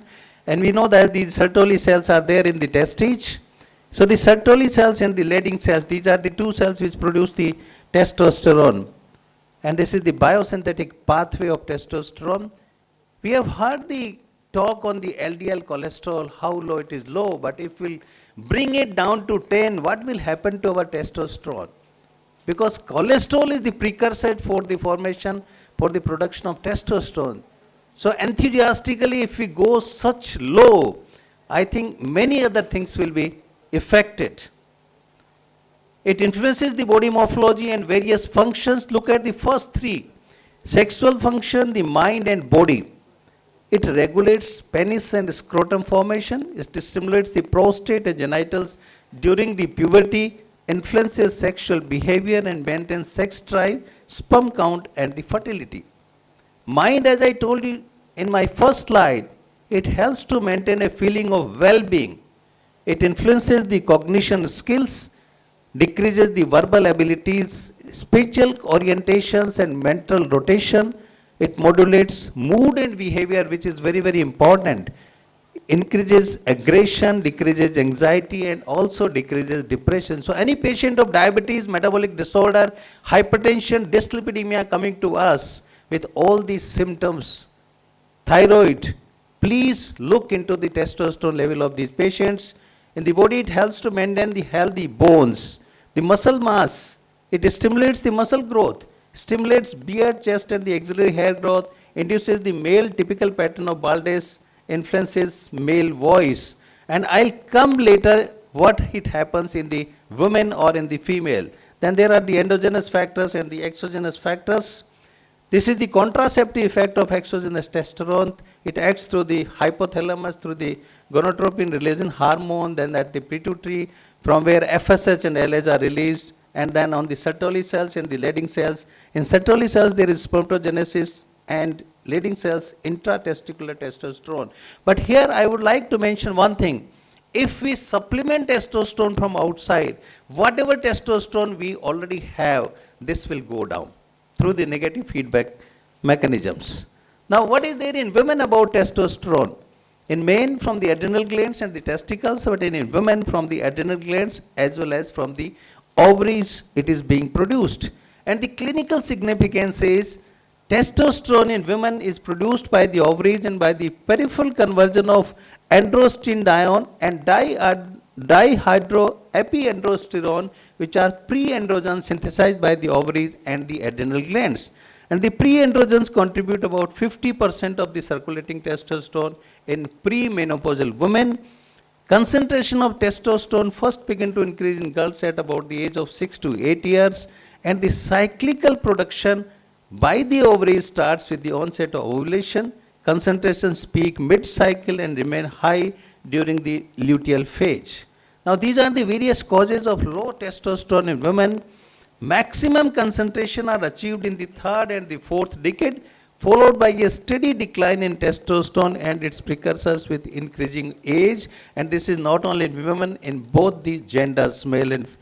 Spontaneous cause of androgen insufficiency in women, they may be natural decline with age from mid to late reproductive years, hypothalamic amenorrhea, primary ovarian insufficiency, hyperprolactinemia, adrenal insufficiency, panhypopituitarism, and other medical conditions like chronic liver disease and the HIV infection.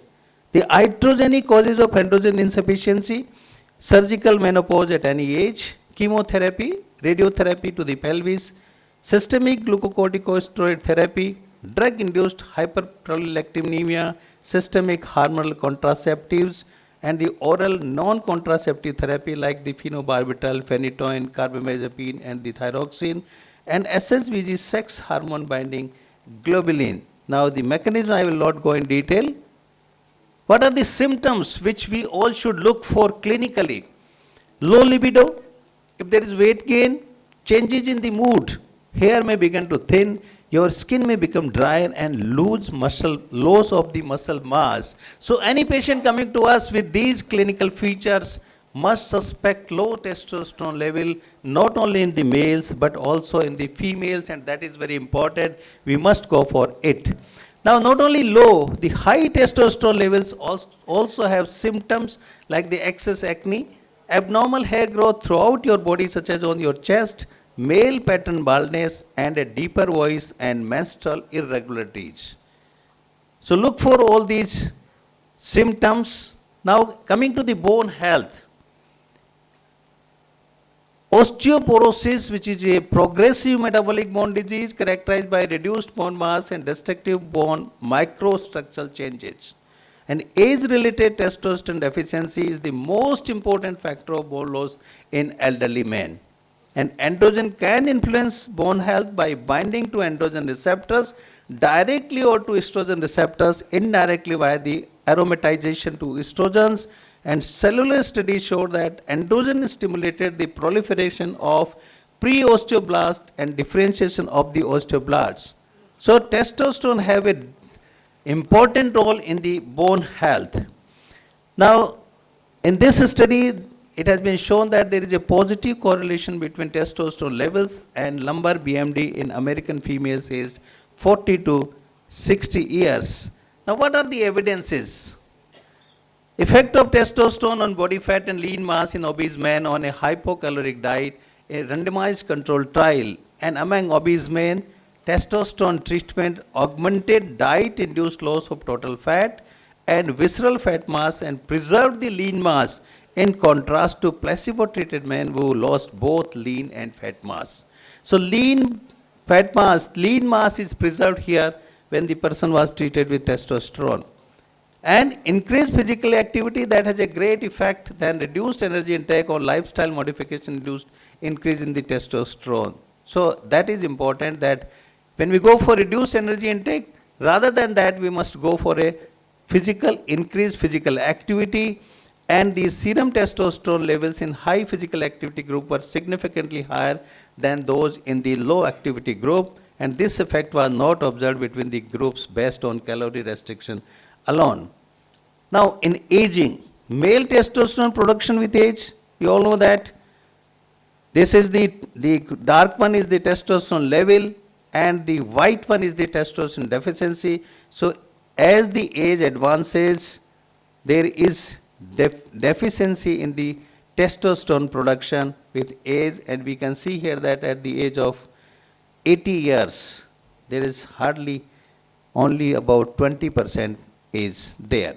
And the longitudinal studies in male aging have shown that serum testosterone level decline with age and fall at an average of 1.6% per year, while free and bioavailable levels fall by 2% to 3% per year.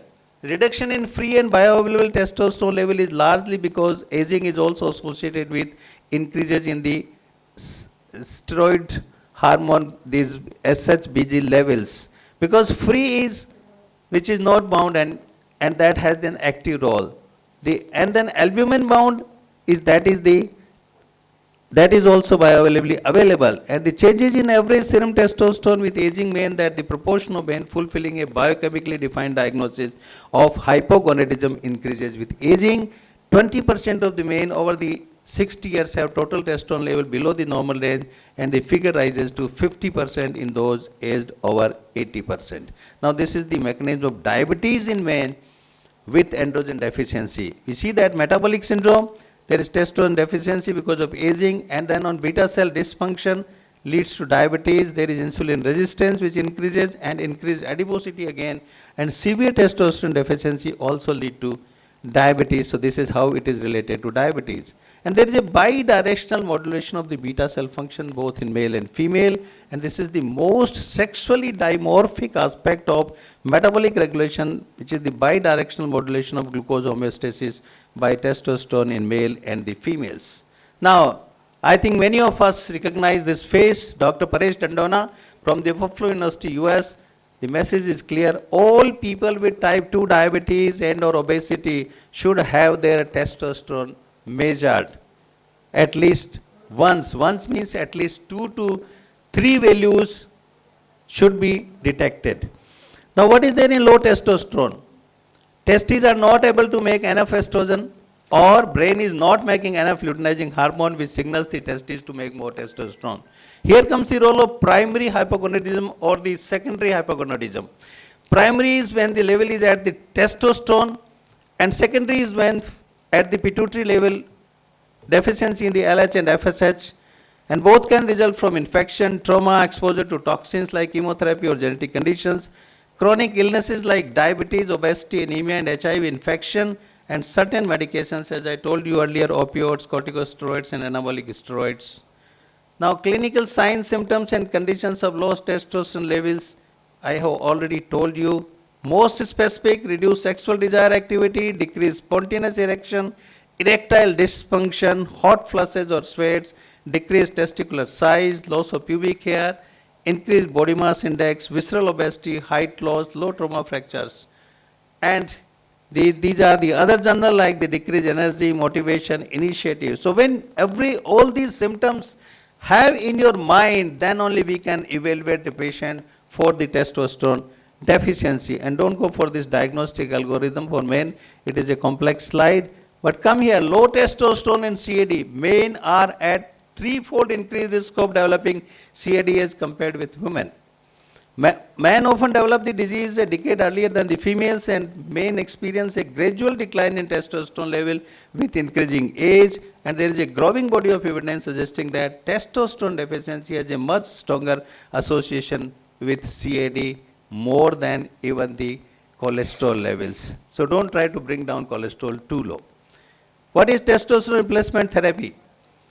Aim of TRT is to provide the development of and maintain the secondary sexual characters and to improve the symptoms and signs due to testosterone deficiency in patients with androgen deficiency.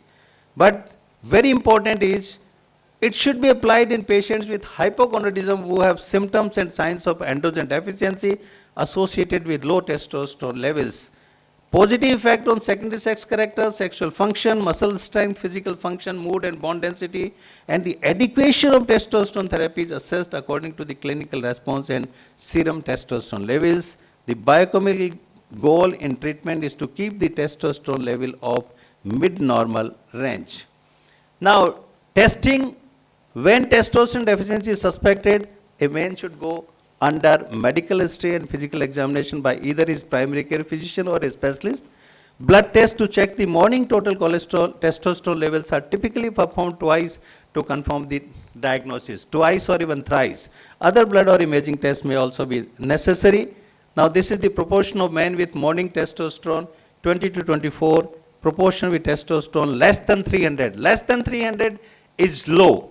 It should be more than 300. From 300 to 1070 is the limit of the normal testosterone levels. And if you see 25 to 29, 13%, then 19, 16, and 21%. But what does guidelines recommend? The European Academy of Andrology, EA 2020, functional hypogonadism should be diagnosed only after exclusion of organic causes of hypogonadism. In addition to morning total testosterone, LH should be measured in all patients with suspected functional hypogonadism to differentiate between the primary and the secondary causes. Either measuring or calculating free testosterone in addition to total in patients with conditions that alter sex hormone binding globulin and when total concentration are in the borderline range, if the clinical suspicion of hypogonadism is strong, and recommend lifestyle changes including physical exercise and weight reduction in overweight and obese men with functional hypogonadism, since weight loss may increase the testosterone concentration, such as withdrawal, modification of drugs, as I already told you. Now, they suggest the use of transdermal testosterone as the preferred preparation in the initiation of TRT for functional hypogonadism. In hypogonadal men with sexual erectile dysfunction to improve the libido, erectile functions and sexual satisfaction, but look for the recommended against TRT. Testosterone replacement therapy should not be used. For weight reduction in obese men, improve glycometabolic control in men with type 2 diabetes and or metabolic syndrome. Sole purpose of reducing the fracture risk in hypogonadal men with high fracture risk. Routinely prescribing testosterone to men above the age of 65 years as an anti-aging therapy. In frail men to improve exercise capacity or physical functions, and in aging men to improve cognitive function in men with untreated prostate or breast cancer. So we have to examine the person for prostate cancer also. So these are the things where we should not use the testosterone. On treatment, serum total T concentration should be measured at each clinic visit to ensure that average total testosterone concentration achieve the targeted mid-normal range for young men. Performing digital rectal examination and checking PSA at 3 to 12 months for men above the age of 40 years after initiating the testosterone treatment, and after the first 12 months, local guidelines for prostate cancer screening for the general population should be followed, which is very important. Further evaluation and urological consultation, if these are the various specific findings of PSA, recommend measuring the hematocrit, which is again very important because the hematocrit increases 3 to 6 months after initiation of TRT and then annually. And if the hematocrit is more than 54%, TRT should be discontinued until this decreases to a safe level, and evaluate the patient for hypoxia and sleep apnea. Consider reinitiating TRT with a reduced dose. Now, American Urological Association guidelines, again, practically they are the same. But the use of validated questionnaires is not currently recommended to either define which patients are candidates for testosterone therapy or monitor symptom response in patients on testosterone therapy. Testosterone should be checked, and only then, another 1 minute only. Now this is how we evaluate patient for this, and this is the treatment algorithm. Patient meets criteria for testosterone deficiency and is a candidate for testosterone therapy. Cardiovascular risk assessment is important. Discuss the therapeutic modalities.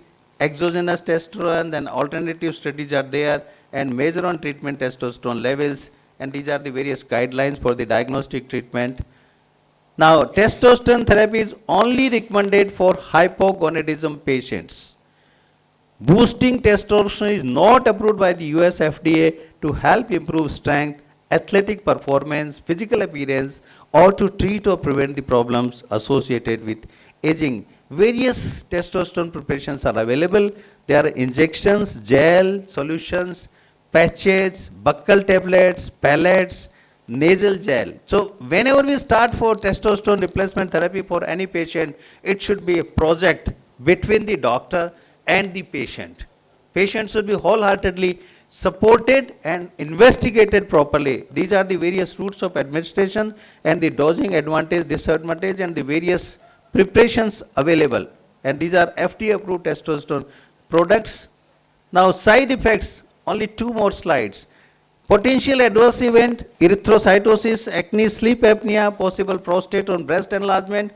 No firm scientific evidence that long-term testosterone replacement is associated with their prostate cancer or cardiovascular events, but we have to look for the prostate cells are stimulated. FDA requires that patients are made aware that the possibility of cardiovascular event may exist during treatment. And these are the cardiovascular, erythropoiesis, fluid retention, abnormal digital rectal examination, acne patient, hepatotoxicity, which I have already told you, BPH and prostatic cancer. Then gynecomastia and breast cancer, that also has to be ruled out. Contraindications, I told you, thromboembolic disorder, prostate or breast cancer, elevated prostate PSA levels, enlarged prostate, CV events, high number of red blood cells, planning to have children, and untreated sleep apnea. These side effects I have already mentioned to you. So to conclude, testosterone is so much more than its reputation would suggest. Men and women need the proper amount of testosterone to develop and function normally. Checking testosterone level is as easy as having a blood test. The difficult part is interpreting the result. Levels vary over and course of the day. Single low level may be meaningless in the absence of symptoms, especially if it was normal at another time, and we need more research to know when to measure testosterone, how best to respond to the result, and when it is worthless to accept the risk of treatment.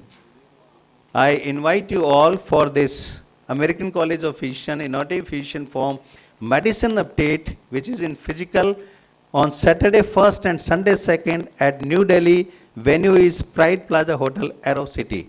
So with that, I thank everyone, and any questions?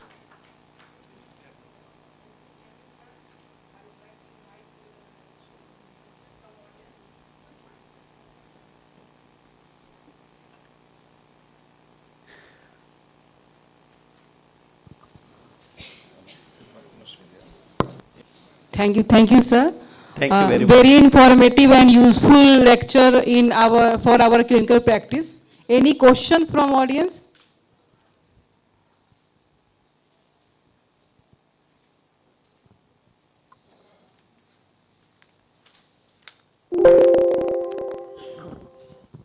If there is no questions, we are going to the second topic, that is watching the kidney in cardio-diabetes practice. It is by Dr. Abhishek Kumar. Dr. Kumar is welcome to the dais. Dr. Kumar is MD in General Medicine from Jain Medical College, AMU Aligarh. He has done fellowship in Indian College of Physicians, Indian Association of Clinical Medicine. He is the Secretary, CCDSI Bihar and Jharkhand Chapter, Journal Member, API Bihar Chapter, Past Joint Secretary, API Bihar Chapter. So now he is going to be felicitated, I think. I request Dr. Niharika and Professor Swain to join, and I request Dr. Sharma to join the felicitation. Actually, Abhishek is a pivot of CCDSI. He is a core committee member, and say it Bihar and Jharkhand, or say it be national, say it be any branch. He has done a lot of administrative and organizational works. Give a big hand to Dr. Abhishek. Also, he is being presented by his own wife. Yeah, that's a rare coincidence, yeah. Yeah.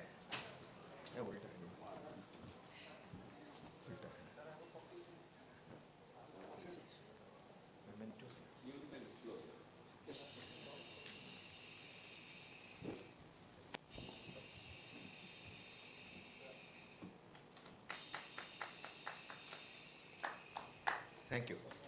Collect it.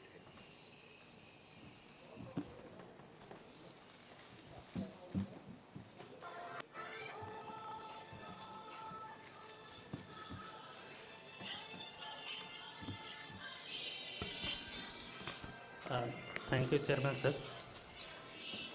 At the outset, I would like to thanks immediate past President of CCDSI, Dr. Jayanta Kumar Panda, sir, for giving me this opportunity. And this is the second time in CCDSI I'm here. Last year also we had annual conference at Puri. Last to last years, 2 years back. My regards to all the seniors present here and my colleagues. My regards to founder president and president of the CDSI.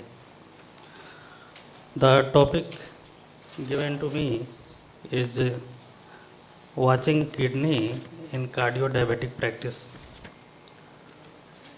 This topic can be dealt in a research manner or in a clinical manner. Practically speaking, sir allotted this topic 2 days back. So I just put the clinical slides, and that may be entertaining to the neurophysicians and also to our colleagues who practice in the lines of cardiac and diabetes management. We all know that we are at the volcano of diabetes, and at present more than 77 millions of adult population of more than 20 years are having diabetes in our country. And our country accounts for 1 in 7 of all adults living in diabetes worldwide. So once you have diabetes, the metabolic pathway comes in the pivotal role, and we can assume that we can have many problems associated with us. If you see the level of diabetes control in our country, then we can say that about 9% of people having over diabetes, the pre-diabetic level is around also 8 to 9%. We diagnose diabetes at a A1C higher level than the international, more than 9.9% of A1C. What happens if we talk about the type 2 diabetes mellitus? The patient remains undiagnosed in much of the time in our country as compared to the other countries. That's why once the patient gets this disorder,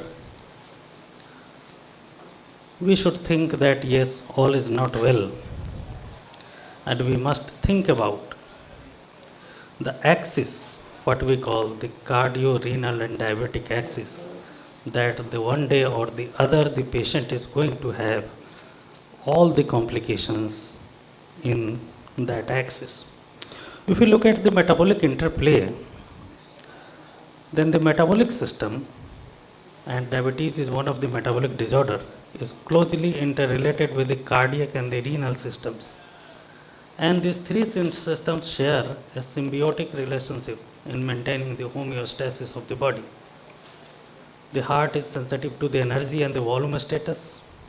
It relies on fat cells, livers and pancreas for optimal energy metabolism, and of course on the kidney for the volume maintenance. The kidney rely on the heart for adequate perfusion and on metabolic system for the appropriate hormonal milieu. The metabolic system depends upon the heart and the kidney to prevent the neurohormonal activation, which keeps the metabolic derangements such as the insulin resistance, glucose dysregulation and dyslipidemia in the check. So these all are interrelated. We cannot say that yes, the fellow is having diabetes and he is not going to have any effect on the cardio or the renal axis. We all know about this slide, just in the nutshell, that what diabetes causes at the molecular, at the cellular level. There is oxidative stress, generation of reactive oxygen species. There are formation of advanced glycation end products. there is a huge endothelial dysfunction, and that is the root cause of development of microvascular and macrovascular diseases. And also, diabetes may cause the hypercoagulatory state due to the endothelial dysfunction and enhanced activation of both platelet and the coagulation factors, simultaneously with the reduced anticoagulation mechanism that may lead to the thrombosis and the other cardiovascular effects.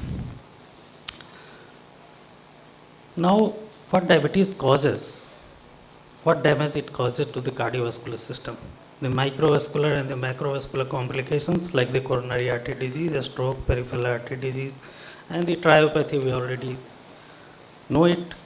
In heart failure, usually a little neglected aspect when we talk about the cardiac manifestation of diabetes.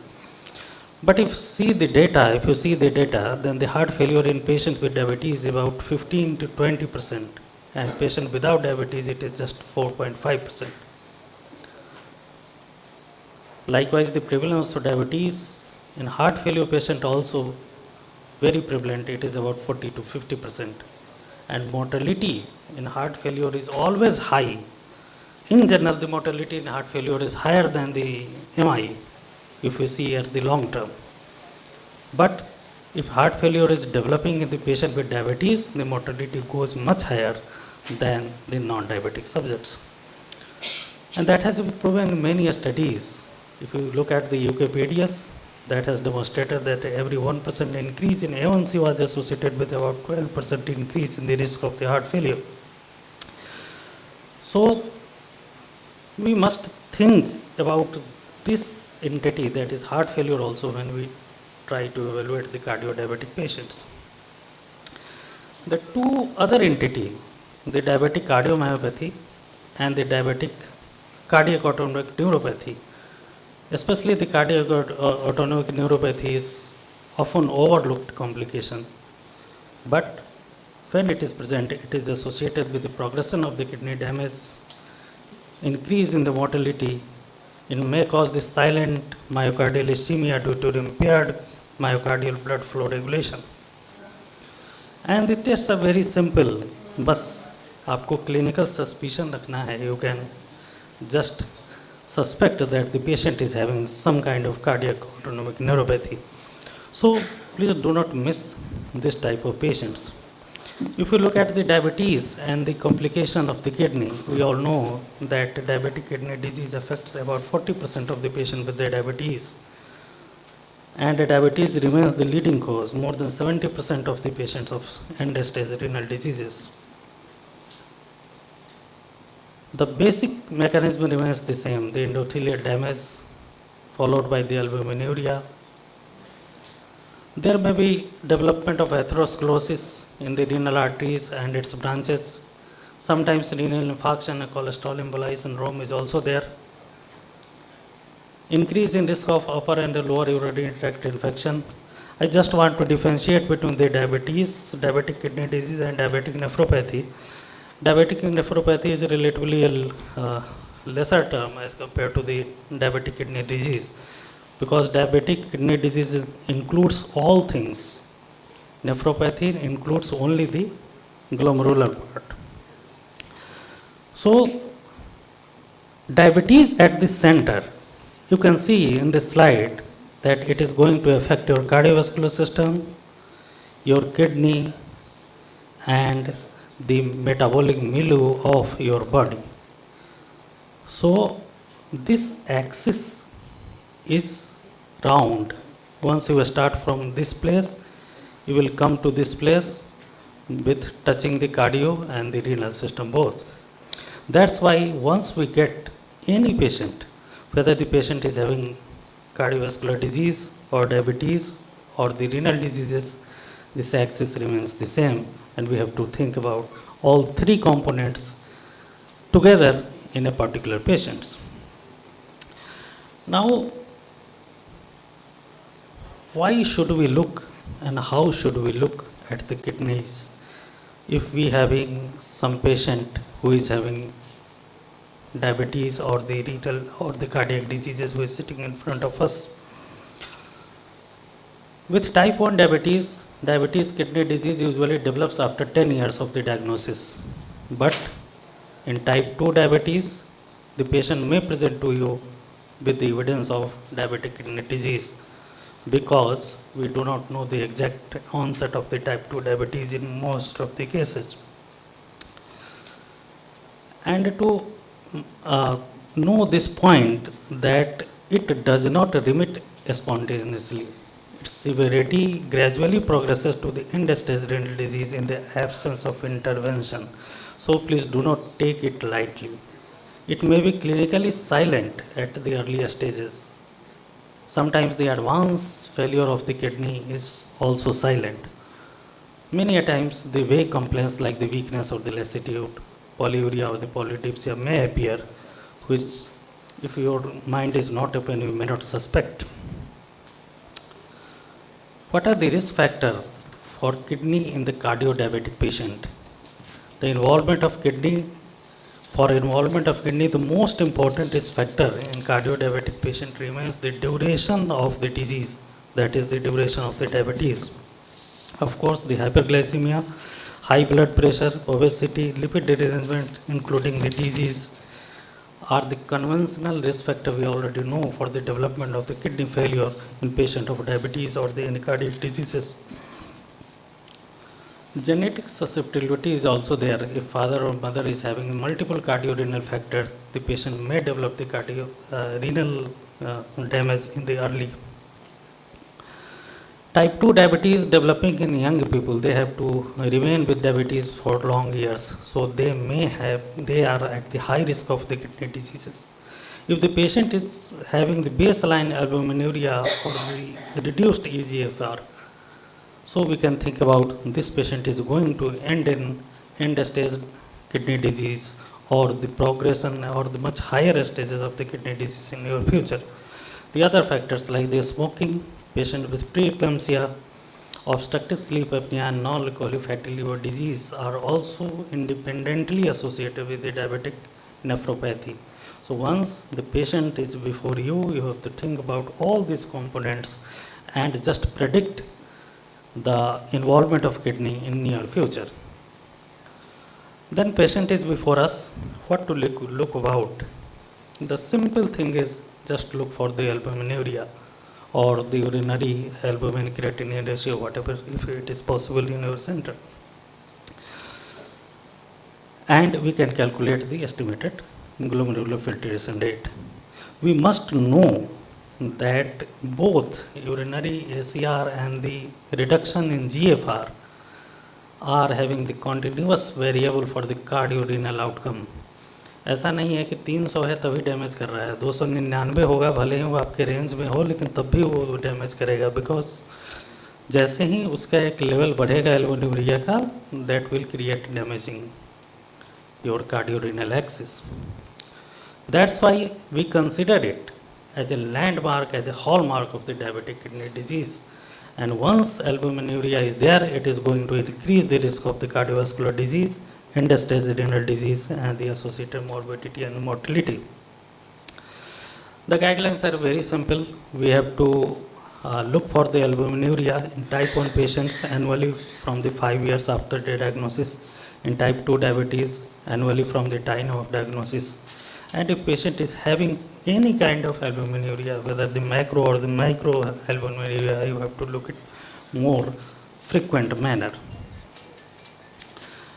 Now, we want to assess the kidney function, and in long term, we want to prevent the kidney disease in any patient having the cardiodiabetic problem. Then what we do? The standard of care, which has been practiced since long term, that is the controlling of the risk factor, control of glucose, blood pressure, lipids, and lifestyle factors. They are the main goals. Lifestyle modification, reduction in protein, sodium, and the potassium with a smoking cessation. BP and glycemic control is must, we all know. What is new? Just I want to add here that in the era of the biomarkers, we have many biomarkers. I will come to this slide in later part. And we have newer agents like the SGLT2 inhibitor, GLP-1 receptor agonist, mineralocorticoid receptor antagonist, and they are having the different mechanism of action, and the biomarkers available or going to be available in the near future can help tailoring treatment to the pathophysiology. The cardiorenal is stressed by the fact that some of these agents may work on kidney to save the heart and the other protect the kidney but may cause the risk of heart failure. We have talks of SGLT2 inhibitor in details. All SGLT2 inhibitors not same just because of these functional relations. Any of the molecule which is present nowadays, either SGLT2 or GLP-1 receptor agonist, both having enormous effect on the cardiorenal axis. If you take the most talked molecule, the SGLT2 inhibitor, there is a uniform reduction in risks of sustained eGFR decline, reduction in end-stage renal disease, reduction in cardiovascular death, and hospitalization of heart failure in adults with CKD at risk of progression, and this is true in patients with or without diabetes. Of course, some variation is there. There is a difference between CANA and DAPA, difference between CANA and EMPA and other thing, but the basic thing remains the same. We can see that the two major arms, the reduction in glucose level by the glycosuria and the natriuresis, these both in long term is going to give the cardio and the renal protection. And the proposed mechanism are, there is the blunt rise in the angiotensin formation in the diabetes. So these factors reduces the oxidative stress by 50%. They reduce the inflammatory activity. There is an inhibition of sympathetic tone, attenuation of obesity mediated inflammation. There are many more factors which is coming day by day. Still we do not know the exact benefit of SGLT2 inhibitor. It is benefited in much of the things including the thickness of the heart, left ventricular thickness and fatty liver and all. So it works on this constellation of the metabolic syndrome and the cardiorenal axis. So these type of molecules which are present nowadays with the biomarkers available in the market or coming to the market in next few years will probably help us to guide ourselves to treat the patient in a very precise manner. Adequate blood pressure control, we already know the initial agent which are approved for the prevention or the prevention of progression of kidney damage are the ACE inhibitor and the ARBs. Nowadays, we all know about the non-steroidal MR agonist, that is the epinephrine, and both the studies, Fidelgo DKD and the cardiovascular study are already published, and this is very promising. This is giving very promising result in our cardiorenal patients. There are various markers from the different pathways that predict the kidney outcome in the cardiorenal diabetic patients. As we are having the opportunities of molecules since last decade, the biomarkers, and we can say the combination of biomarker may help us to select the optimum treatment, and that could pave the way for the precision medicine with maximum benefit and the minimum side effects. The biomarkers we already know, like the urinary albumin since long. Apart from that, there are also biomarker of vascular damage like the high troponin T continuously. We know that in CKD patient the troponin T remains settled at the height level. The newer are the marker for the fibrosis like the serum pro C6, markers of inflammation, TNF alpha, interleukins, urokinase, plasminogen activator receptor, markers of oxidative stress, and the new term has coined, that is the metabolomics, that is the study of metabolites in the cardiorenal patients. So we can see just starting from the risk factor to the newer marker, this is the way in which the science is progressing. So clinically we must be aware that yes, in this axis renal system has to be involved, so we must look for the kidney at the initial stages also. Now, where do we stand today? We all know that diabetes is the chief contributor to the chronic kidney disease, and if we combine the hypertension and the pre-diabetic, taken together it can capture closely to 70% of these CKD cases. We are the most populous country in the world, so are we ready to save the kidneys? The answer is yes. Because in 1980, there was no specific molecule, then comes the AC inhibitor and ARBs. Now with the huge amount of evidences, we are having SGLT2 inhibitor, GLP-1 receptor agonist and mineralocorticoid receptor antagonist, and newer molecules like the endothelin receptor antagonist and the soluble glucokinate cyclase stimulator are there, which is in the pipeline. So these may save the kidney, but we have to keep our eyes open. If we are primary physician, we must know the indication which is listed here for the referral to the nephrologist. However, we have the challenges from the patient point of view. Patient is not well educated about the health. For physician point of view, sometimes we do not start the right combination of medicine, or we do not intervene, or we do not change the medicine at the right time. And the healthcare system lack of infrastructure more or less present in every part of the country. Thank you, but we are very hopeful that in coming days the renal problem is much easily solved as compared to today's. Thank you, Dr. Abhishek Kumar, for your excellent presentation. Now the subject is open for discussion. Any questions from the floor?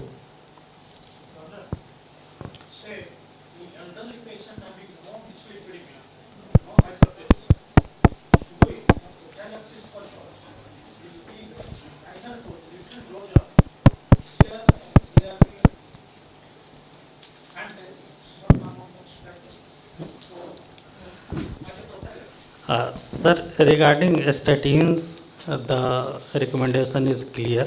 If the patient is having the age of more than 45 years with diabetes, we have to give the statin because of the long list of positive effects on cardiometabolic and the endothelial function of that patient.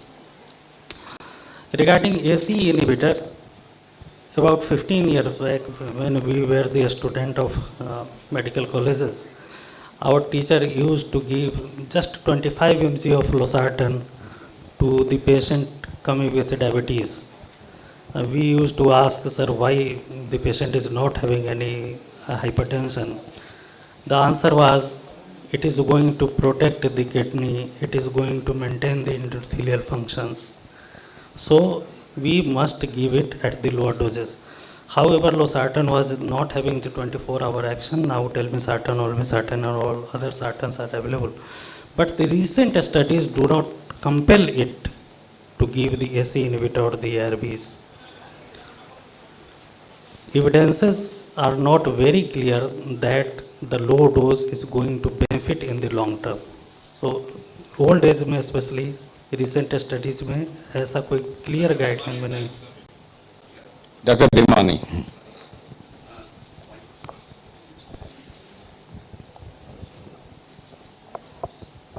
Yeah, there has been a paradigm shift in the question that you asked. Earlier, we used to believe that we can use RAS blockers for prevention. But recent studies have shown that if you give RAS blockers to a patient who is not hypertensive, who is normoalbuminuric, there is increased incidence of cardiovascular events. So now the concept is very clear. No hypertension, normoalbuminuria, no need of RAS blockers on a routine basis. That concept should be very clear. Statins, all diabetics should be on statins. The guideline says 45 years, but in India it's 30 years.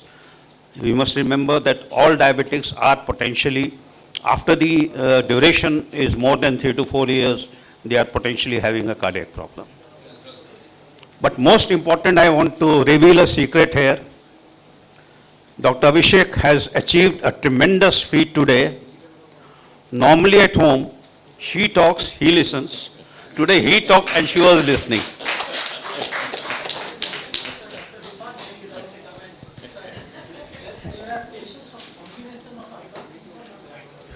Even in patients of hypertension with normoalbuminuria, there is no compelling indication for RAS blockers. RAS blockers have a compelling indication only if albuminuria is present. Otherwise, even calcium channel blockers prevent albuminuria. They are also known to prevent. Yeah. If diabetes and hypertension, you can use RAS blockers. So, any more questions?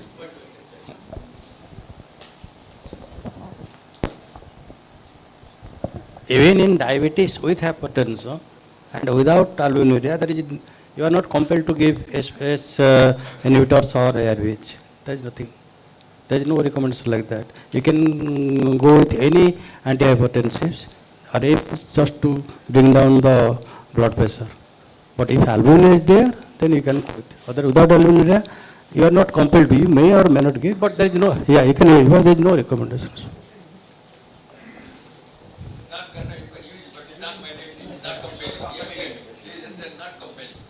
Any more questions or comments? So if there is no comment, I thank Dr. Abhishek Kumar as a speaker. He has eloquently and excellent presentation with his wife in the chair. That is so wife is now fortunate to have the speaker on his front.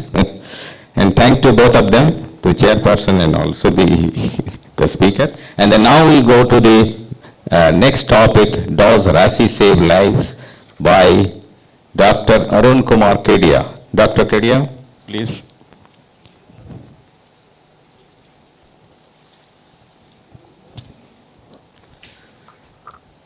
He is the chairman of API Raipur chapter, EC member RSSDI Chhattisgarh chapter. He has interest in cardiodiabetes and rheumatology. He has publications in peer-reviewed international journals. Now we are going to felicitate him.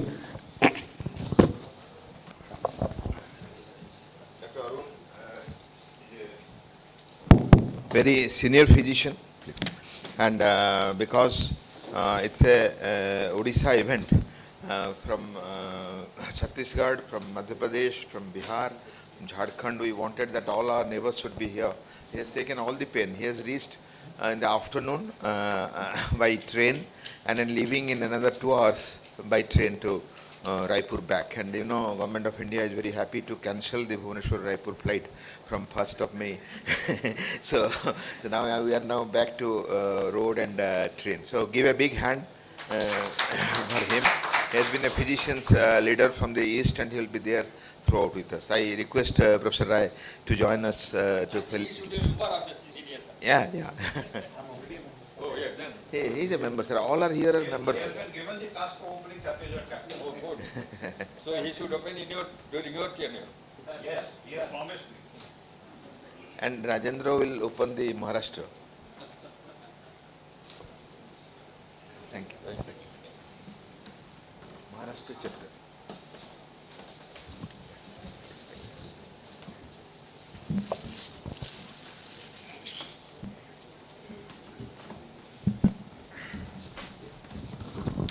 Dr. Kedia, please. Thank you, sir. So at the outset, I must thank the organizers for the love, for the affection that I got today. Just to reveal, I'm born and brought up in Orissa only. Come from Jharsuguda town. Did my schooling completely in Odisha. And then through All India, I got selected and went out of Odisha and settled now in Raipur. So this is the first time that I'm coming to Odisha as a faculty. And I thank all of you here to give me this opportunity, and especially Jayan Panna sir. So the topic today, in continuation with the previous speaker, probably leaves still more questions to us. Does RAS inhibition save lives? So if you have to ask this question, in a very simple answer, it may be yes. But then when we think and classify the RAS inhibition, we normally think in terms of ACE inhibitors, ARBs, and aldosterone antagonists. And we tend to think that all of them are alike. But to the true sense, when we think of RAS inhibition, it is probably the ACE inhibitor which scores above the ARBs or the aldosterone antagonist.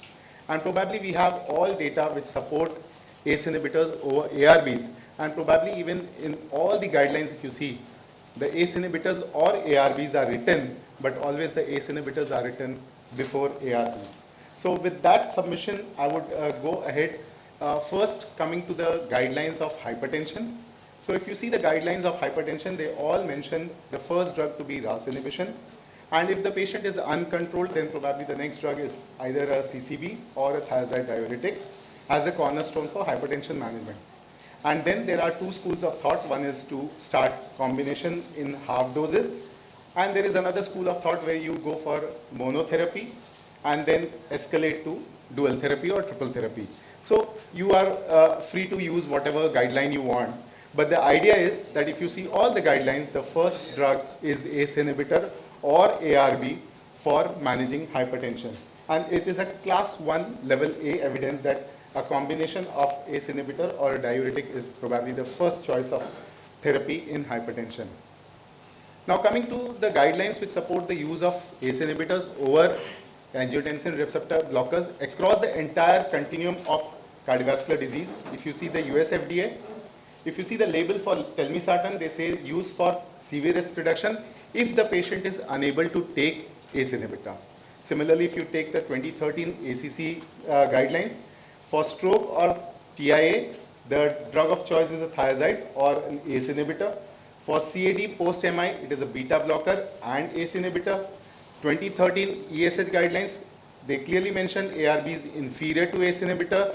And if you move towards the latest side, that is 2019 and 21 guidelines, if you see the 2019 ESC guidelines, it says includes an ACE inhibitor and ARBs only if intolerant to ACE inhibitor. And 2021 WHO says mortality reduced significantly by ACE inhibitor, but not ARBs. So the whole talk of today would be, I would be discussing on mortality benefits with ACE inhibitor over the ARBs that we normally think that they are same. So in the world of evidence-based medicine, we will talk only with the evidence and not with my experience or your experience. So coming to the first 2012 data from European Heart Journal, angiotensin converting enzyme inhibitors reduce mortality in hypertension. So they did this meta-analysis of the trials of all the RAS inhibitors, the ACE inhibitors and ARBs, and almost 1.5 lakh patients, and you can see this data. You have comparison of ACE inhibitors on one side, ARB is on the other side. You had 7 trials, major trials with ACE inhibitors, 13 trials of ARBs on hypertension, and what you can see that the overall mortality benefit, if you see the HR is 0.9 with ACE inhibitors and it is 0.99 with ARBs. So almost 10% reduction in mortality with ACE inhibitor, and there is zero benefit with ARBs. So this is very clear from this large meta-analysis of ACE inhibitors versus ARBs.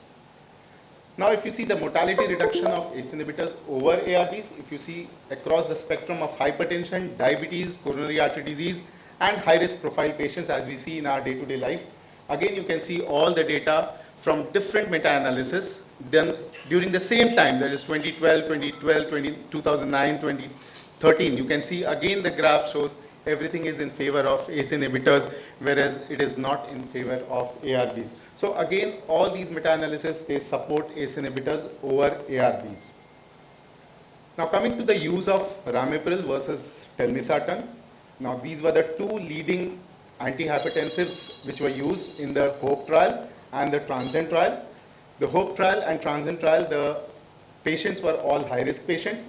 And again, you can see the relative risk reduction in HOPE trial with ramipril 10 milligram, it was 22%, whereas the relative risk reduction in TRANSCEND trial was only 8%.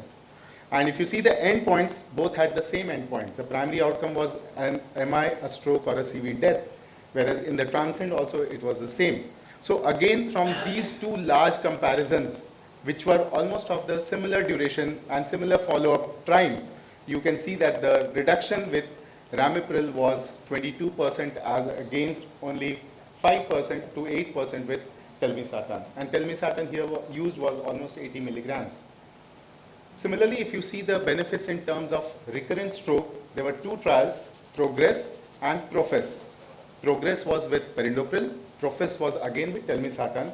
And what you can see again, the mortality benefit here, the recurrent stroke reduction risk was 28% with Progress trial, and you can see only 5% risk reduction seen in the Profess trial with telmisartan. So again, in patients with stroke, in order to prevent recurrent stroke, the ACE inhibitors scored over the ARBs.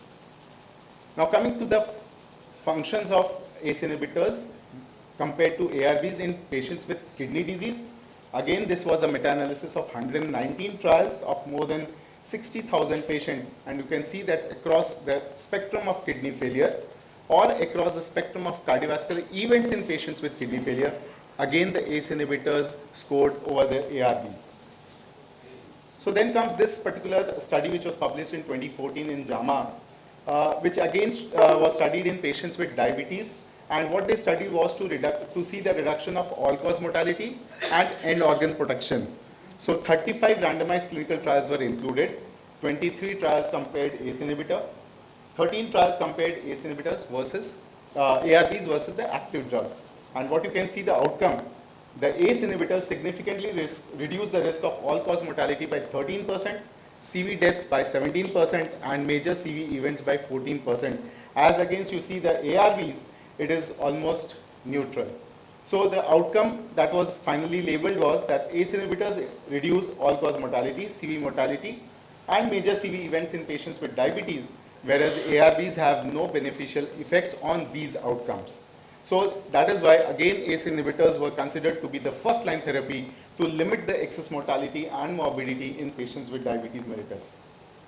Now coming to advanced study, which was again done in patients with hypertension and diabetes, and what you can see again here in the follow-up within 2 years, they saw that there was a splay in the graph, and you can see that there was a mortality benefit again to the tune of 9% in patients who had coexisting diabetes and hypertension with perindopril. Now this was a Cochrane review which was done in patients with diabetes and normoalbuminuria, and you can see that in patients with normo to micro or microalbuminuria, the reduction was 29%, whereas all-cause mortality reduction was 16% with ACE inhibitors. And if you see the ARBs, the progression from normo to micro or microalbuminuria was reduced by only 10%. When it comes to all-cause mortality, it did not show significant data in terms of all-cause mortality. Rather, there was an increase of 12%, which of course was not significant.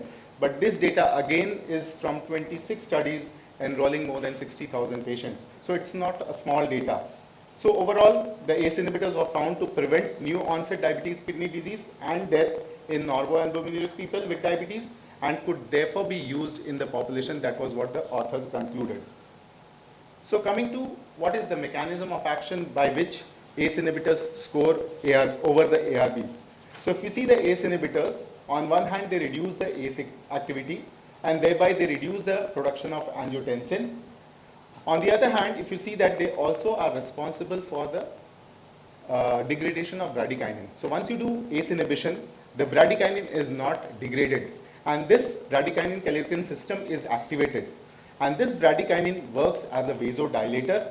It also has anti-apoptotic effect, and it is a pro-growth factor. Thereby, it can cause vasodilation, and it is supposed to be one of the hypotheses by which it can provide cardioprotection. On the other hand, if you use ARBs, the ARB are going to only block the AT1 receptor. Now, by blocking the AT1 receptor, the angiotensin levels are going to increase, and this increased angiotensin level is now going to act on the AT2 receptor. And this work on non-inhibitory effect of angiotensin on AT2 receptor cause significant vasoconstriction to a certain extent, and at the same time, because the bradykinin pathway is not activated, so that is, there is an absence of the cardioprotective pathway which is otherwise seen with the ACE inhibitors. So this is one of the hypotheses. It is not yet completely proven.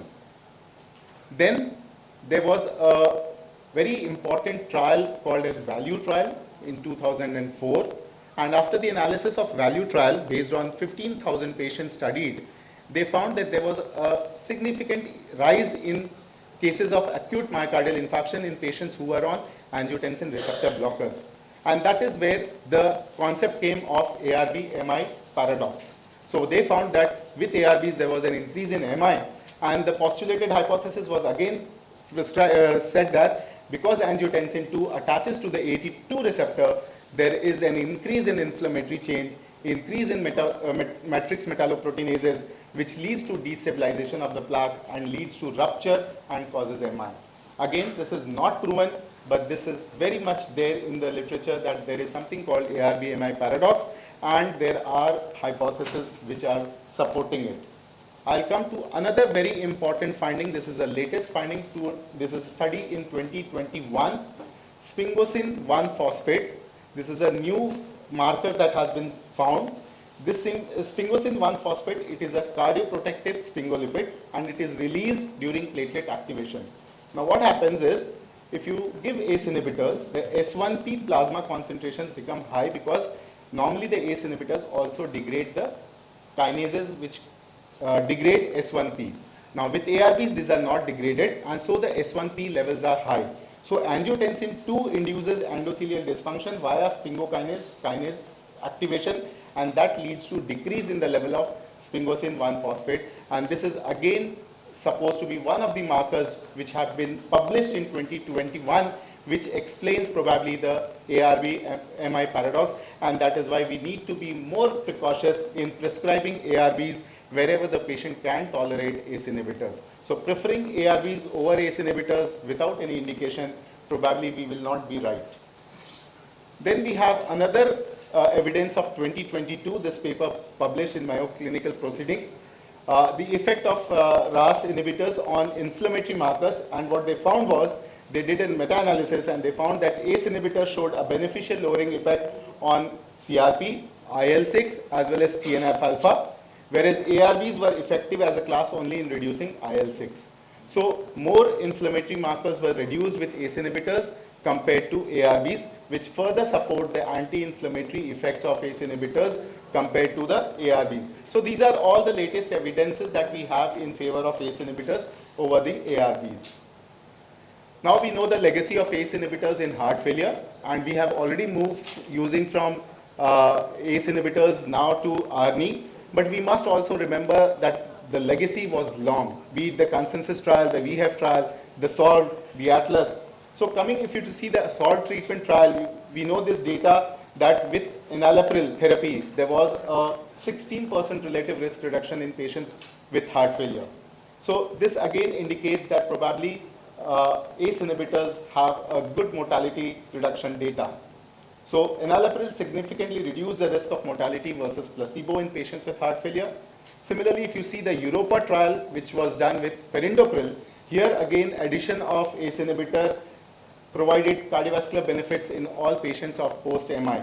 So be it patients of hypercholesterolemia, be it patients of hypertension, or be it patients of diabetes, across the entire spectrum, you can see that there was a reduction in heart failure incidence and there was a reduction in the recurrence of MI, which further indicates that again ACE inhibitors have definitely a mortality benefit over the existing RAS blockers. Similarly, the PRIAMI trial in patients of acute myocardial infarction with preserved LV ejection fraction, again the ACE inhibitors significantly reduced the risk of death and hospitalization for heart failure. It also reduced cardiac remodeling by 38%, and this is again going to reduce the overall mortality in patients with acute myocardial infarction who have survived the initial insult.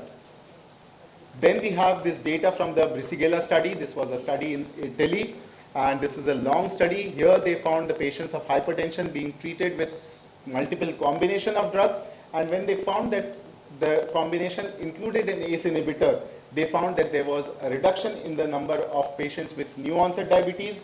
They found that more number of patients had a good blood pressure control, and at the same time there was a reduction in the CV events with the combination which had ACE inhibitor compared to combinations which had ARBs.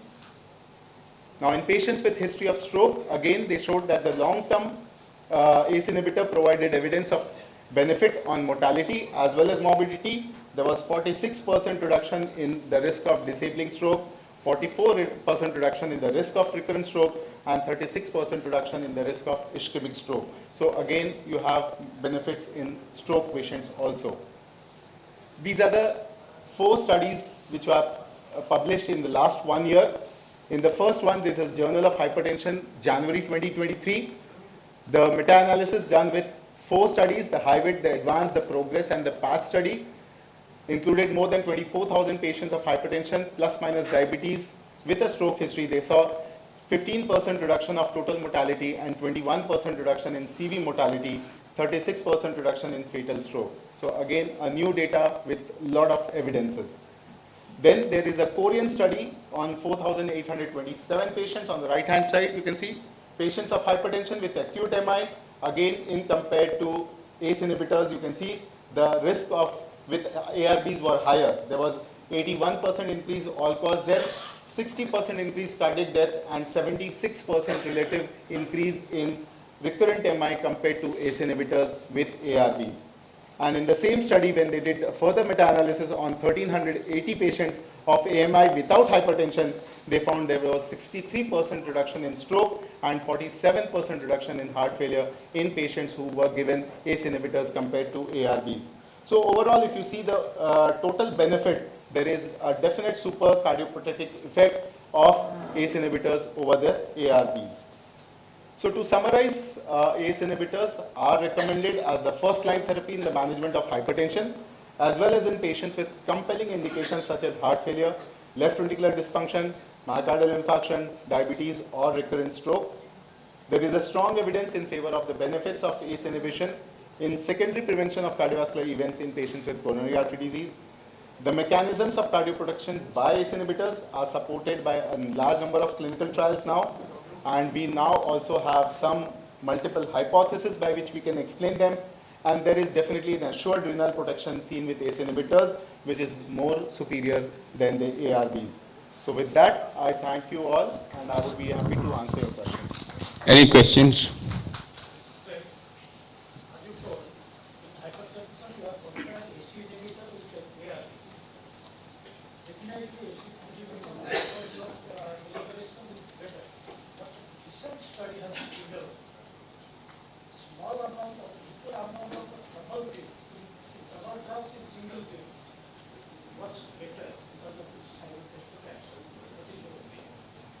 So that's why the first slide that I showed 2 guidelines.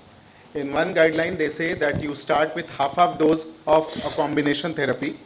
And on the other hand, there is a guideline which shows that you start with monotherapy, escalate to the highest dose, and if not controlled, go for the second therapy.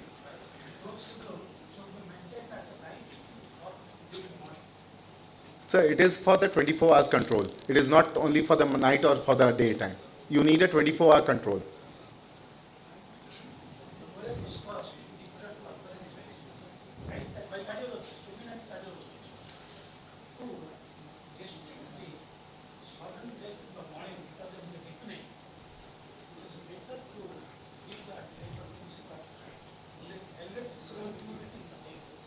So, however, if you see the latest, The time study has demolished that concept. Yes. Now, earlier it was said that you give one antihypertensive in the morning, one in the night. Now, the time study is very clearly shown it doesn't matter what time of the day you give the antihypertensive as long as the patient takes it. Adherence is more important.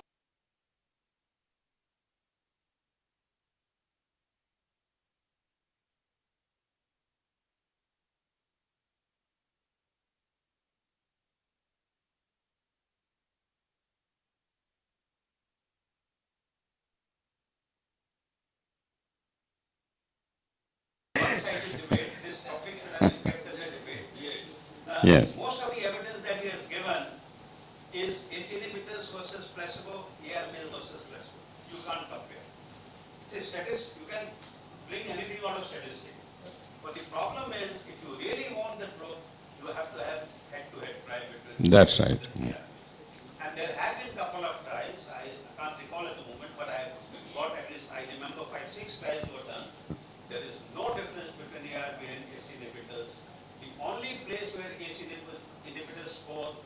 patients with heart failure. Otherwise, there is no difference at all. Plus lesser withdrawal with ARBs as compared to Not heart failure. Yes, all cardiovascular endpoints. Yes, it is Just- all just cardiovascular. mostly It is all cardiovascular endpoints. S inhibitor is superior to ARB. If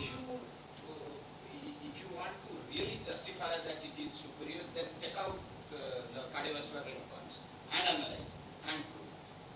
So if you have, and when you find the major adverse cardiac events, the dominant statistics is being driven by cardiovascular endpoints. So be it myocardial infarction, cardiovascular death, non-fatal myocardial infarction, Stroke. arterial hospitalization, everything is cardiovascular. So the S inhibitors are obviously superior to it because you can't devise a child taking out cardiovascular endpoints. That will be unfair. That will be unjust to the patients who are enrolled in the study. So, as time has, as sir has already told, has smashed the concept of day, night. But the molecules used in this time studies are very long-acting molecules. If you are using short-acting molecules, probably that the night time use. So probably that is the reason when, if you have a non-dipper, you use a short-acting drug at bedtime. So that is only when you have a proof that the patient is a non-dipper. Dr. Panda.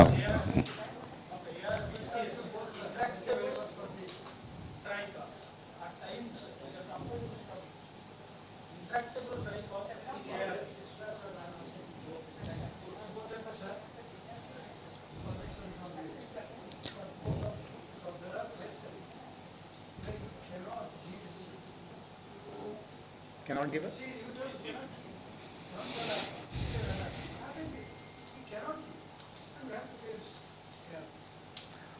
I would differ, sir. For bronchial asthma, there is no contraindication. No. Only if the patient is not able to tolerate it. But then, But the tolerability with ARBs is much better yes, compared to S inhibitors. true. And the pharma noise is much higher compared with Exactly. That is the biggest problem.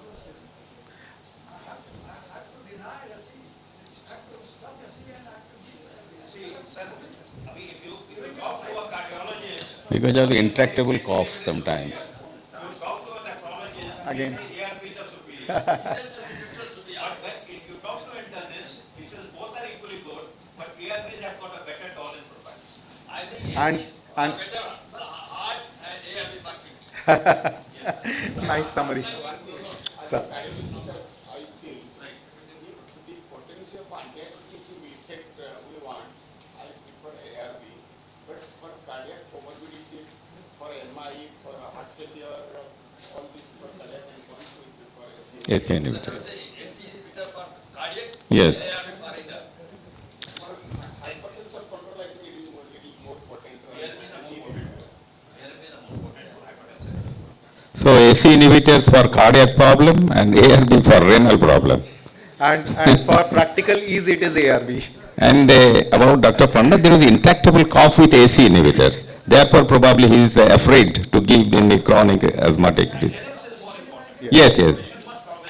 So I thank everybody. Dr. Virmani, Dr. Deepak, he is a leading cardiologist in SCV, and also he is the head of the department of KIMS.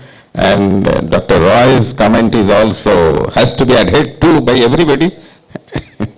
And thank you everybody for a good discussion. And on that, any more questions? Dr. Kedia, don't have there may be more questions. When there is no more questions, we thank Dr. Kedia for their excellent and eloquent and very magnificent presentation. Thank you, sir. Thank you. And thank you very much. And now the endonephro crosstalk is going to end with a big thanks to Dr. J.K. Sharma, Abhishek Kumar, and Arun Kumar Kedia. Thank you very much for excellent joining and also debate. Thank you. Our co-chair, Dr. Sagarika Shinna, also. Thank you. Thank you, esteemed speakers and chairpersons. I request the chairpersons to kindly move to the memento podium. Dr. Kedia, please come here. He has given you responsibility. You are young blood.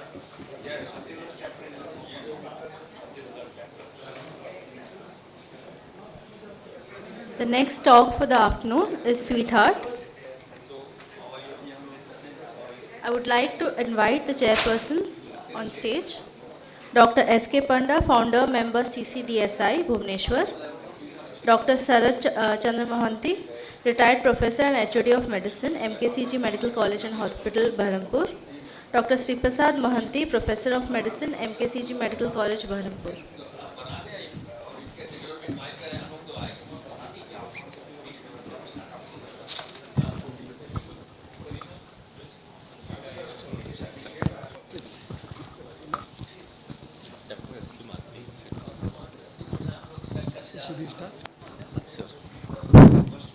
Good evening, sirs.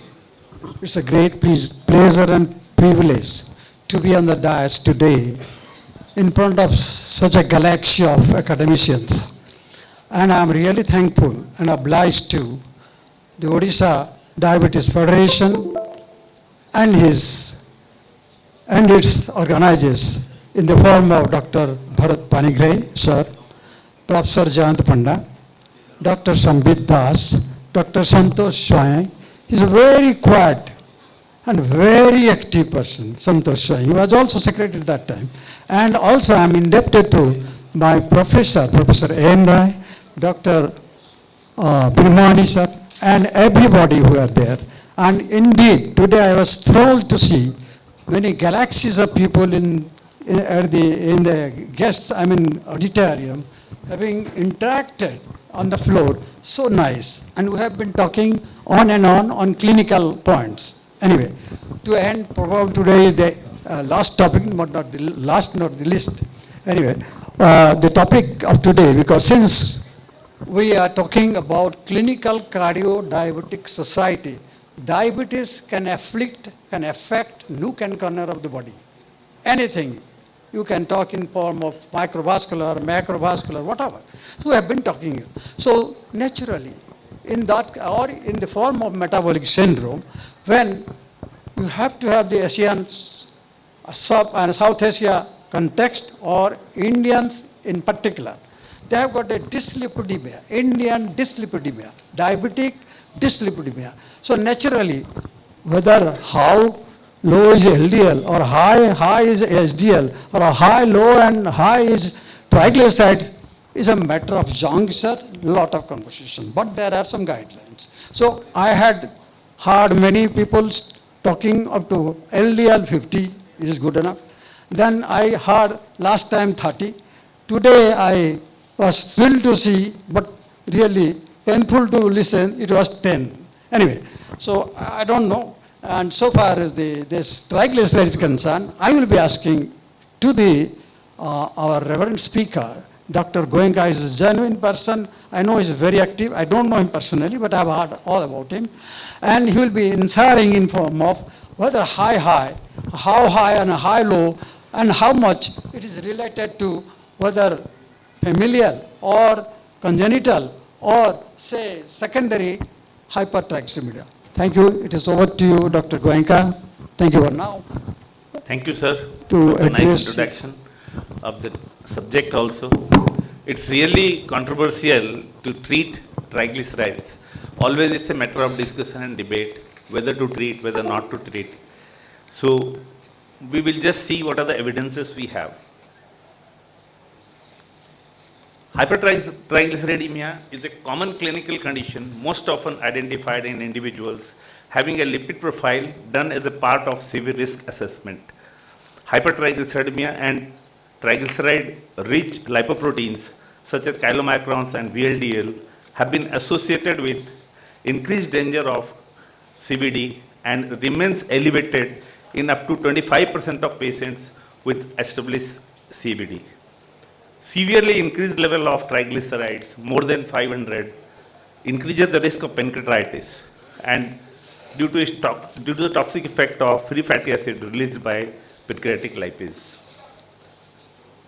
Statins aim to minimize LDL-C and has been shown to improve ASCVD damage. But despite this, the residual risk of new events persist. Even after controlling the LDL to the fullest extent, we have incidences of new onset events in severe risk patients having mild to moderate hypertriglyceridemia, which by several studies behaving as an independent risk factor or risk enhancing factor, or we call it residual risk factor. Epidemiological studies have suggested triglyceride as a significant factor for evaluating CHD risk, and in our Indian study, ICMR INDIAB study across 15 states in India revealed that the prevalence of dyslipidemia in Indian context is up to the tune of 79.6%, but hypertriglyceridemia also in about 30%, and low HDLC in about 72%. This is the kind of dyslipidemia prevailing in our scenario. Globally, if you see the scenario, 3 out of 4 diabetics suffer from dyslipidemia, but in India, 9 out of 10 diabetics have some form of dyslipidemia. So what are the current evidences we have to treat the disease? Available evidences points towards the remnant cholesterol marked by increased triglyceride as an additional causal factor for ASCVD and all-cause mortality. The meta-analysis of five landmark trials like ACCORD, FIELD, BIP, HHS, and VHIT trial proved that PPR alpha agonist reduced CV event by 35% in patients with high TG of more than 204 and low HDL of less than 34. So together, if you see, all the trials have shown the benefit, but isolated triglyceride reduction is not really promising in all the trials. So field study aimed at assessing the effect of fenofibrate on cardiac events in diabetics, a reduction of total CVDG events by 13.9% to 12.5% was noted. This total CV event, but though it did not reduce the risk of primary outcome of coronary events. Also in ACCORD lipid trial, in terms of reduction of CV events, with the use of combination of fenofibrate and simvastatin was showing no benefit. Cholesterol and recurrent, this CARE trial and lipid trial concluded that TG level remains the CHD risk factor in patients treated with statins.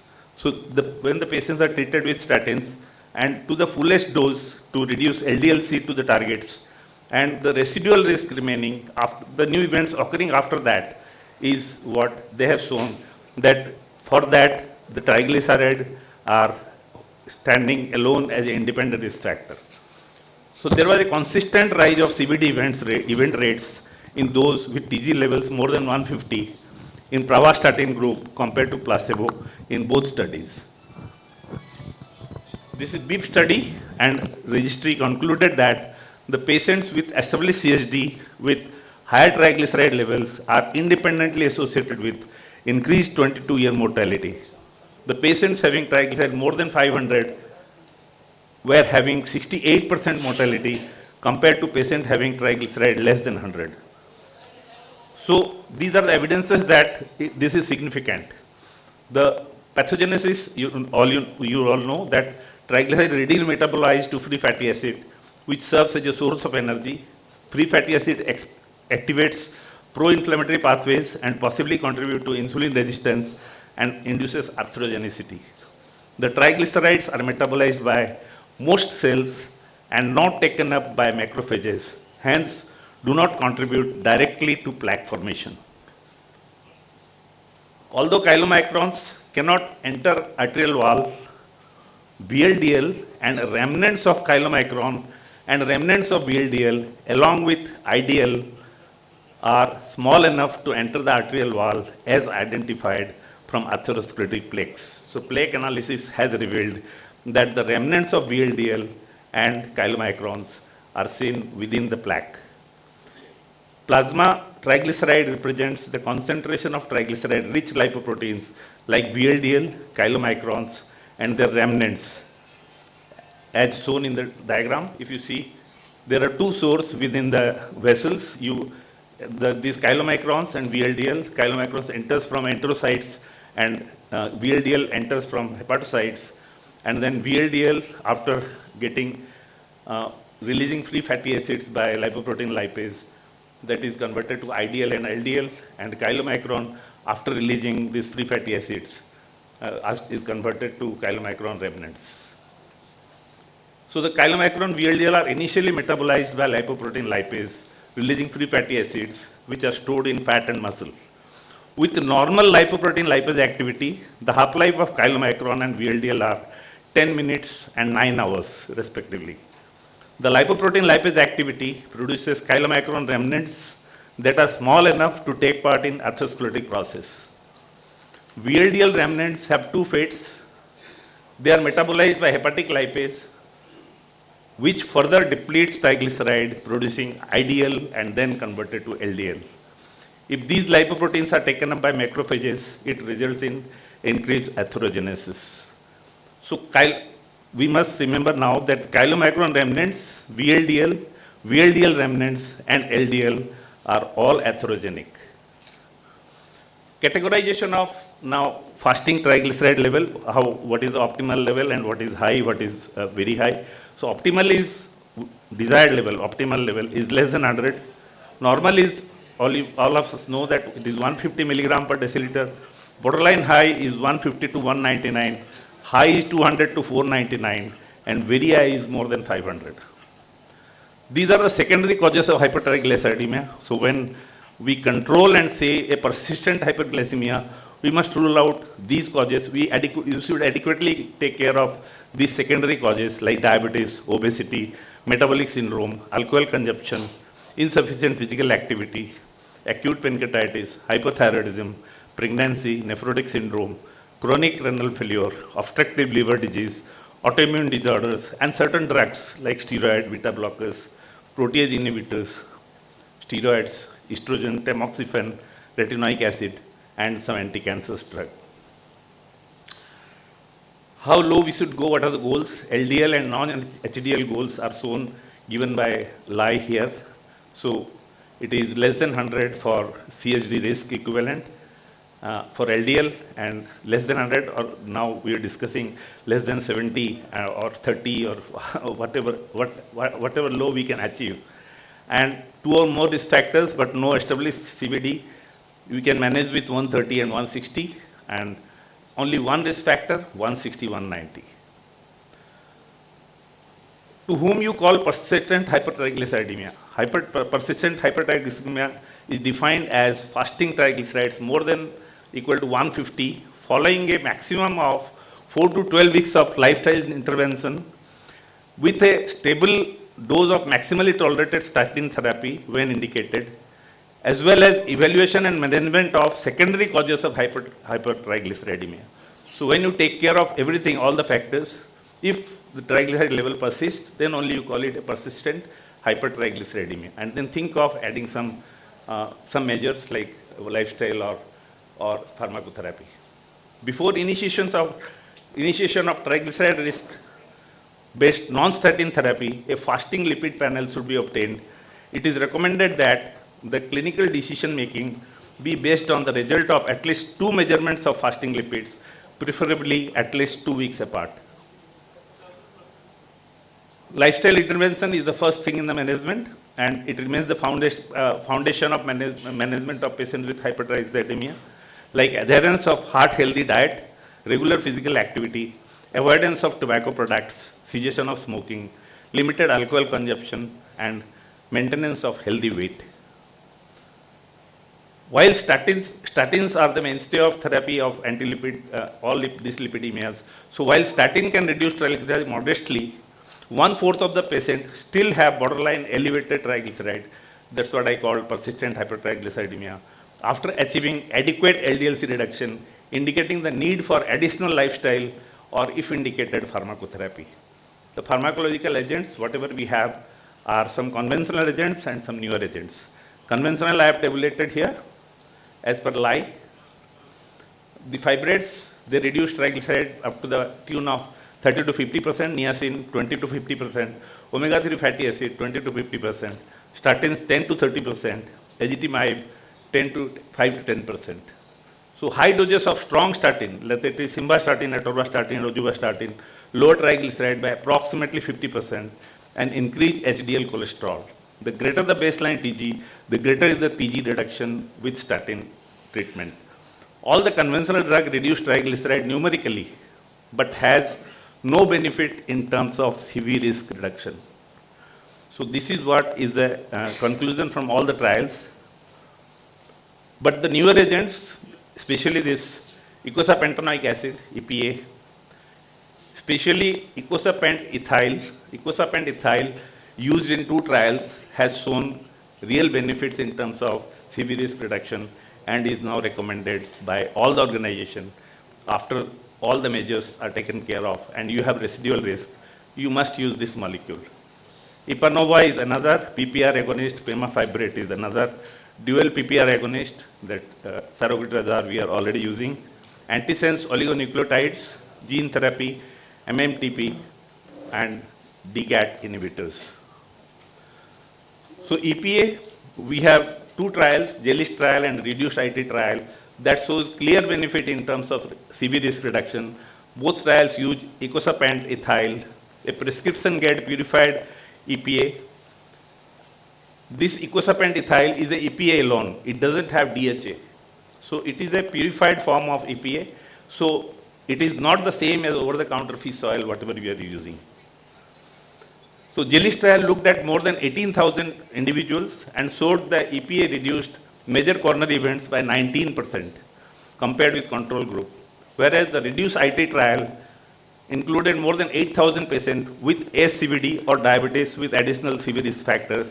All participants were on statin with LDL below 100 and triglyceride between 135 to 499 with an average of 216.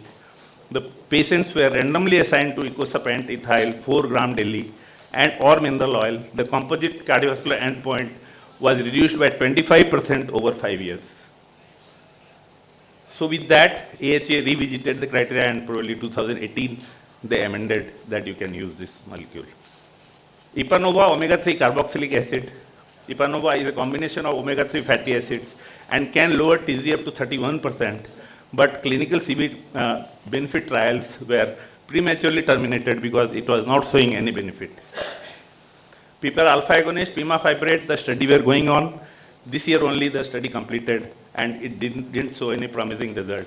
Only in term, the study was initiated, this prominent study was initiated very enthusiastically because pemafibrate leads to marked reduction in TG, non-HDLC, VLDL, ApoB100, ApoB48, remnant cholesterol, ApoC3, and increase in HDLC. All the segment it was showing favorable lipidemia, but the CV outcome trial were not, it failed all showing clinical benefit. Dual PPR agonist, saroglitazar, we are already using the molecule. Numerically, it also shows benefit, but then CV outcome trial are still not there in favor of the molecule. Antisense oligonucleotide, this volanesorsen, this molecule also yielded 72.7% reduction in triglyceride at 3 months and significantly reduced pancreatitis compared to placebo. This was approved in Europe and was approved for familial chylomicronemia syndrome. Gene therapy, again, it was approved in Europe in 2012, but due to the high cost and rarity of the disease, it was withdrawn from the market. MMTP inhibitor, lumitapide, a microsomal triglyceride transfer protein inhibitor, is also available and FDA approved for homozygous familial hypercholesterolemia. It lowers LDLC and also shows reduction of triglyceride up to 45%, but it is not approved for the use in hypertriglyceridemia. These DGAT inhibitors now are under experimental stage, are tried on the mouse. It suppresses the TG synthesis and turnover and protects the heart against high fat-fed diet-induced lipid accumulation. So, in summary, Lai has recommended that both fasting and non-fasting lipid profiles are important for managing Indian patients with dyslipidemia. Direct LDL measurement is preferred if TG is more than 200 or LDL is less than 70. Triglyceride-rich lipoproteins plays a positive role in atherosclerosis and CHD as per evidences. Triglyceride level remains significant predictor of residual risk, and focus on non-HDLC after control of LDLC level is recommended. High TG and LDLC imparts even greater CV risk. All patients with hypertriglyceridemia should be evaluated for ASCVD risk. High TG is often accompanied by atherogenic dyslipidemia. Maintain TG less than 150, preferably less than 100. Rule out secondary causes in patients with high TG. Lifestyle changes are recommended for all patients with hypertriglyceridemia, like regular exercise, weight management, avoidance of alcohol and smoking, eating a diet with reduced saturated fat and refined carbohydrate. These simple measures can reduce triglyceride up to 50%. Adequate glycemic control in diabetes mellitus will result in substantial fall in triglyceride level. So adequate glycemic control is also very important in diabetic patients. If triglyceride is more than 150 but less than 500, consider statin plus minus ezetimibe as the first line drug therapy after achieving LDLC target. If TG remains more than 200, calculate non-HDLC level. If not in target, a non-statin drug can be added. And for those with ASCVD risk or diabetes and multiple risk factors, IP is considered as gold standard in those patients if the TG is more than 150 milligram per deciliter at the dose of 4 grams per day. Unless TG is very high, more than 500, a statin ezetimibe with option to consider IP in those with triglyceride more than 150 is preferred before considering a fibrate or other non-statin drugs. If TG is more than equal to 500, the primary objective is to reduce the risk of acute pancreatitis. So start the treatment, because now we want to reduce the triglyceride numerically. So you can start the treatment with fenofibrate and then add statin to achieve LDLC or non-HDLC goal. Among non-statin drugs, choosing IP in the dose of 4 grams per day is having advantage over fibrates and others, since it has shown risk reduction in adverse CV events in patients with ASCVD or diabetes and multiple risk factors. So this is the algorithm given by Lai for our patients. And if you see this algorithm, now whatever I have discussed in nutshell, everything is there. But then with that, if you take whatever I have learned from data analysis, that take home is TG is still a residual risk after adequate control of LDLC targets. So triglyceride treatment should be initiated, and triglyceride treatment can be initiated with IP, icosapent ethyl, at 4 gram. After adequate LDLC control, lifestyle measures, and secondary factors, you control the secondary hypertriglyceridemia. That's what is all about triglycerides. Thank you all.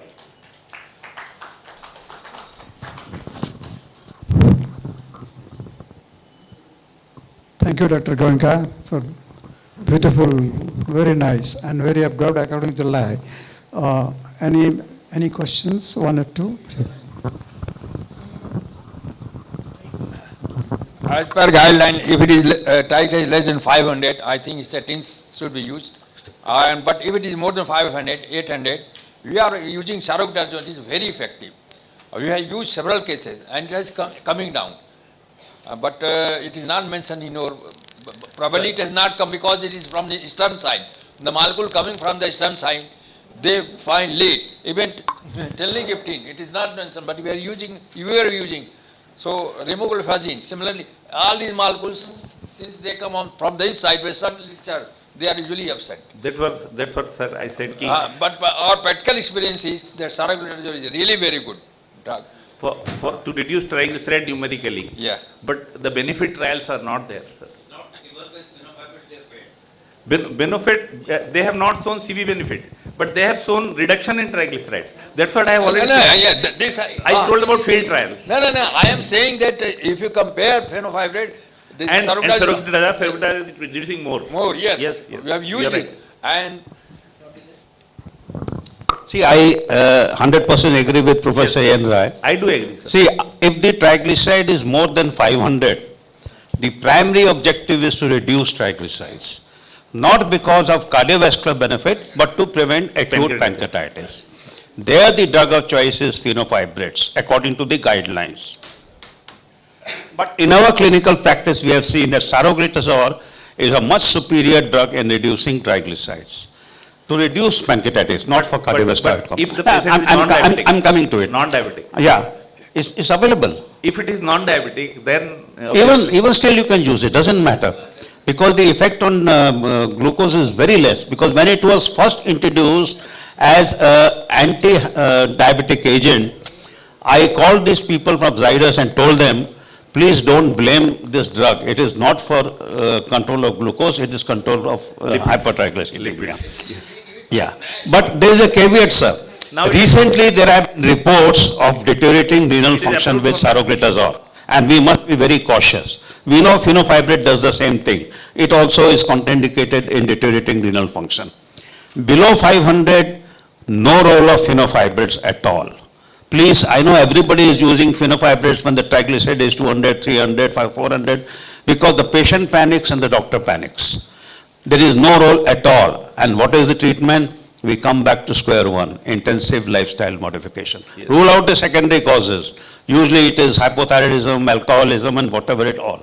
Exclude secondary causes and go to intensive lifestyle modification. Intensify statin therapy, add ezetimibe, as you very rightly said, but please do not use fenofibrates in patients with less than 500. All these patients that were on fenofibrate are developing chronic kidney disease and they are deteriorating. Thank you, sir. Thank you.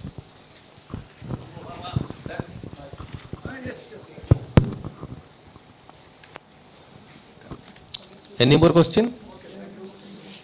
Thank you, Dr. Goenka.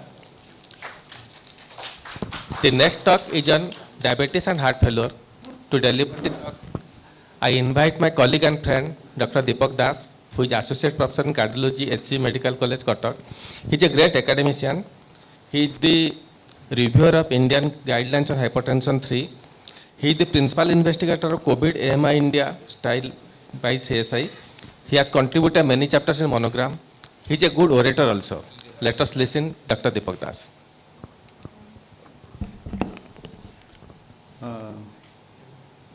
There is a housekeeping announcement. We have 2 sessions left, 2 cardiology sessions in the sweetheart session. And so we are deferring the inauguration by half an hour. We thought of starting at 6. We'll be starting at 6:30. And exact at 6 to 6:30, there will be general body meeting in the other hall. So it need not be disturbed because there also it will take 15-20 minutes. The last talk is going on. 6 to 6:30 meeting, we're having the GB meeting, and 6:30 to 7:30 here the inauguration, then we'll go for the dinner. Thank you.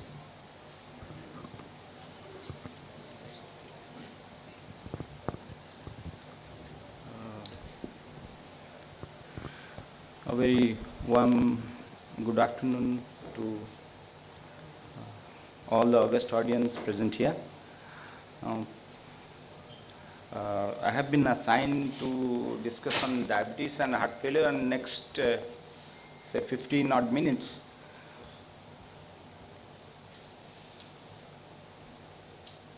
Well, diabetes and cardiovascular disease are Siamese twins. What does it mean? If you have diabetes, you must know that at some point of time or the other, you are going to develop some form or the other cardiovascular disease, and that is essentially atherosclerotic cardiovascular disease, though in a way ultimately leads to heart failure also.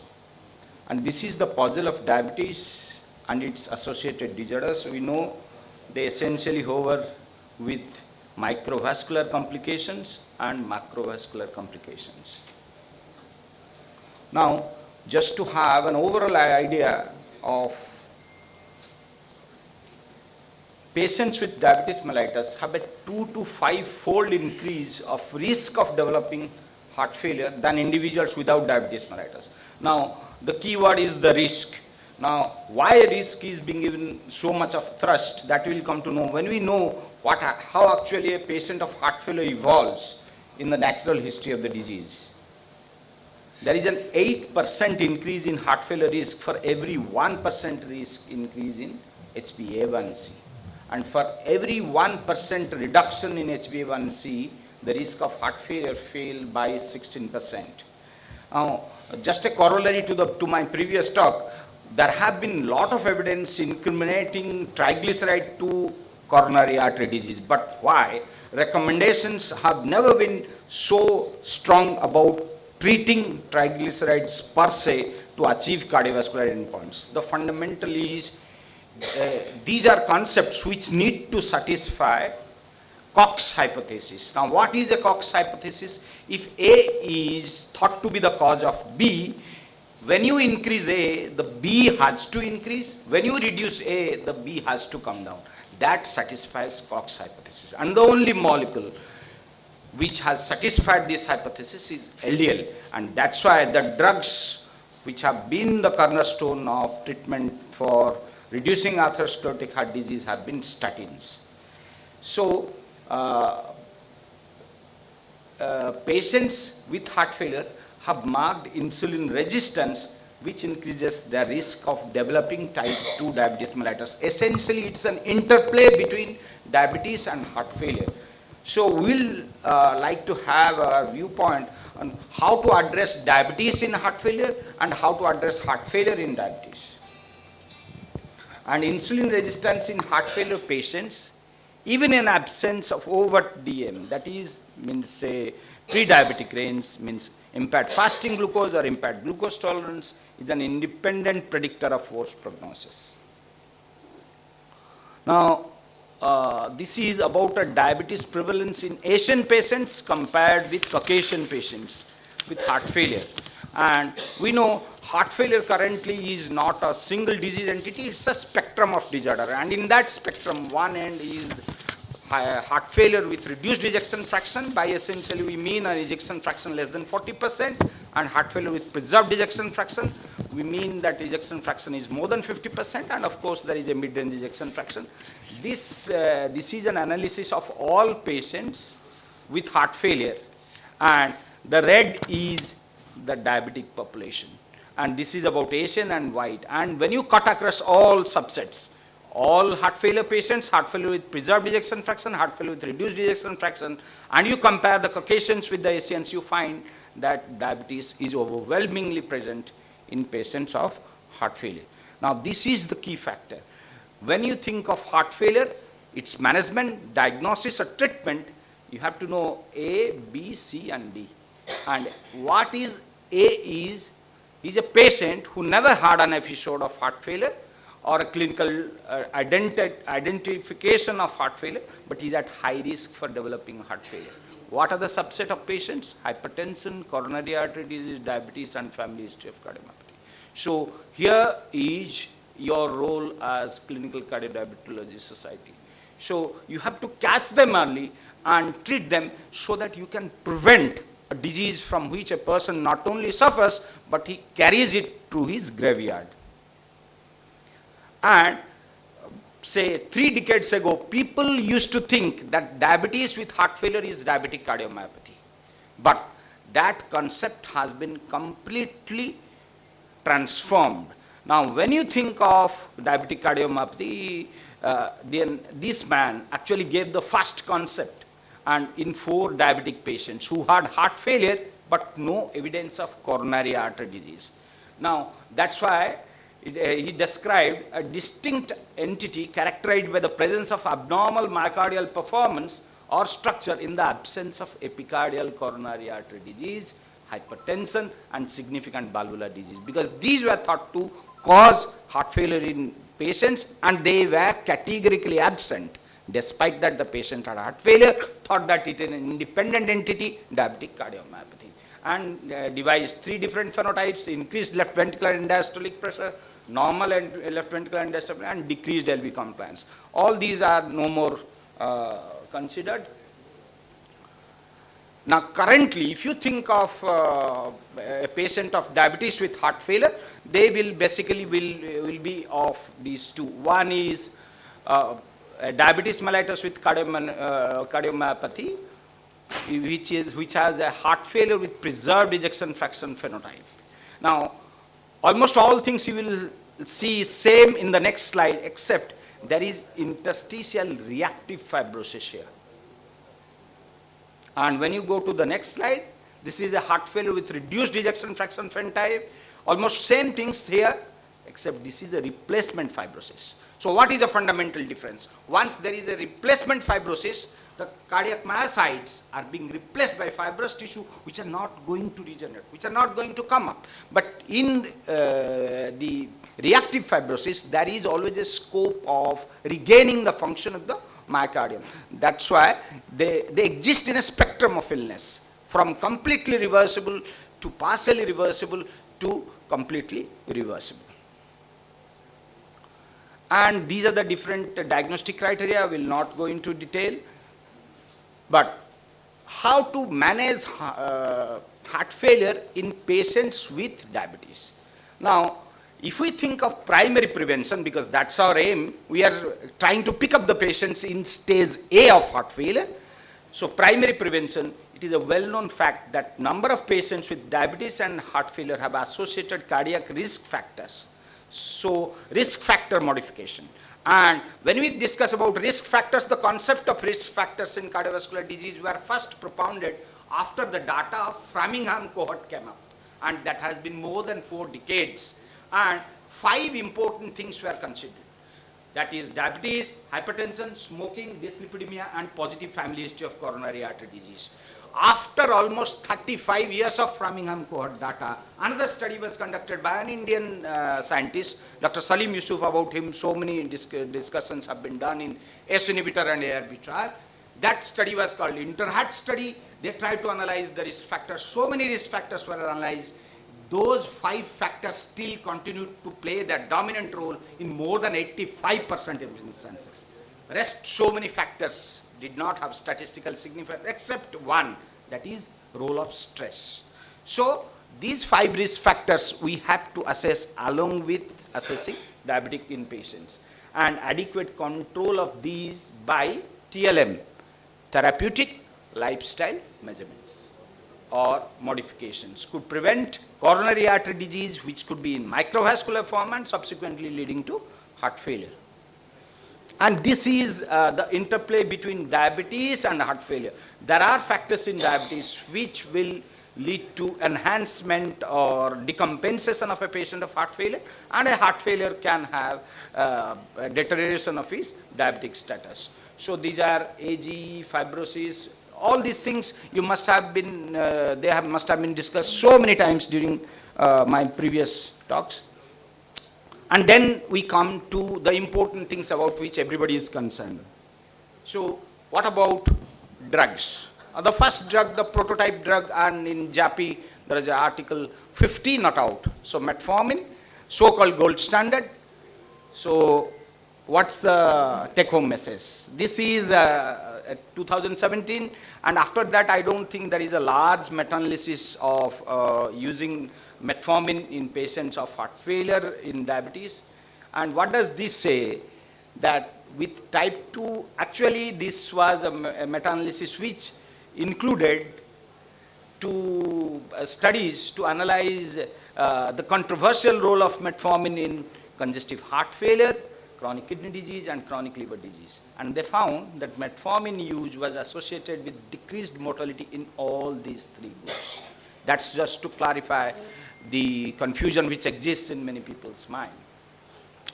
And in heart failure, definitely so, because it has been reduced. The most important heart failure related endpoint that you see in any trial, that is HHF, hospitalization due to heart failure.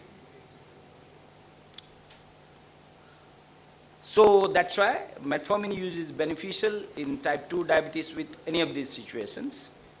But for us, it's heart failure. And next 2 drugs, sulfonylurea and thiazolidinediones. Sulfonylurea, there are conflicting evidences, but the Huroi came with Carolina. They tried to prove the superiority of linagliptin over glimepiride, could not do so. So suddenly the molecule which was relegated to the background has come to the forefront.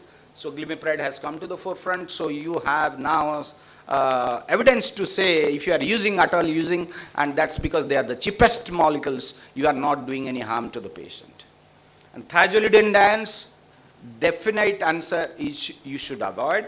People do think that DCGI has approved 15 milligram of pioglitazone, so I can use 7.5 milligram. But so far the evidence goes, or evidence-based medicine suggests that because of this fluid retention and weight gain, and most important is their explaining mechanism, that is altered renal sodium handling by amyloid sensitive endothelial sodium channels in the collecting duct. So that's why they should be avoided. Now the DPP-4 inhibitors, the molecules with which came the concept of CVOT or cardiovascular outcome trials. Now first came sitagliptin in TCOS trial, next saxagliptin, next Examine, alogliptin, and Carolina, linagliptin. Now we'll see what was the key take-home message. In TCOS, sitagliptin did not increase risk of major adverse cardiovascular events or hospitalization of heart failure. That means cardiovascular neutral. Next, sabertimi. Saxagliptin did not increase or decrease risk of ischemic events, but be careful, the rate of hospitalization for heart failure, HHF, hospitalization and heart failure was increased. Examine did not increase, so non-inferior. Vildagliptin, there is no dedicated large-scale multicentric randomized trial, but it was a large meta-analysis. It also showed.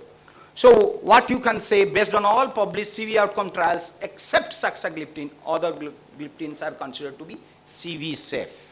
The word is safe. Then we have insulin. So insulin, the first large-scale CVOT was with basal insulin glargine, and we know that it showed that at least it is not cardiovascular unsafe. And then came a drug which showed that it can prove cardiovascular benefit. That means it can reduce cardiovascular endpoint or death. And they were GLP-1 receptor analog liraglutide. So the LIRA trial, which proved it was a superiority outcome trial in contrast to non-inferiority design. And finally, we'll be discussing about the blockbuster molecule. So before that, heart failure was the first manifestation of type 2 diabetes-related cardiovascular disease endpoints. So there are so many things do happen. Peripheral arterial disease, heart failure, non-fatal myocardial infarction, cerebrovascular event, finally death. But if you leave peripheral arterial disease, because this peripheral arterial disease is detected by ankle brachial index, which is less than 0.8. So not in all patients you are doing ankle brachial index, but if you are doing, that's the earliest one. If not, then these are the things which we come across in our day-to-day clinical life, from which heart failure is the first one which comes up. And this is the current, there is absolutely no controversy that you have told. More than 50% HFpEF, less than 40% HFrEF. This is undergoing a transition. Some people said mid-range, then mildly reduced, improved. So many concepts are coming up. And then the real blockbuster molecule of the last decade is the SGLT2 inhibitors. And when we say SGLT2 inhibitor, it's dapagliflozin, empagliflozin, canagliflozin, which have large-scale multicentric randomized trial, which essentially says these are level of evidence A. And why it's a full house? Because they reduce cardiovascular death. They reduce hospitalization with heart failure.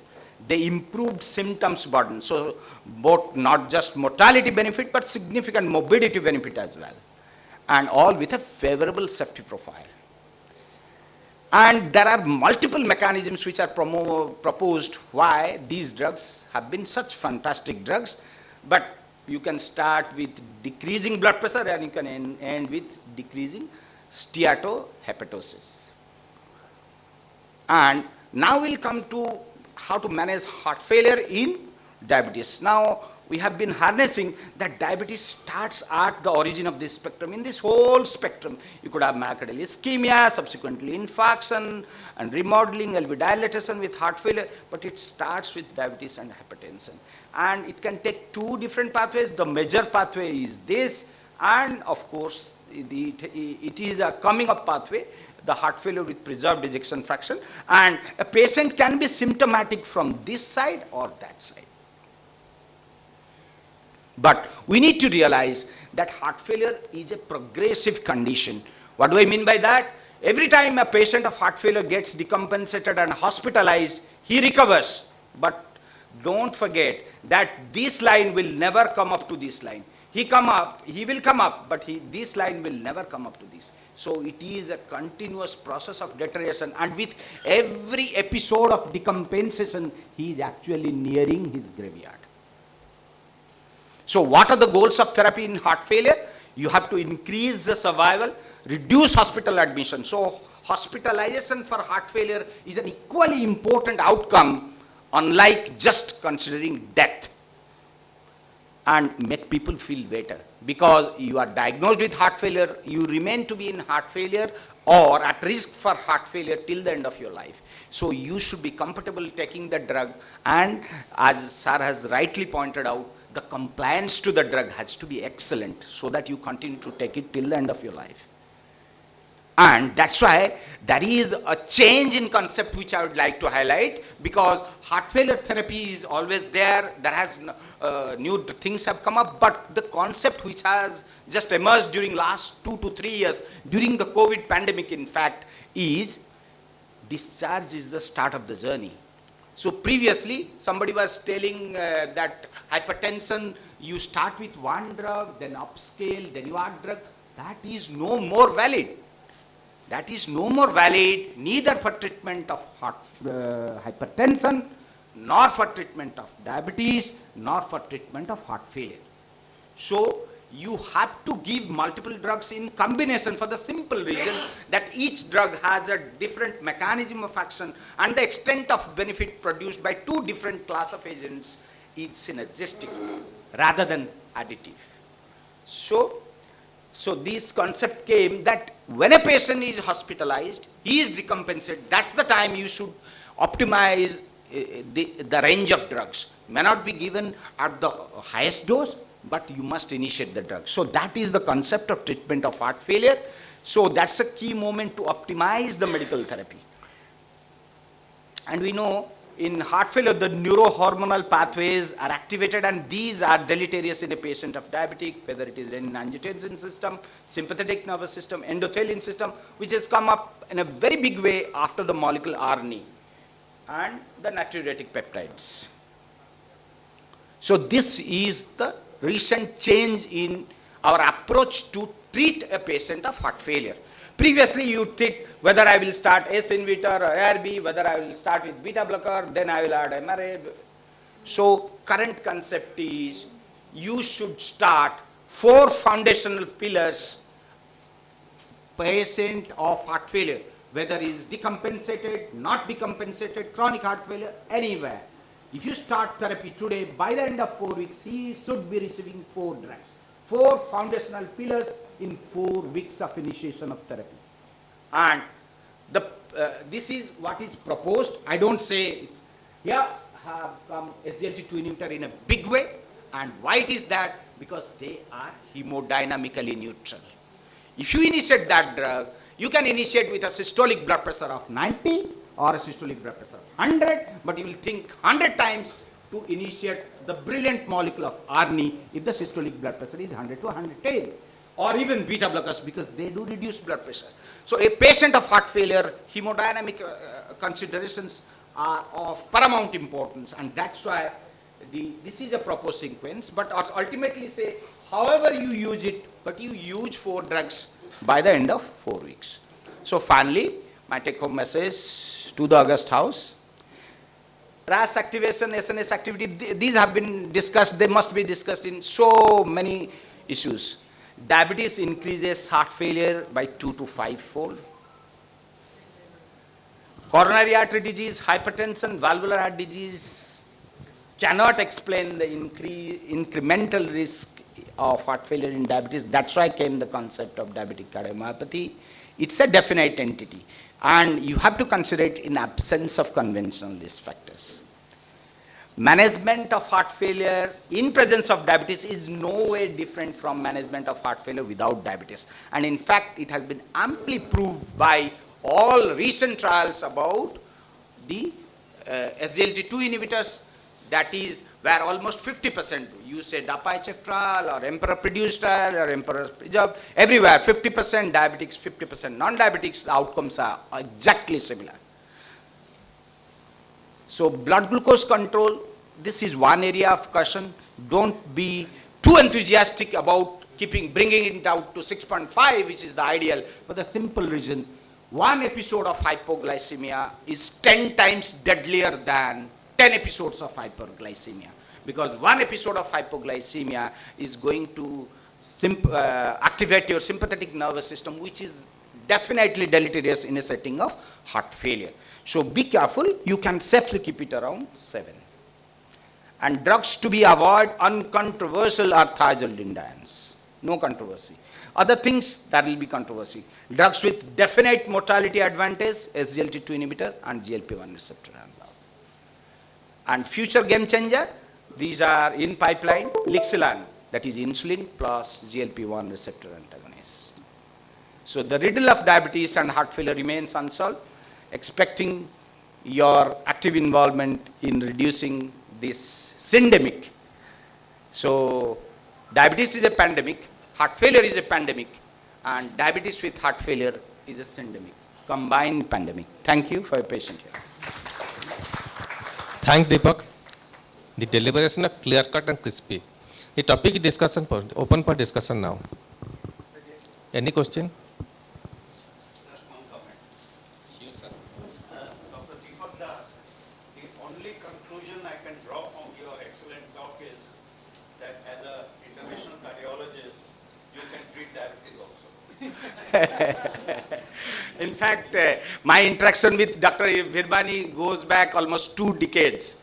When I had just completed my DM way back in 2006, we used to go as speakers in many of the forums. Sir was much younger those days. Now he has come up with a French cut which says that he has grown old over a period of time. Of course, I have already also. But I don't claim myself as an interventional cardiologist, to beg an apology, because the heart has to survive. So the heart just doesn't survive exclusively by doing intervention. And let me make it very clear that atherosclerosis is a systemic disease.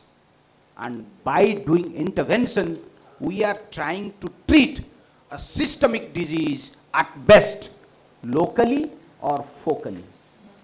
But if you need to address atherosclerosis, you have to treat it systemically.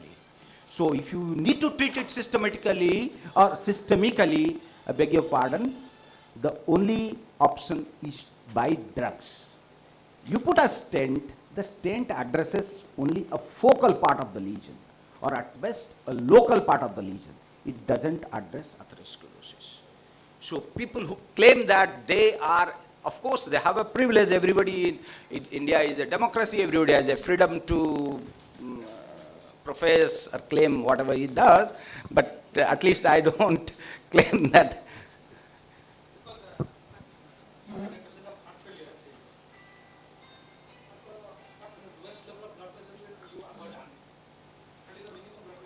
Yes, that's a very pertinent question, because let me just give a brief overview. Now the ARNI came to the forefront after Paradigm HF trial. One trial, and you should be surprised with, in history of medical science, there has never been just one trial and the drug gets class 1 level A recommendation. And that's because what was the P value? P was less than 0.401. That means this drug is so superior. But the caveat is, what was the dose of ARNI used in Paradigm HF? It was 200 milligram twice daily. Now, if you ask me, he's my friend, he's a physician, so if he thinks that I am a cardiologist, I am using ARNI more often, how many times I have reached a dose of 200 milligram twice daily in my own life? I have never. The maximum dose that I have gone is 100 milligram twice daily. Because the trials are conducted mostly in Caucasian population, their body weight is high, and they tend to tolerate these drugs more robustly. Indian patients, less body weight, and many of the heart failure patients will have their systolic blood pressure hovering around 100 to 110, and with that, you should be extremely cautious about initiating ARNI. What happened is, when ARNI first came, people were enthusiastic. The lowest dose available was 50 milligram, and they have given 50 milligram twice daily with patients whose pressure was, let us say, 110/70. Now, what you find is, after 2 days, the patient complains that he can't stand up. He is having reeling of head. And when you see his pressures, his systolic pressure will be, say, around 80 to 90. So, that is a very deadly thing. Sir has rightly pointed out, in heart failure patients, it's not important to give the miracle molecule, to ensure that the person takes this molecule for a long duration of time. And if a person has such a bad experience, the first time it takes its molecule, he may rarely take it again. So we should be careful and judicious. In fact, they have given us a time to initiate this drug over a span of 4 weeks. So let us start with drugs which are not so drastically blood pressure reducing, like you can start with a beta blocker, with a low dose, or with a mineral corticoreceptor antagonist.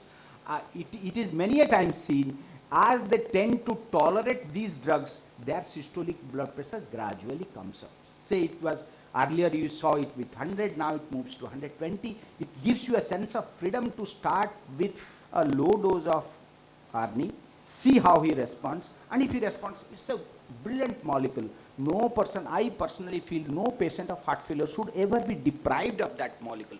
But let us not be so enthusiastic that the patient himself discards the molecule. So part of that blame will go on us. So that's my personal opinion. I can't say that guidelines suggest this. This reminds me, in early 80s, when we started using Cactopil for the treatment of heart failure, I remember in the OPD we used to give half a tablet of 3.25 milligram to the patient, take it before me, and sit there in the corner for 1 hour. And I used to measure the blood pressure every 15 minutes to see what is happening. Today we don't bother, we give 10 milligrams in enalapril or something, and we don't bother at all. I think tomorrow same thing will happen with ARNIs. I have got a couple of patients who are tolerating 200 BD very nicely, but I started on 50 and I gradually up-titrated to 100, 150 and then 200. And I went in a duration of almost 3 to 4 weeks, and by the end of 3 or 4 months, they were on an optimum dose of 200 and they are tolerating very well. Yes. So that is the final, means we should start, we should not be enthusiastic about giving a very high dose and getting maximum benefit. We should start with a low dose which a patient can tolerate, and then subsequently apply it. I think there is no more question. Thanks Deepak for an excellent talk. Now I invite the last batsman to score the winning stroke. Dr. Pancharan Sahu is a very good man. He is a very gentle, but he is technically competent also. He has to deliver on management of angina women. Are they different from subset, and how they differ from men?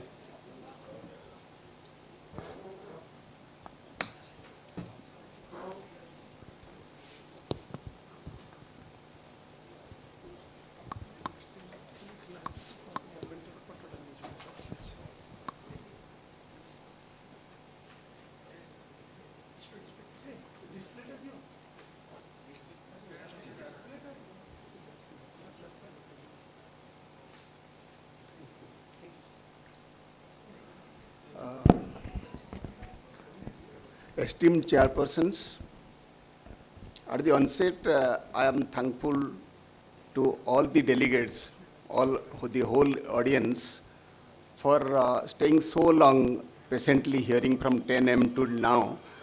I am sincerely thankful to Dr. Birmani, who is sitting And his talk on vasospastic angina today will make my work simpler, because in my last slide, of course, I'll show the importance of vasospastic angina in females. So this topic was given by the organizers. I am thankful to Professor Ponda and the whole organizing team. The management of angina in women. So after hearing the fantastic talk by Dr. Das, I'll start with a patient history of this patient, a 52-year female, she was a diabetic, hypothyroid and hypertensive with right-sided precordial pain. So after working in R.N. Tagore, Aditya Care Hospital and Kalinga Hospital, I had joined in 2014 January in KIMS, and in May, in one night while I was in emergency around 1:30 a.m. in the night, I got a call. The call from the emergency doctor was, "Sir, probably one functional patient has come. Will you please come, a female with chest pain?" What you are telling a patient with functional chest pain or anxiety, then I'll come and see, please do a ECG. So when I interrogated with the patient, it was typically right-sided chest pain and going to right side of the arm. But we will show the ECG. So ECG showed some changes. From the ECG, I could know the one and AVL had negative P and AVR was positive. It is probably a dextrocardia. So the pain was right-sided going to right arm. So immediately I thought, because it is a dextrocardia, probably he is getting the pain from the opposite side. And my esteemed our emergency doctor thought probably he is feigning, but I felt she was having pain. So it is most often what we see. Even physicians and our general public or the family members sometimes think probably the lady chest pain, it may be functional, it may be due to anxiety, it may be due to stress, always it comes to the mind. So this question, when we take the right sided lead also, in this I could know there is the anterval myocardial infarction. So this is to just show the X-ray. The heart, you can see the apex towards the right side.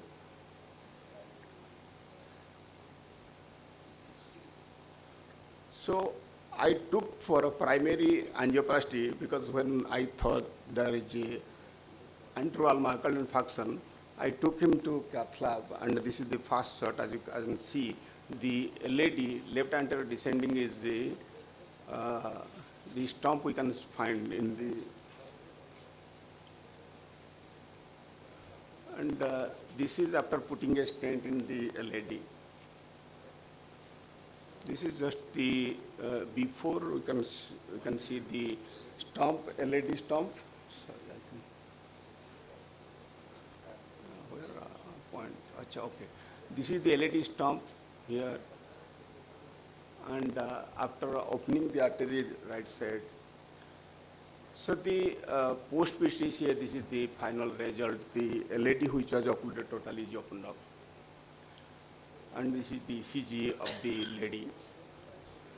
So in dextrocardia, PTCA was done. The incidence is 1 in 10,000 to 1 in 25,000. And similar to incidence in the general population, primary PTCA in dextrocardia patient, rarest eye-catching number.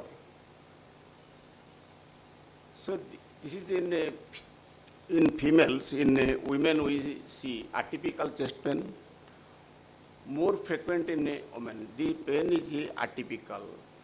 because we got a retrocardia, not like that. Many of the symptoms they complain also not of typical anginal chest pain.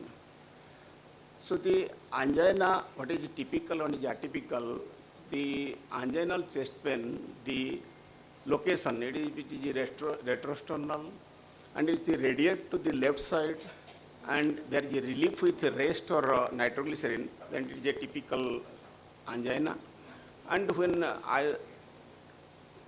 either one or two, it is a atypical chest pain. When none, we suspect it is maybe functional or due to some non-cardiac cause. So what we need, highly sensitive and high specific non-invasive test, which is of prime importance and vital importance in to select patients for invasive angiography. So when we get a patient, female patient for chest pain, we find out with all non-invasive tests, but to our estimation, many of the non-invasive tests are, there are a lot of higher false positivity. So from the non-invasive test to reach in a diagnosis, we must go for angiography. It becomes difficult. So the clinical presentation of ICD women, as you can see, the myocardial infarction occurs in a male, of course, more. In a female, occurs 1 decade later than the males. So the myocardial infarction or IST occurs after 10 years compared to males, and the presentation is always a atypical angina. The as epigastric discomfort and the radiation to arm or interscapular area, dyspnea, fatigue, weakness, arm, back pain, jaw pain, palpitation, lightheadedness, loss of appetite. These many times they gastric complaints or they complain of I am having gas, I am having dyspepsia, and they confuse us whether he is a anginal chest pain. Many times in my 30-year practice I have seen the patient only complaining more gas is, I have gas, you are telling to go for ECG, to go for all these tests. And when they deny, I have seen in the midnight they have come with a chest pain to ring. We are having severe chest pain and we admit him with a myocardial infarction. So in a female, even if she complains of a chest pain, we should always give importance whether he is having a ischemic chest ischemia, myocardial ischemia or infarction. Because if we leave such ischemia or infarction with arrhythmia, there can be a sudden death, which is astonishing. We'll tell that yes, some gas complaint was there and the patient died with a simple chest pain. So sex-based disparities in diagnosis and quality of care. Quality of care is less in females because less importance is given either the physician or the family members or the general public, and higher fatality occurs in women. The relationship between sex and symptom presentation, as you see in females, higher number of females, they present without chest pain in a case of myocardial infarction also. They will be having some vague complaint, and when we do a ECG or do a echocardiography, we get a wall motion abnormality or decreased ejection fraction, and we reach in a diagnosis probably is having a myocardial infarction. So the challenges in using non-invasive tests in women have a smaller ventricle and a smaller coronary arteries, and lower coronary artery prevalence is low also in females, limited exercise tolerance. When we send them for exercise, either they reach, because of the poor effort tolerance, they immediately reach a target heart rate, or they are not able to work for 1-2 minutes and they discontinue the treatment. So inconclusive result we get.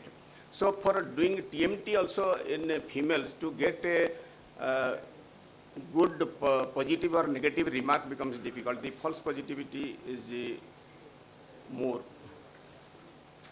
So the exercise electrocardiography, the TMT I was telling, exercise electrocardiography is less sensitive and specific in women than in men.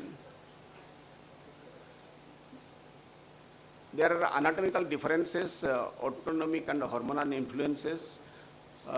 Women are protected till the age of menopause, and after that the men, female, both becomes equally the prevalent for coronary artery disease.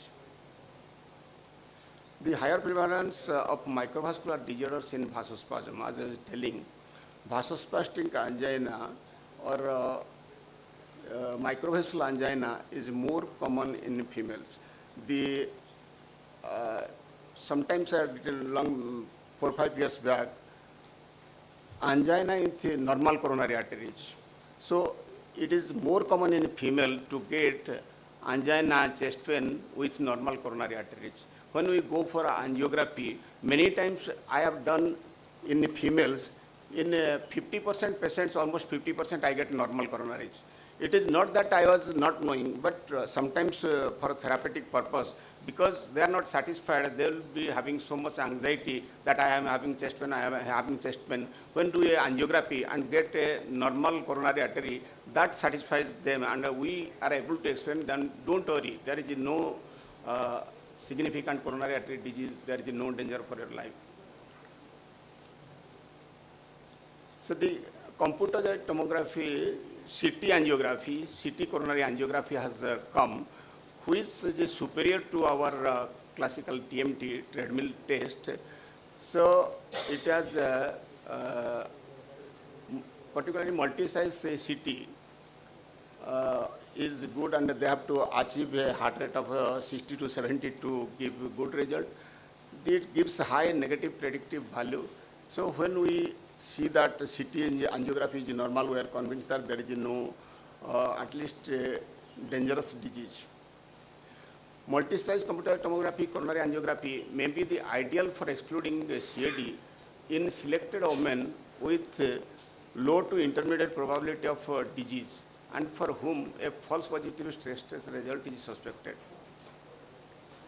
Then coronary calcium score we do, that is of course no difference for women, both women and men and women, they have the calcium score more than 300 is suspicious for a coronary artery disease.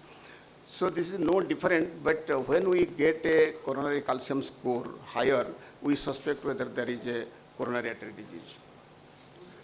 Then the cardiac magnetic resonance, MRI is superior, and stress induced almost normality when you get it is both anatomical and physiological. It gives anatomical obstruction of the epicardial coronary artery, and physiological the blood flow to the whole myocardium we can know by myocardial perfusion imaging in this MR angiography. So stress MRI is a promising approach for women, particularly those unsuited for stress echocardiography. The radionuclide myocardial perfusion imaging, this is pharmacologic stress SPECT, has a diagnostic sensitivity of 91% and specificity of 86% in a woman. So it is a superior test among the non-invasive test, but it is not available widely.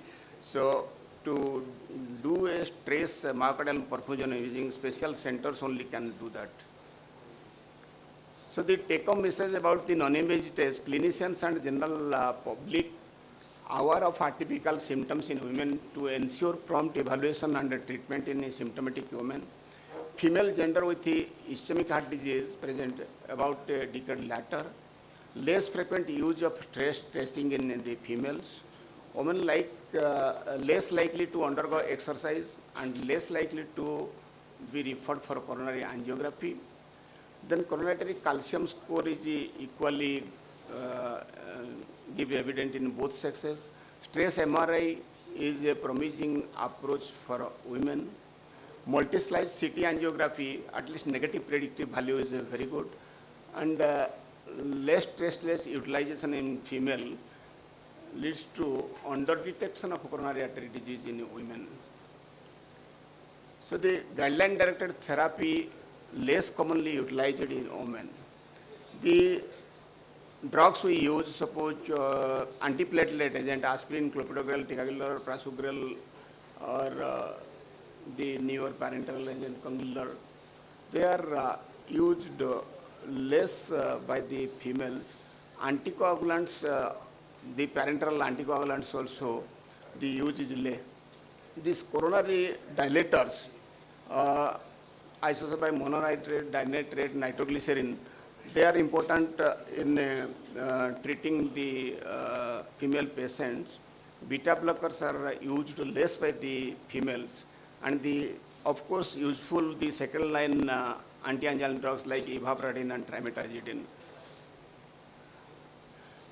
So along with the drug therapy in a female patient, when we are sure by our non-invasive test or invasive test there is coronary artery disease, non-pharmacological management of the chronic coronary syndrome, lifestyle modification is of vital importance. As we know, the smoking cessation, healthy diet, avoidance of fatty food, healthy weight, maintaining ideal body weight, then walking 30 to 60 minutes daily or 150 minutes in a week, take medications as prescribed is very important in both sexes, of course, in the females who have coronary artery disease.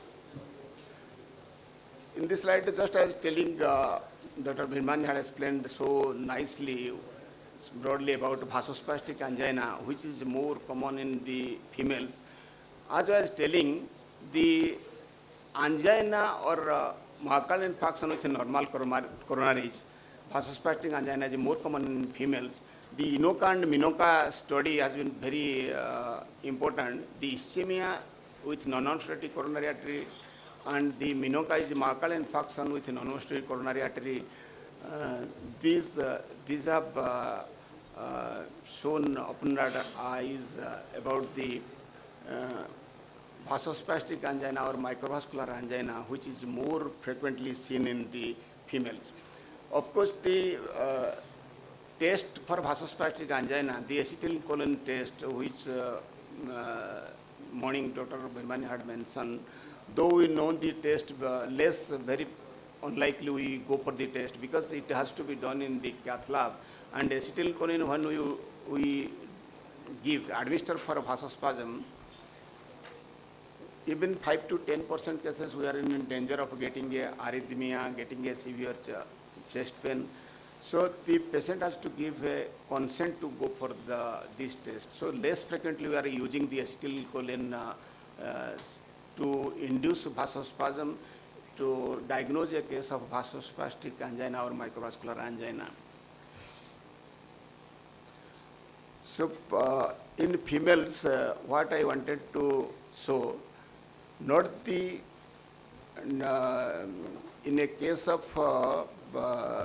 gastrocardia showing angioplasty, but what I wanted to show you, when the female patient comes, little bit, if atypical presentation is there, atypical angina, we suspect, the general population suspect or physician suspect, whether the patient is having a functional problem or due to anxiety, stress is having the pain.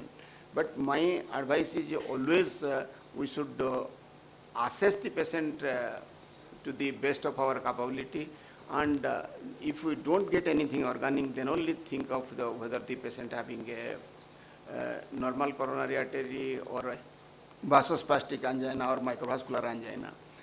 If we are getting a microvascular angina, today morning Dr. Bhimani also mentioned, more than 400 millimeter the arteries, the bigger epicardial coronary arteries, we do angioplasty in those. If there is a block, we do angioplasty.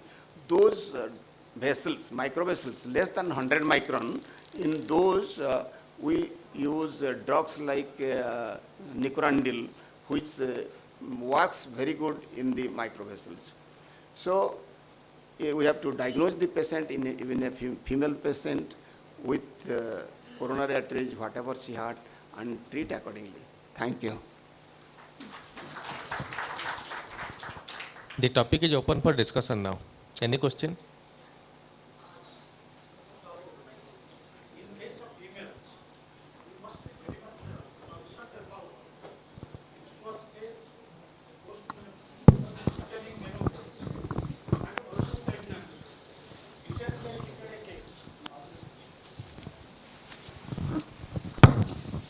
pregnancy-induced hypertension with cardiomyopathy. So, different situations in the female demands different types of management. So, the comparative study between male and female you have made should be directed at particular situation of the female so that investigation should be done accordingly. Am I correct? Yes, sir. Peripartum cardiomyopathy after 28 weeks or up to 3 months, 6 months after delivery, we can have peripartum cardiomyopathy. And pregnancy-induced hypertension does not cause the peripartum cardiomyopathy. These are separate entities. But if pregnancy-induced hypertension is there and having at the same time some LV dysfunction, left ventricular dysfunction in the echocardiography, we should suspect whether he is going for a cardiomyopathy. And we should keep in mind always the pregnancy-induced hypertension in a case of pregnancy, and also the whether we are treating a case of peripartum cardiomyopathy. And the cases present to us, peripartum cardiomyopathy, a lot of studies we have to treat them, and over time, till another 3 years, we should not allow a pregnancy, and the LV function gradually improves. And if it does not improve according to drug therapy plus any intervention we have to undertake in those cases. Thanks.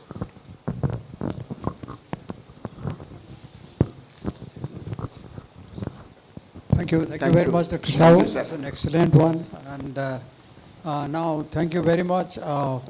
So I think we end this topic, and I'm thankful that we are today for at least over with content. And there was so nice floor participation. That was the best part of it. I'm really thankful to the audience, to the organizer, and everybody. Thank you again very much, sir. Thank you, sir. Thank you, sir. And three gentlemen, the last topic, Dr. Das and Dr. Goenka and Dr. Sahu were excellent. Thank you very much, sir. Thank you very much. Thank you, sir. It's the end of the scientific program for the day, and we have conducted a very informative, very useful, clinical-based scientific program. Many of our delegates are benefited, and almost 100 times the number inside people are watching online, because it's a hybrid program. It's being watched all over the globe. I thank the chairpersons. I thank the faculties. Please join for the mementos. I request the chairpersons and the presenters for the mementos and the photograph. Please join in front. So 5:30 we completed the scientific program in Dr. D.P. Khaitan Hall. 6 o'clock we completed here. So it's almost half an hour to 1 hour delay, that's acceptable. So another half an hour we are starting the inaugural function at this hall. 6:30 sharp. Our general body meeting is in the other hall, D.P. Khaitan Hall.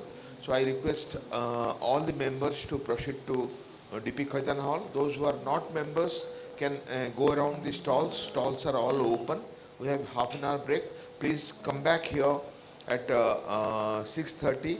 We have a very brief inaugural function where the chief guest is the Dean and Principal Sri Jagannath Medical College, and our guest of honor is Professor Kaushik Mishra, who has already reached the medical superintendent of the Sri Jagannath Medical College. He has reached already.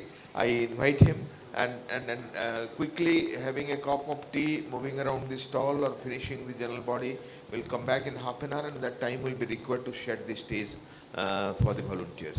Thank you all. Tomorrow we have a walk, a beautiful awareness walk at the private beach of the Toshali, half a kilometer from here. There are vehicles which will drop you. So please come between 5 to 5:30 to the lobby, and we'll drop you in the beach. And then after the walk, you can come have your breakfast and start the session at 9:30. And today we have a beautiful evening with Dr. Shalil Latte from Pune. It's a cultural program, banquet program in the Lagoon Lawn. All are invited with family. All delegates, all faculties we have invited. And following that, we'll break the day's program and start again early morning tomorrow from the work. Thank you all. See you at 6:30 in this hall. Members, please join hall B for the general body. You are a member. You are like members of ODF and members of CCDSA, both. It's a joint cell. It's a joint general body because the first one we are doing first CCDSA followed by ODF. President sir को accompany करो. नहीं, Odisha Diabetes Forum. ODF. So it's just the beginning agenda. So we'll finish up very quickly. Secretary is ready with the agenda. So I request the volunteers to take over, and then I request Dr. Kaushik to please join us.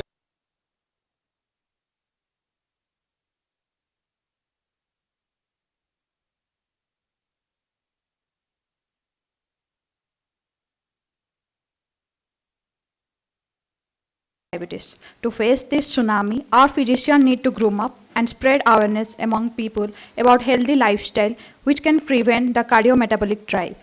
Now, I would like to invite Chairman Scientific CCDSI Odisha Dr. K.N. Padhiyari sir to the stage. Sir, please. Next, I would like to invite Chief Guest Dr. Maya Padhi ma'am, Principal of Sri Jagannath Medical College, Puri. I request Guest of Honor Dr. Kaushik Mishra sir, Superintendent Sri Jagannath Medical College, Puri. I request Founder President CCDSI Dr. A.N. Rai sir. So please. I'd like to request President CCDSI Dr. A.K. Virmani sir to the stage. I invite Organizing Chairman Dr. Jain Panda sir. So please. I request Chairman Reception Dr. P.C. Das sir.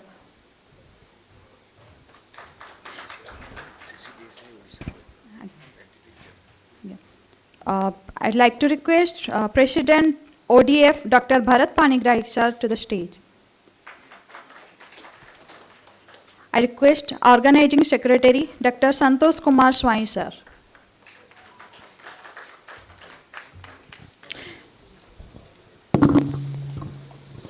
Now, I would like to request Organizing Chairman Dr. Jain Panda sir and Organizing Secretary Dr. Santosh Kumar Swai sir for the floral tribute.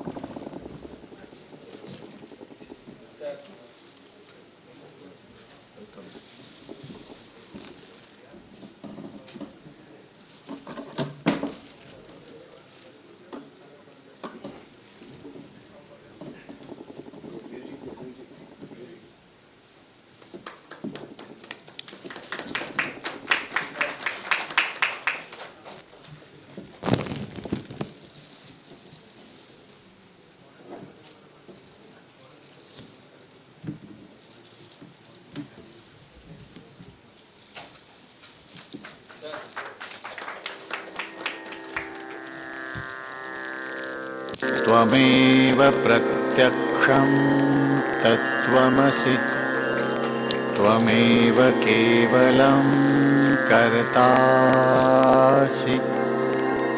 त्वमेव केवलं धर्तासि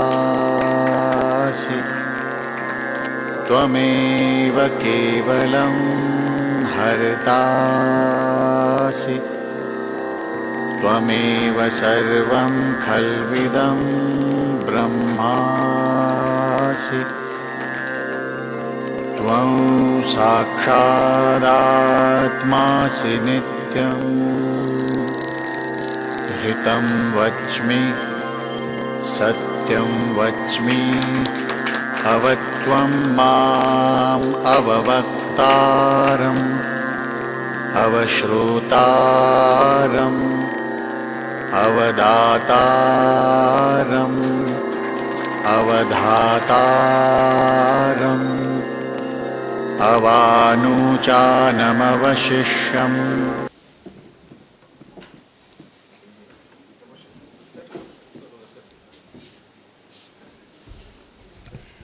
Now, next, I would like to request Dr. K.N. Padhiyari sir to preside over the meeting. Sir, please.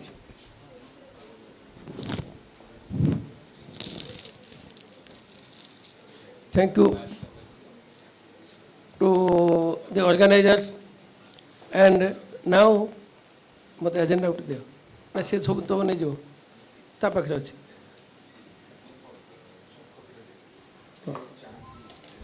So now we will go for a chanting of Veda. Hari Om. नमस्तेस्तु महामायी श्रीपीठे सुरपूजिते शङ्खचक्रगदाहस्ते महालक्ष्मी नमोऽस्तुते महालक्ष्मी नमोऽस्तुते नमस्ते गरुडारूढे कोलासुरभयङ्करी सर्वपापहरे देवी महालक्ष्मी नमोऽस्तुते महालक्ष्मी नमोऽस्तुते सर्वज्ञे सर्ववरदे सर्वदुष्टभयङ्करी सर्वज्ञे सर्ववरदे सर्वदुष्टभयङ्करी सर्वदुःखहरे देवी महालक्ष्मी नमोऽस्तुते सिद्धिबुद्धिप्रदे देवी भुक्तिमुक्तिप्रदायिनी मन्त्रमूर्ति सदा देवी महालक्ष्मी नमोऽस्तुते महालक्ष्मी नमोऽस्तुते आद्यान्तरहिते देवी आदिशक्ति महेश्वरी आद्यान्तरहिते देवी आदिशक्ति महेश्वरी योगजे योगसम्भूते महालक्ष्मी नमोऽस्तुते सिद्धिबुद्धिप्रदे देवी भुक्तिमुक्तिप्रदायिनी मन्त्रमूर्ति सदा देवी महालक्ष्मी नमोऽस्तुते महालक्ष्मी नमोऽस्तुते पद्मासनस्थिते देवी परब्रह्मस्वरूपिणी पद्मासनस्थिते देवी परब्रह्मस्वरूपिणी परमेशी जगन्माता महालक्ष्मी नमोऽस्तुते श्वेताम्बरधरी देवी नानालङ्कारभूषिते श्वेताम्बरधरी देवी नानालङ्कारभूषिते जगत्स्थिते जगन्माता महालक्ष्मी नमोऽस्तुते महालक्ष्मी नमोऽस्तुते महालक्ष्मी नमोऽस्तुते हरि ओम.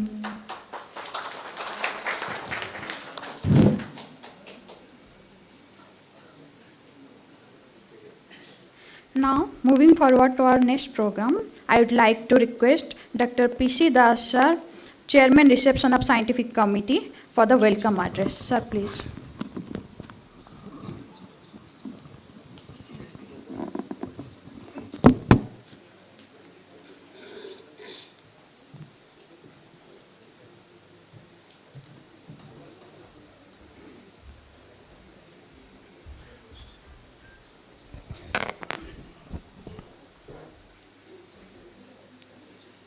ओं नीलाचले निवासाय नियते परमात्मने बलभद्रश्च सुभद्राभ्या जगन्नाथाय च नमो नमः.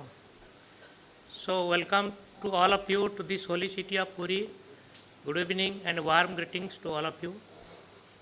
I, on behalf of the organizing committee of this CCDSI and Odisha ODF, welcome you all to this evening to the inauguration session of this two-day seminar on the conference. This is the first joint organizing committee where both physical and virtual mode is being conducted. The importance of this conference is that because of the, as it has been discussed throughout the day, because of the lifestyle change, there is a shift of diseases from the communicable to non-communicable diseases. And it has almost become a pandemic that the diabetic and cardiac diseases has become so rampant that we all has to be updated, we all has to refresh our knowledge and gain knowledge, analyze the root cause of this and to find out the solution in the interest of the public and the patient. So in this evening, I have the honor to welcome our chief guest of the evening today, Professor Dr. Maya Padi Madam, who is the Dean and Principal of this Sri Jagannath Medical College, Puri. And she is not only an administrator, but she is a very good gynecologist and very popular in Odisha. And she is very well, very popular in among the students as well as the patients. I welcome Dr. Kaushik Mishra sir. He is also he is the superintendent of the Sri Jagannath Medical College, and he is also a popular doctor and has been students friendly. He was at Kotak also, and he has organized many conferences and CME, and he has proved his efficiency as a good organizer.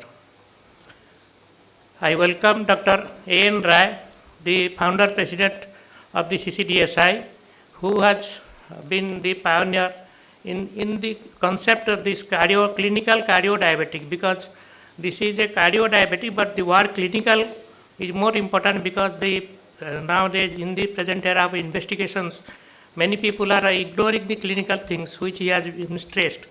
And so I am thankful that we are honored, sir, for your presence today. I welcome Dr. A.K. Birmani, the president of CCDSI, and he is also I didn't know that he has also done nuclear medicine, which I have also done, and I heard his name since 1991 as a nuclear medicine specialist. Anyway, he has been very popular in the API as well as the RSSDI, CSI, everywhere. He is an active member, and we are very grateful, sir, to you, sir, for your presence here today evening. I welcome the president-elect president of CCDSI Odisha State Branch, Dr. K.N. Padiyari, who is known to everybody in this state because of his good academic performance, and he is a good clinician, he is a good teacher, and he has maintained his academic standard in all the association meetings and conferences. We are thankful to sir, and he has designed the scientific plan for this conference, which you have seen that most of the important topics has been covered. I welcome Dr. Bharat Panigrahi sir, who is, though it is at his, he doesn't bother for his age, but he is very active in such a late age that he is involved in so many conferences. He has received so many honors and awards, and he is also a good academician, and almost he presents a paper in most of the conferences. We are thankful to you, sir, for your presence today. I welcome Dr. Jayant Kumar Panda, the key person of this conference, who has designed and planned all the activities you are seeing here, starting from the academics, the travel, accommodation, and everything. He has been the key person, pivot for this conference, for which it has become a success. I welcome Dr. Santosh Kumar Sahi, who is very active member of this association. He is a helping hand to all. He has helped in all the organization, being associated in the most of the association, and the interesting thing is that he has always held the post of either secretary or joint secretary, so that he holds a good key post for managing, because he is also a good organizer. So I thank and I welcome you all to this audience, to this meeting, and I welcome all of you who have been listening throughout the day and being present here in the evening. because without your presence the meeting has got no meaning. So I welcome you all to this evening, and thank you all. I welcome all the helping pharma peoples and also the media persons and others who have helped this conference to be success. I hope I am sure this conference will give you a good feedback memory to you when you go back to home. Thank you. Thank you, sir. Next, I would like to request Dr. Santosh Kumar Swai, sir, Organizing Secretary, for Secretariat report.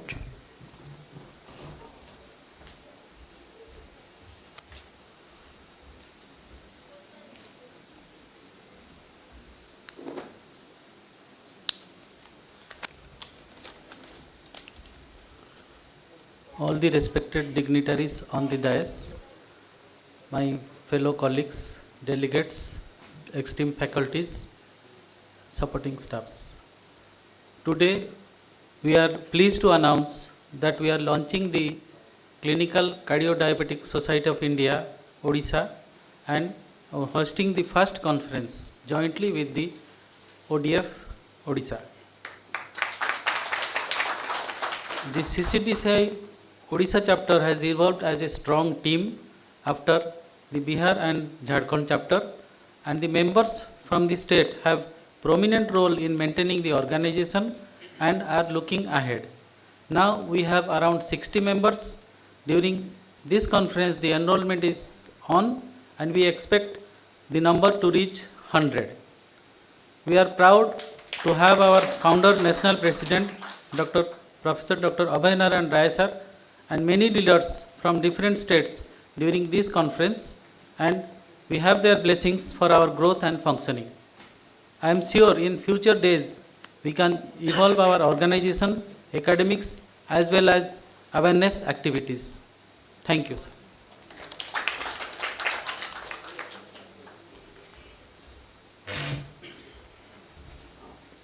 Thank you, sir. Next, I would like to request Dr. K.N. Padiyari, sir, to address the gathering, sir, please. Respected Chief Guest, Madam Padi, and Guest of Honor, Kaushik, and all other dignitaries, you have been seen they active throughout the day. I am sitting here in two capacities, one as Chairman Scientific Committee of this conference, and as the first Chairman of the CCDSA Odisha State Branch of OEA. So about Chairman Scientific Committee, actually I remained busy for my personal work.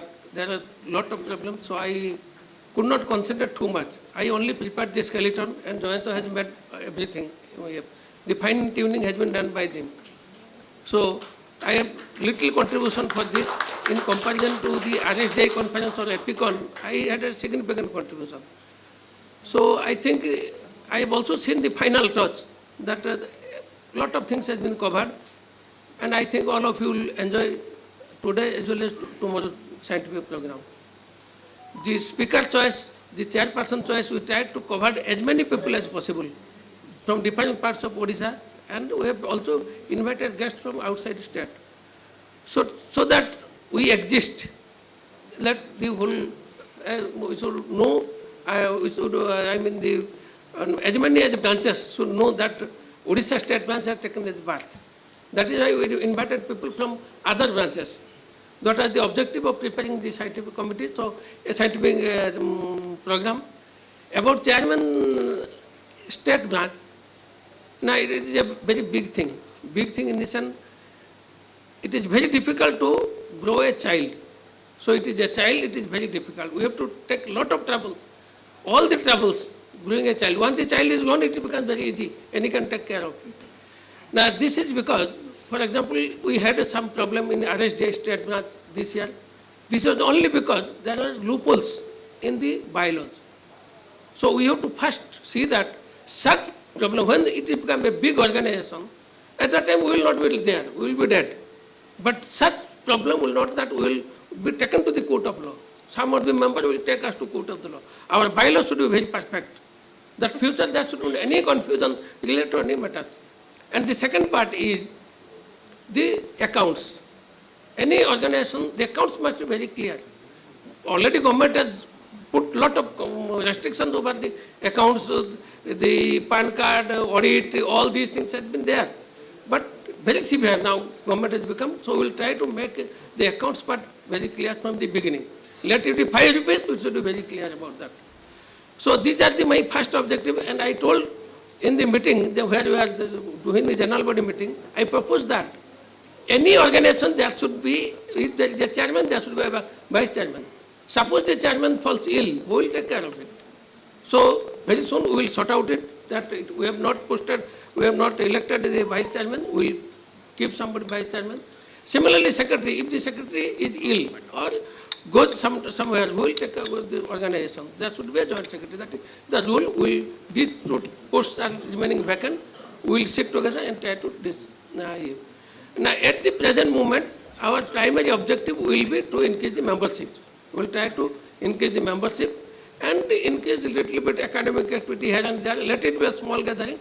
We will do some activities. So my objective is that first, that I will see that the bylaw is prepared in such a way that future confusion will not arise. And second part, the accounts should be very clear. That is my primary objective, and we will try to increase the members. This much, and Santosh is there, he is very active, and our treasurer, Dr. Roth is there. I think they will maintain the accounts very perfectly, because I am very clear about that. Finance matter, I am very clear about that. So I need cooperation of all of you, including the national members. They will help at the time of confusion. We will take their help to see what can be done for the development of the state branch. I thank all of you, and I thank all the delegates who have participated with us. Thank you. Thank you so much, sir. Next, I would like to request Dr. Bharat Panigrahi, sir, President ODF, to address the gathering.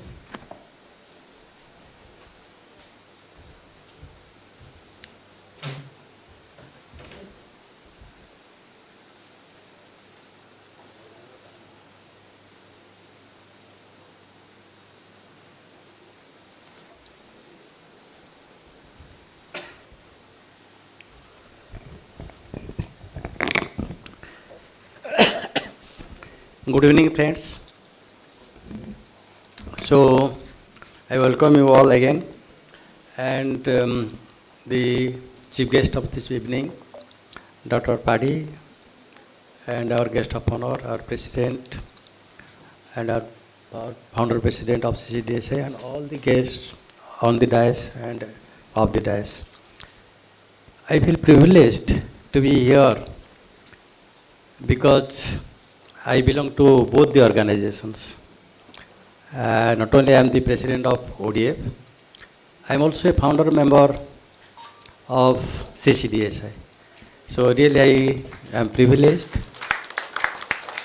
And ODF, CCDSI cooperation is not new today. Even in the last national conference, ODF had extended all the cooperation for the successful holding of the CCDSI at Puri itself. And ODF, the aim and objective of the ODF is both academics and some community activity. This is just a philanthropy organization, nothing like that. And we are moving on. We are not stressed enough, but we are moving on. And I believe all of us have really enjoyed the academics today, and also tomorrow we'll be enjoying all the academics.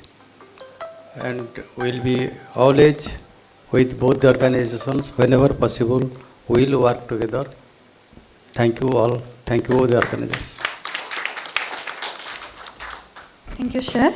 Next, I would like to request Professor Dr. Jayant Panda, sir, organizing chairman, to say a few words. Most respected chairman of the Odisha chapter, Professor Padiyari, our chief guest, Professor Padi, our guest of honor, Professor Mishra, the patron and the founder president, Professor Rai, our national president, Dr. Virmani, Professor Das, the chairman of the reception committee, Professor Panigrahi, the president of ODF, Dr. Santosh, many members of the organizing committee. I see Sudhanshu, Sanjay, Bhagyashri, Sunita, Namita ma'am, and many are in the audience. My postgraduates, invited guests, ladies and gentlemen. You see, in the history of all the organization, there is a beginning, there is a growth, there is a peak, and at times the fall starts also. That is after growing so much. If you think of the associations which we have seen functioning for so many years, like API, 79 years, RSSDI, 51 years, IMA, still longer. So the history goes on. So when the cardio-diabetic movement started in the country, it was a time when the pandemic of cardiodiabetology was peaking in the globe. India was taken as the global capital for the heart attack as well as diabetes. So the focus was cardiodiabetology. Both were uncontrolled in the country, and we are fascinated towards the movement. If you start something early, you have an advantage. There are so many patriots in the country, but those who started early fighting against the British are worshipped till date as the freedom fighters. I know many who thought of fighting, and they thought that we thought of fighting, and while planning India got independent, and I could not be a freedom fighter. So many think of achieving something, and in the process they lose the opportunity of getting it. But if you have a concept, you bring it, you feed it, you follow it, and you become a mentor of the concept. And in the gathering, such a person is there, Professor A.N. Rai, who has motivated thousands of people, lakhs of people in the country and the abroad to the concept of clinical cardiodiabetology. So it's important that the cardiodiabetology concept has to be grown among the physicians, among the consultants, and all of us have to be aware, as discussed, the lifestyle-wise, our aim-wise, our approach-wise, our awareness-wise, so that we will be ready. Because how long we will tell that we are the most populated country, we are the heart attack capital, we are the diabetes capital, all these infamous descriptions. So many times the visionary tell, let India be the diabetes and the heart attack care capital of the world, not the disease capital of the world. And who will make it? Who will make it? The whole team. And the team consists of you all. You see somebody, Dr. Virmani, I'm seeing him for last 4 decades, as so Das told, from nuclear medicine to the metabolic medicine. I'm seeing here from hypertension to the diabetes. And then he is a fighter, he is a soldier. And he has never cared for any comfort or any recognition. And single-handed he has fought. He is leading many organizations now. And he is here in our gathering. Please give a big hand to Dr. Virmani and Dr. Rai, the people who are taking the torch ahead. I'll not tell anything about Maya ma'am. I'm a member of the family. I'm privileged to be so close with ma'am for almost 25 years now. And there are many good time, many bad time. And when she is here as a Dean of Sri Jagannath Medical College, it was our dream to have her here because I have seen her leading many organizations like Foxy. She has managed the department very well, and then every work she has taken up. Even Sri Jagannath Medical College, after she has joined and taken up, there is a stride. Odisha has now almost 12, 13 medical colleges started. But the place of Sri Jagannath Medical College is different. You see that Puri is growing, medical college is growing, there is medical college hospital, and then every part there is achievement. It all depends on the head of the institution to execute. Who takes the responsibility, that is important, and madam being so close to us, we are closely following her leadership. In spite of all challenges in the family and the society, she has taken the job and succeeded. Please give a big hand for our chief guest of the day.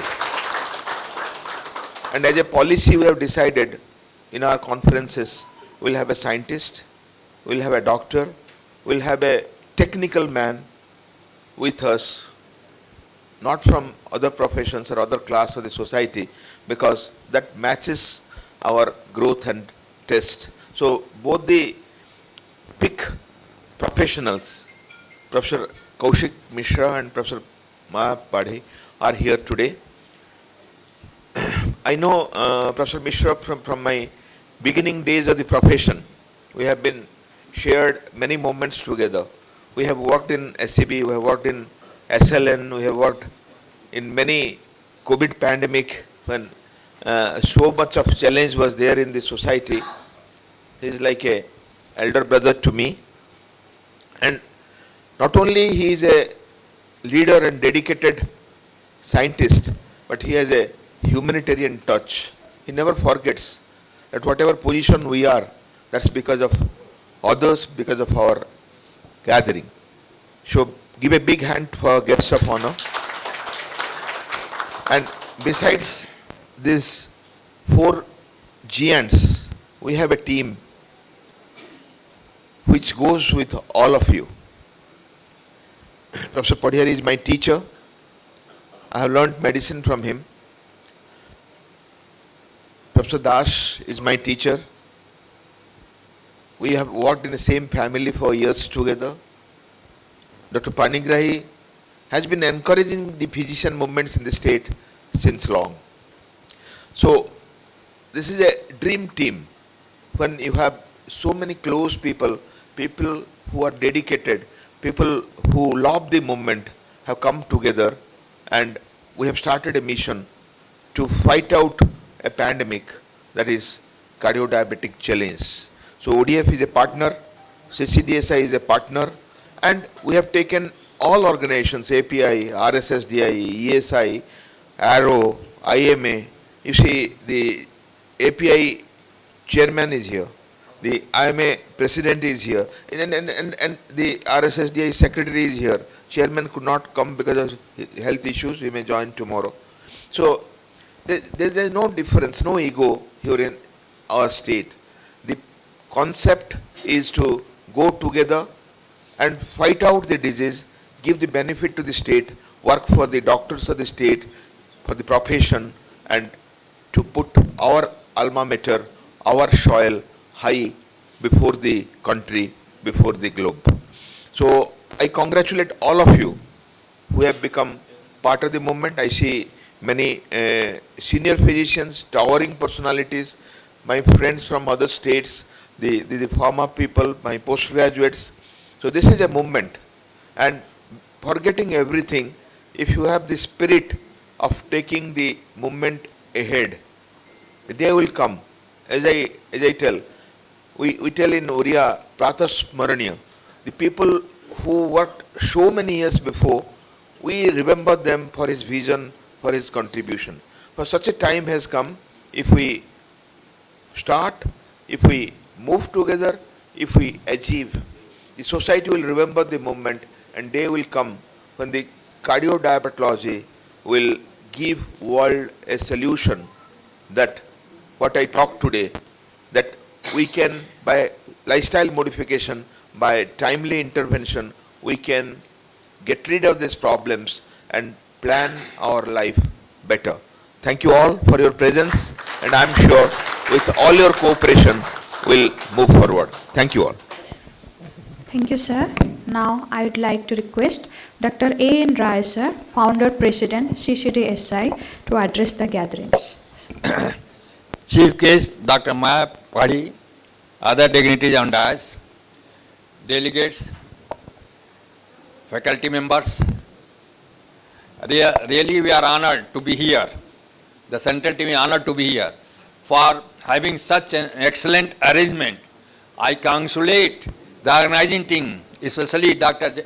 Panda, Dr. Parjari, and Dr. Santosh Swain, for having excellent. We are having excellent hospitality and excellent scientific material. After all, what is the aim of the conference?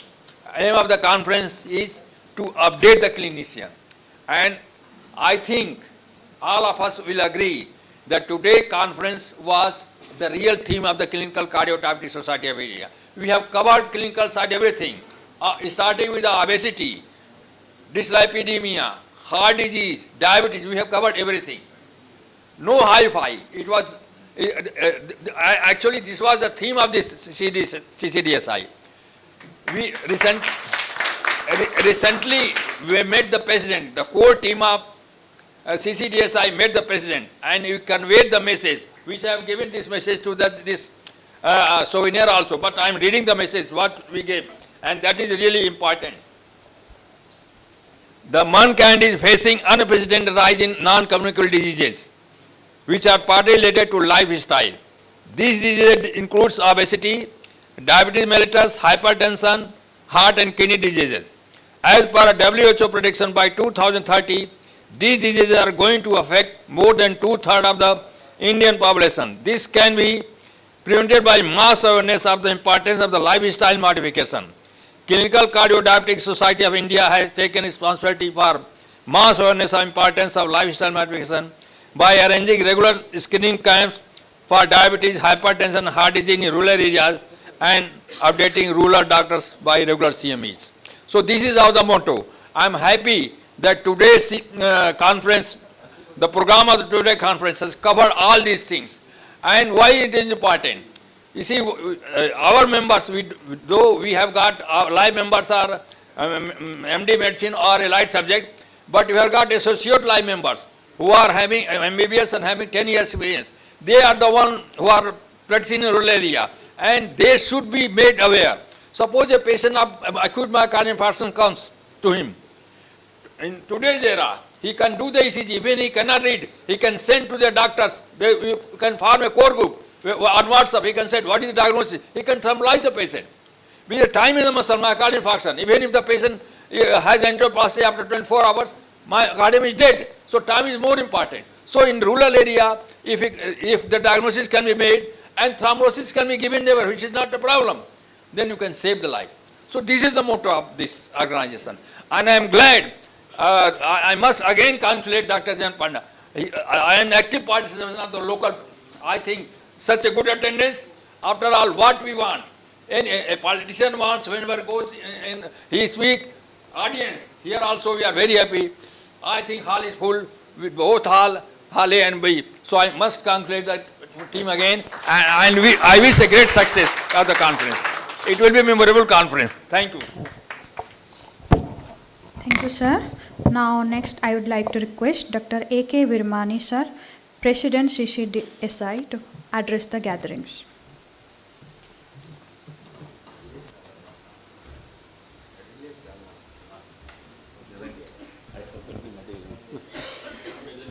Good evening to all of you. Professor Dr.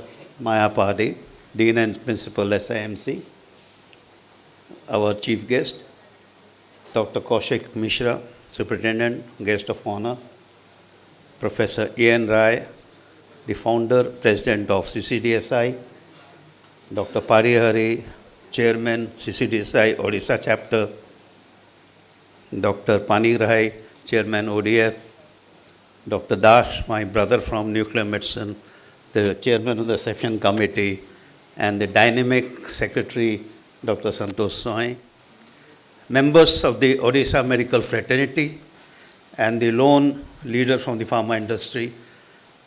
It is indeed an honor for me to be standing in this holy city of Puri today in the first joint annual conference of CCDSI and ODF.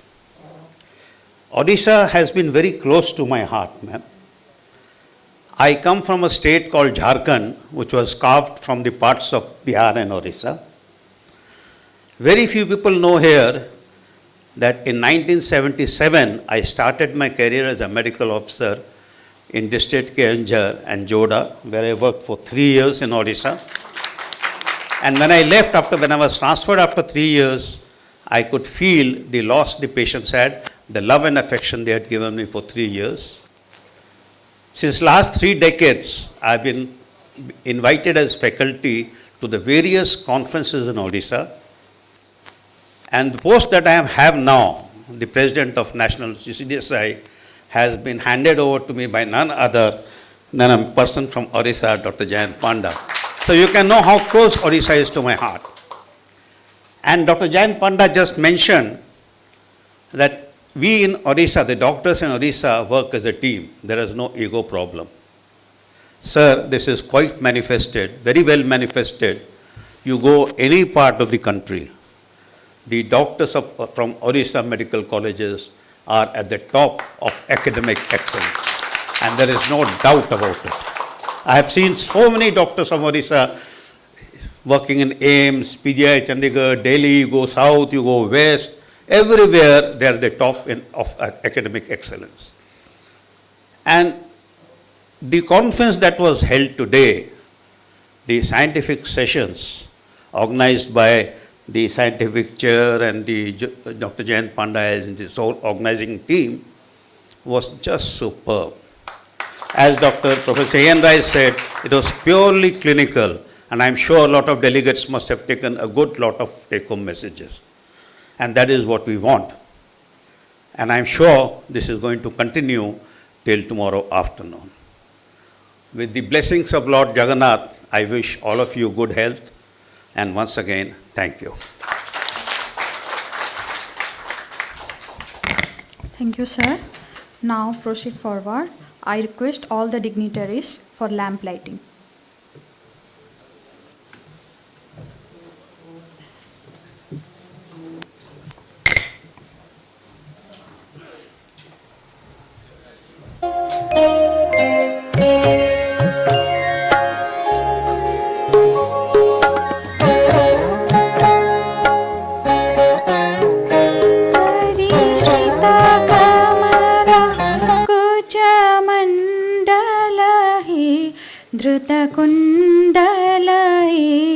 धृतकुण्डल कलितललितवनमाला जय जय देव हरि राधे कृष्ण गोविन्द गोपाल वसुदेव बाल नन्द दुलार जय जय देव हरि हरि दीनमणि मण्डल मण्डनाय भवखण्डनाय भवखण्डन मुनिजन मानस हंस जय जय देव हरि राधे कृष्ण गोविन्द गोपाल नन्द दुलार जय जय देव हरि हरि कालिय विषधर गञ्जनाय जनरञ्जनाय जनरञ्जन यदुकुलनलिन दीनेश जय जय देव हरि राधे कृष्ण गोविन्द गोपाल वसुदेववाल जय जय देव हरि हरि मधु मोर नरक विनाशन हे गरुडासन हे गरुडासन सुरकुल केली निदान जय जय देव हरि हरि अमल कमल दल लोचन हे भवमोचन भवमोचन त्रिभुवन भवन निधान जय जय देव हरि राधे कृष्ण गोविन्द गोपाल नंद दुलार वसुदेववाल जय जय देव हरि जय जय देव हरि जय जय देव Hari. Moving forward, next it's time for release of souvenir.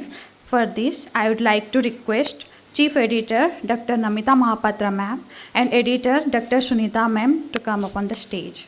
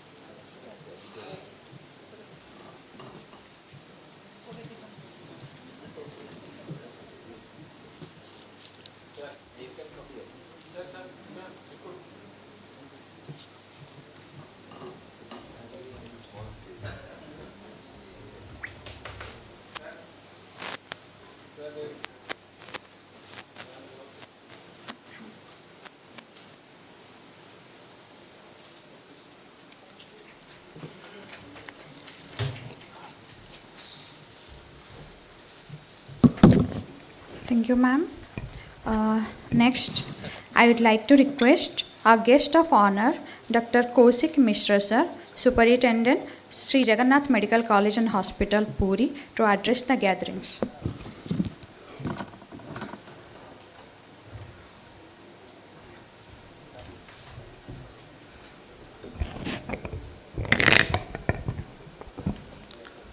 Jai Jagannath, respected dignitaries on the dais and of the dais,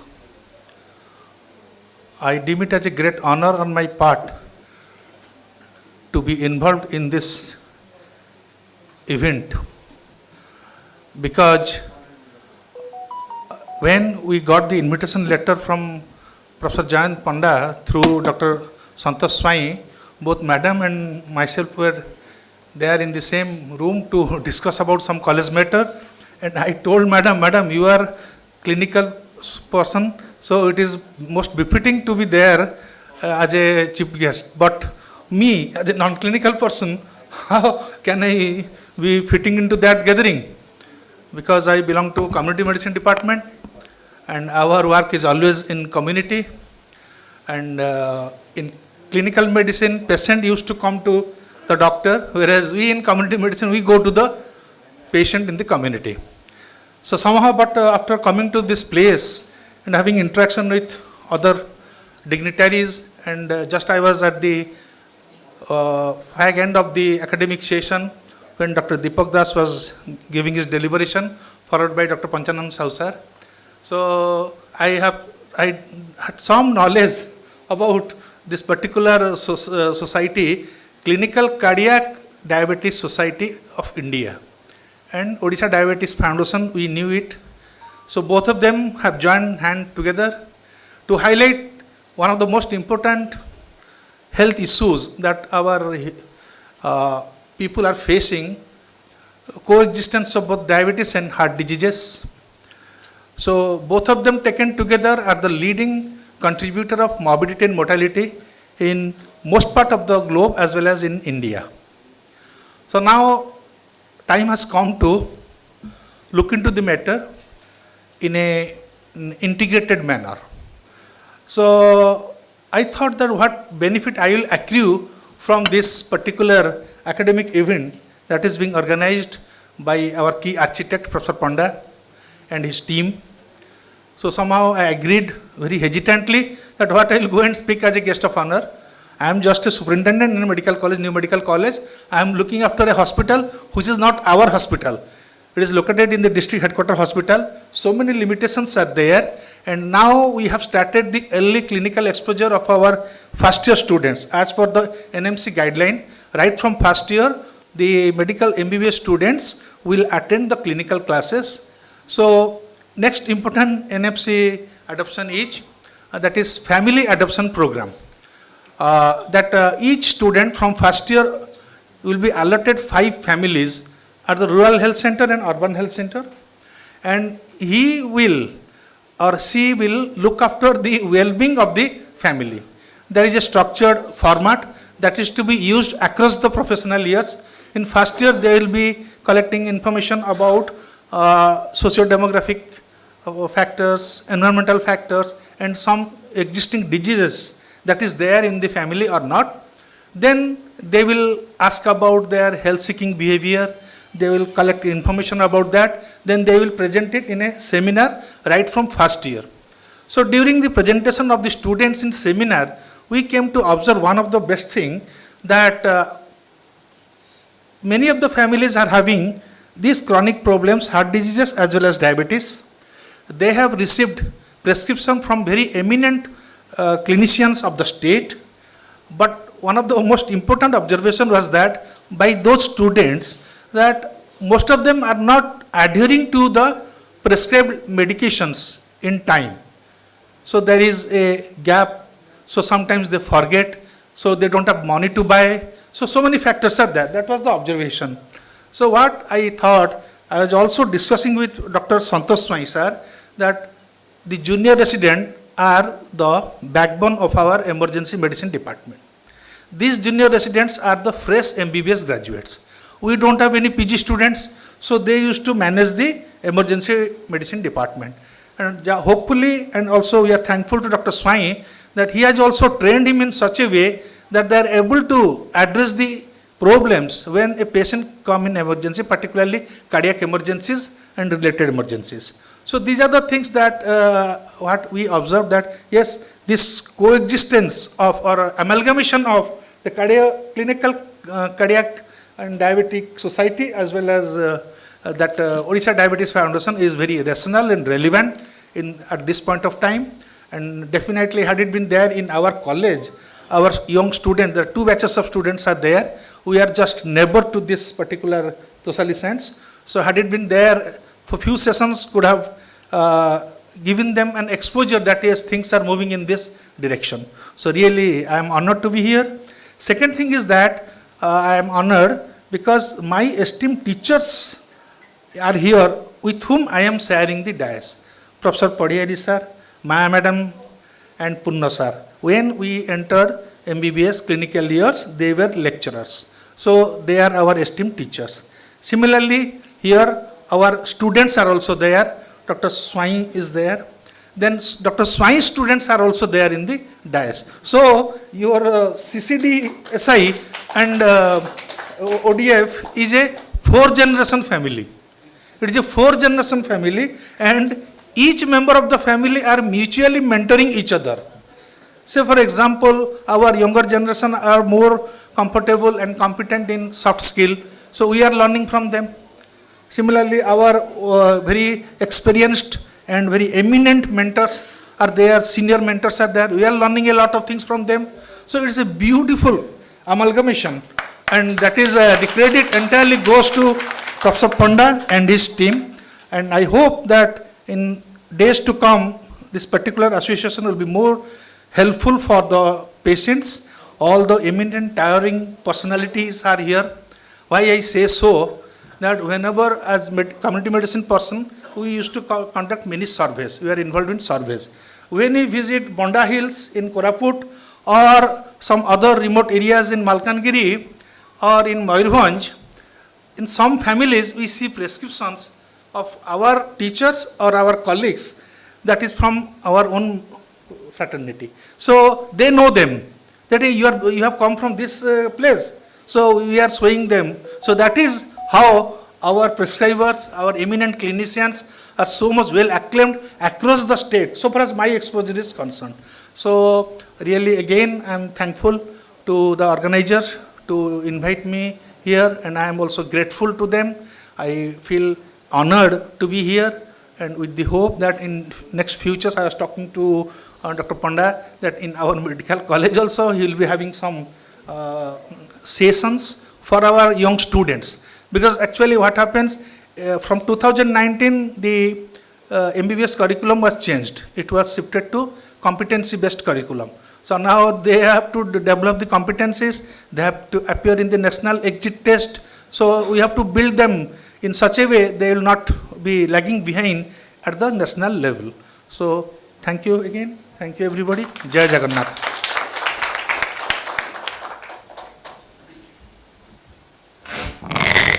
Thank you, sir. Now it's time for inauguration of website of ODF by our chief guest, Dr. Maya Padhi ma'am, Principal of Sri Jagannath Medical College and Hospital, Puri. I invite ODF Secretary, Dr. Devaprasad Sahu sir, to come up on the stage.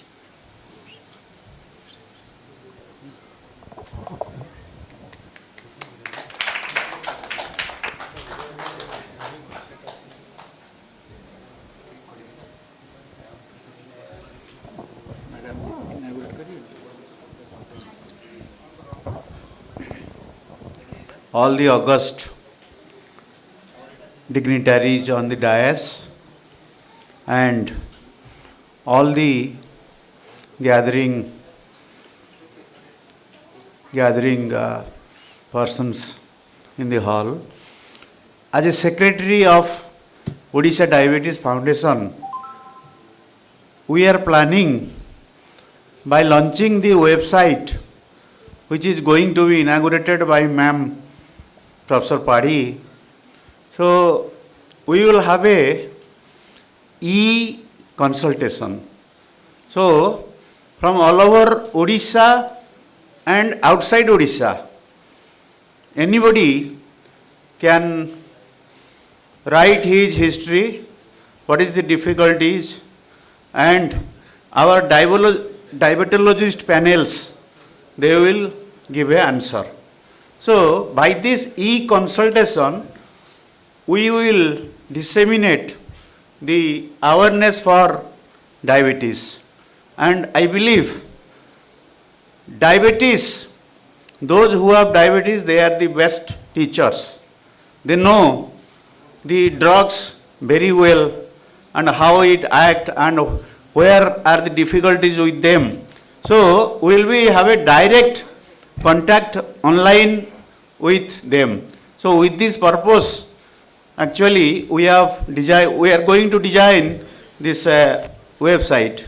Though it is incomplete, and still somebody is sitting in Indore who is a web designer. So unfortunately he has not completed, and I think within 1 week our www.odishadiabetesfoundation.org. So this is the web address of this organization, and I am very thankful that Dr. Panda, he has given me an opportunity to describe about our ODF's plan. Thank you all.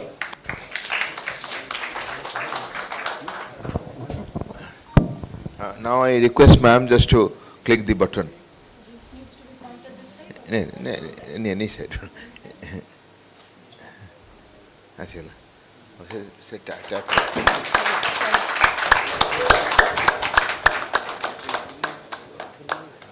Thank you, ma'am.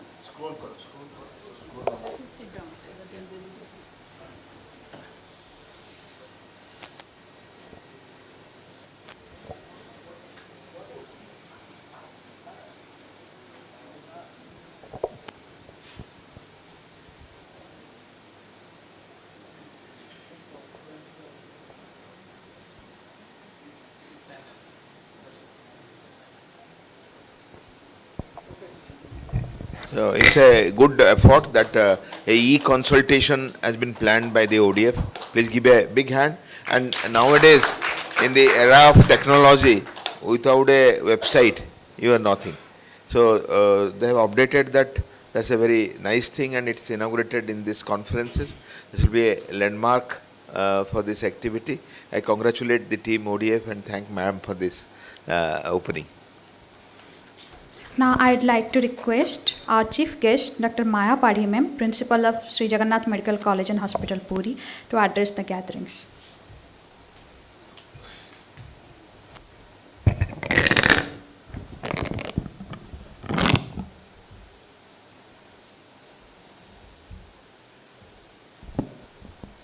Jai Jagannath. Esteemed dignitaries on the dais, delegates and dignitaries of the dais, dear friends, a very, very warm good evening to all of you. Literally warm. It's a warm day today. So welcome all of you to the Clinical Cardio-Diabetic Society of India Conference, Orissa chapter, in tandem with the Orissa Diabetic Foundation Conference. As all of you in the day-long deliberations of today must have realized, that this particular teaming up of these two associations is very, very relevant today. When Dr. Jayant Panda, through Dr. Santosh Swai, invited me to this, to be the chief guest of this conference, actually it put me, I was a little taken aback. I just wondered what is a gynecologist doing in such an esteemed physicians conference, that too a niche diabetic conference. But at the same time, somewhere I realized that diabetes, or India, which has earned the dubious distinction of being the diabetic capital of the world, and what I understand also the cardiovascular disease capital of the world. It has become gender neutral, it has become age neutral, it has become caste, creed, religion, race, everything neutral, meaning that it can affect almost any age, any race, any caste, any creed, any sex. If I look at it from the women's health perspective, being a gynecologist, women were expected to be protected till menopause because of their female sex hormone, estrogen. But nowadays, more and more young women are falling prey to the cardiovascular disease and dying from it. This is a very surprising development, and it has been told that this is largely because that they are getting affected by diabetes. So diabetes and cardiovascular disease, including hypertension, it forms a whole spectrum which we cannot avoid when we are looking at society and when we are thinking of managing. Whether it be your coronary artery disease, your diabetic cardiomyopathy, you are all experts in this, or maybe the autonomic imbalance giving rise to some cardiac arrhythmias, whatever, peripheral artery disease, whatever. This can affect anyone. In fact, almost 30 to 40% people of diabetes have heart disease, and the commonest cause of death of diabetes is stated to be cardiac disease. 75 to 80% of death due to diabetes is because of cardiac disease. So we cannot overemphasize the importance of looking at this whole problem as a spectrum as a whole. You cannot separate diabetes from hypertension from the cardiac disease. It has to be looked at a holistic. And that is where this particular conference comes in, because it looks at all the angles. Since most of these are lifestyle diseases, they are largely preventable. For that, awareness is needed, early detection, prompt referral, so all these are needed. So there is a whole shift in medical care from treating communicable diseases to non-communicable diseases, from treatment of a patient or treatment to prevention. We are looking more at prevention. Here I will just take a little aside and refer to what Dr. Kaushik Mishra very, very modestly standing here said. Let me tell you, he is the public health professional of the state. Whenever the Odisha government needs a public health professional as a strategy maker or to work in a team, he is the person they look to. He is a master strategist. So he was very, very modest when he said that, what am I doing here? You all know community medicine forms the backbone of any program. You can't do without the community medicine people. So that aside, the government being well aware that prevention is better than cure, had started in 2010, I think, the program of the National Program for the Prevention and Control of Diabetes, Cancer, Stroke and Cardiovascular Disease. If you take out the cancer, all the three is one spectrum. The stroke, the cardiovascular disease and the diabetes. So why is it that it has been brought under one program? Even up to the community level, up to the district level, this is a very, very aggressive program which is in force now. Every physician must be geared up to help in this program, and for that to be updated in knowledge is very, very important.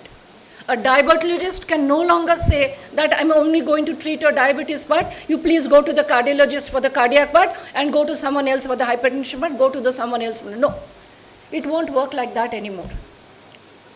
It has to be looking at the patient as a whole.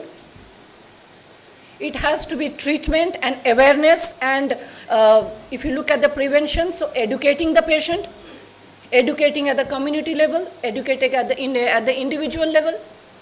So all these things put together will perhaps in the next couple of decades or 3 decades or so will make, as Dr. Jayant Panda has said, India the diabetic care capital of the world and not the diabetic disease capital of the world. And for that, the utmost contribution comes from the physicians. The physicians are the first line of contact for any patient. The patients will automatically gravitate first to the physician. Whether it is a headache to a footache, the first person they will go to is a physician. The physician will then filter out and find out where the patient has to go. So you have an utmost responsibility in the community to update your knowledge via these CMEs and programs and conferences, and to put them into use for the good of the patient. I am very happy that such a relevant amalgamated conference is taking place in this very aptly in the holy land of Puri, and I am proud that I am welcoming all of you here as the Dean of the next door medical college. It's actually almost walking distance from here. So, and I wish the conference all success, and at the end I would like to thank Dr. Jayant Panda and his team for graciously inviting me to this conference. As usual, Dr. Jayant Panda's conferences are larger than life, and this one also is so, and I'm sure it's going to be a very big success. Thank you all. Thank you so much, ma'am. Moving forward, I would like to request Organizing Chairman Scientific Committee, Dr. Jayant Panda sir, and Organizing Secretary Scientific Committee, Dr. Santosh Kumar Swai, for felicitation of our chief guest.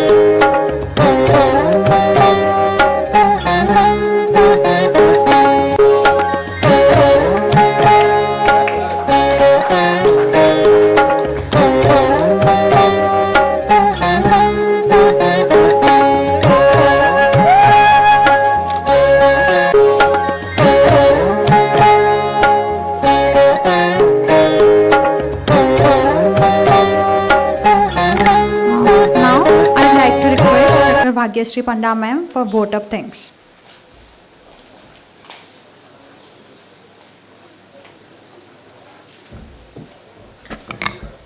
Good evening to all the esteemed dignitaries on and off the dais. First of all, I owe my privilege to Lord Jagannath. Because of his divine blessing, the first day of this conference has been successful. I thank being the joint organizing secretary of this conference. I thank you for joining in the movement to be the part of the victorious team and create history and legacy of academic journey. I feel gratitude and want each and everyone present here to know how much thankful I am to have a team filled with such dedication, hustle, talent, and the success of this conference would not been possible without all these cooperations. I am thankful to our chief guest, Dr. Mayabadi ma'am, the principal of Sri Jagannath Medical College, Puri, for his gracious presence here. And I am thankful to our guest of honor, Dr. Kausik Mishra Sir, the superintendent, Sri Jagannath Medical College and Hospital.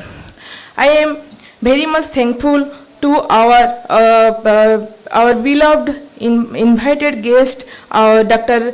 A.N. Rai Sir, founder president of CCDSI, and Dr. A.K. Barmani, president of CCDSI Sir, for enlightening us with their great knowledge.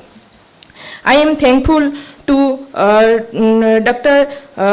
Jayant Panda Sir, the organizing chairman of this conference, and I am thankful to the chairman reception, Dr. P.C. Das Sir, and I am thankful to Dr. K.N. Parihari Sir, chairman scientific session, for his help and knowledgeous this scientific session. And I am thankful to Dr. Bharat Panigrahi Sir, and I am thankful to all the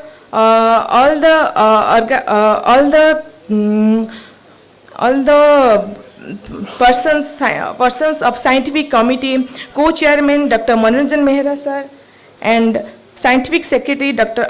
Sambit Das Sir. I am thankful to the finance committee chairman Dr. Abhay Sahu Sir, the convener Dr. Deepak Ranjan Das Sir. And I am thankful to registration committee chairman Dr. Srikant Dhar Sir and convener Dr. Mahesh Ratha Sir. And I thank the food and beverage committee, the chairman Dr. Sudhanshu Sethi Sir and Dr. Sridhar Panda Sir. For travel and accommodation help, I am thankful to the chairman Dr. Sanjay Behera Sir and Dr. Satyavrata Sahu. I am thankful to Chairman S.K. Panda Sir and convener Dr. Sarita Behera Madam for entertainment and inauguration committee. And I am thankful for Chairman Amitabh Mahanti Sir and convener Nihal Sahu Sir for media and advertisement committee. And for souvenir, I am thankful to the chief editor Dr. Namita Mahapatra ma'am and the editor Dr. Sunita Sethi ma'am. And I am also thankful to all the delegates, both who are present here, both physically and virtually, for making this conference a grand success. And I thank all the pharma companies who has cooperated us in all terms. And also I am thankful all the media peoples and Tosalisans for all these organizations. I thank you so much.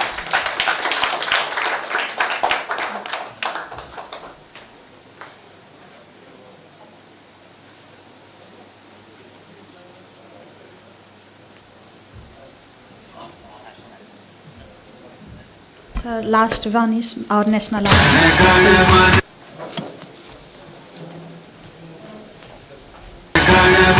अधिनायक जय हे भारत भाग्य विधाता पंजाब सिंध गुजरात मराठा द्राविड़ उत्कल बंगा विंध्य हिमाचल यमुना गंगा उच्छल जलधि तरंगा तब शुभ नामे जागे तब शुभ आशीष मांगे गाहे तब जय गाथा जन गण मंगल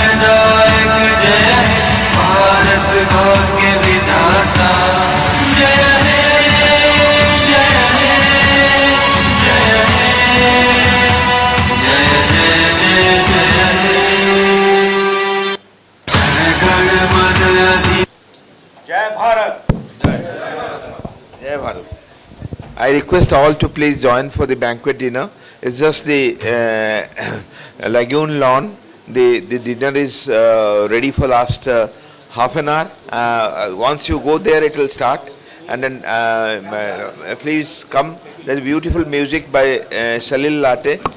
He's from Pune and he has given Shokun Bhara Rate Shupi and the Ghazal remix. And also join tomorrow morning 5 o'clock in our walk in the private beach. Thank you all.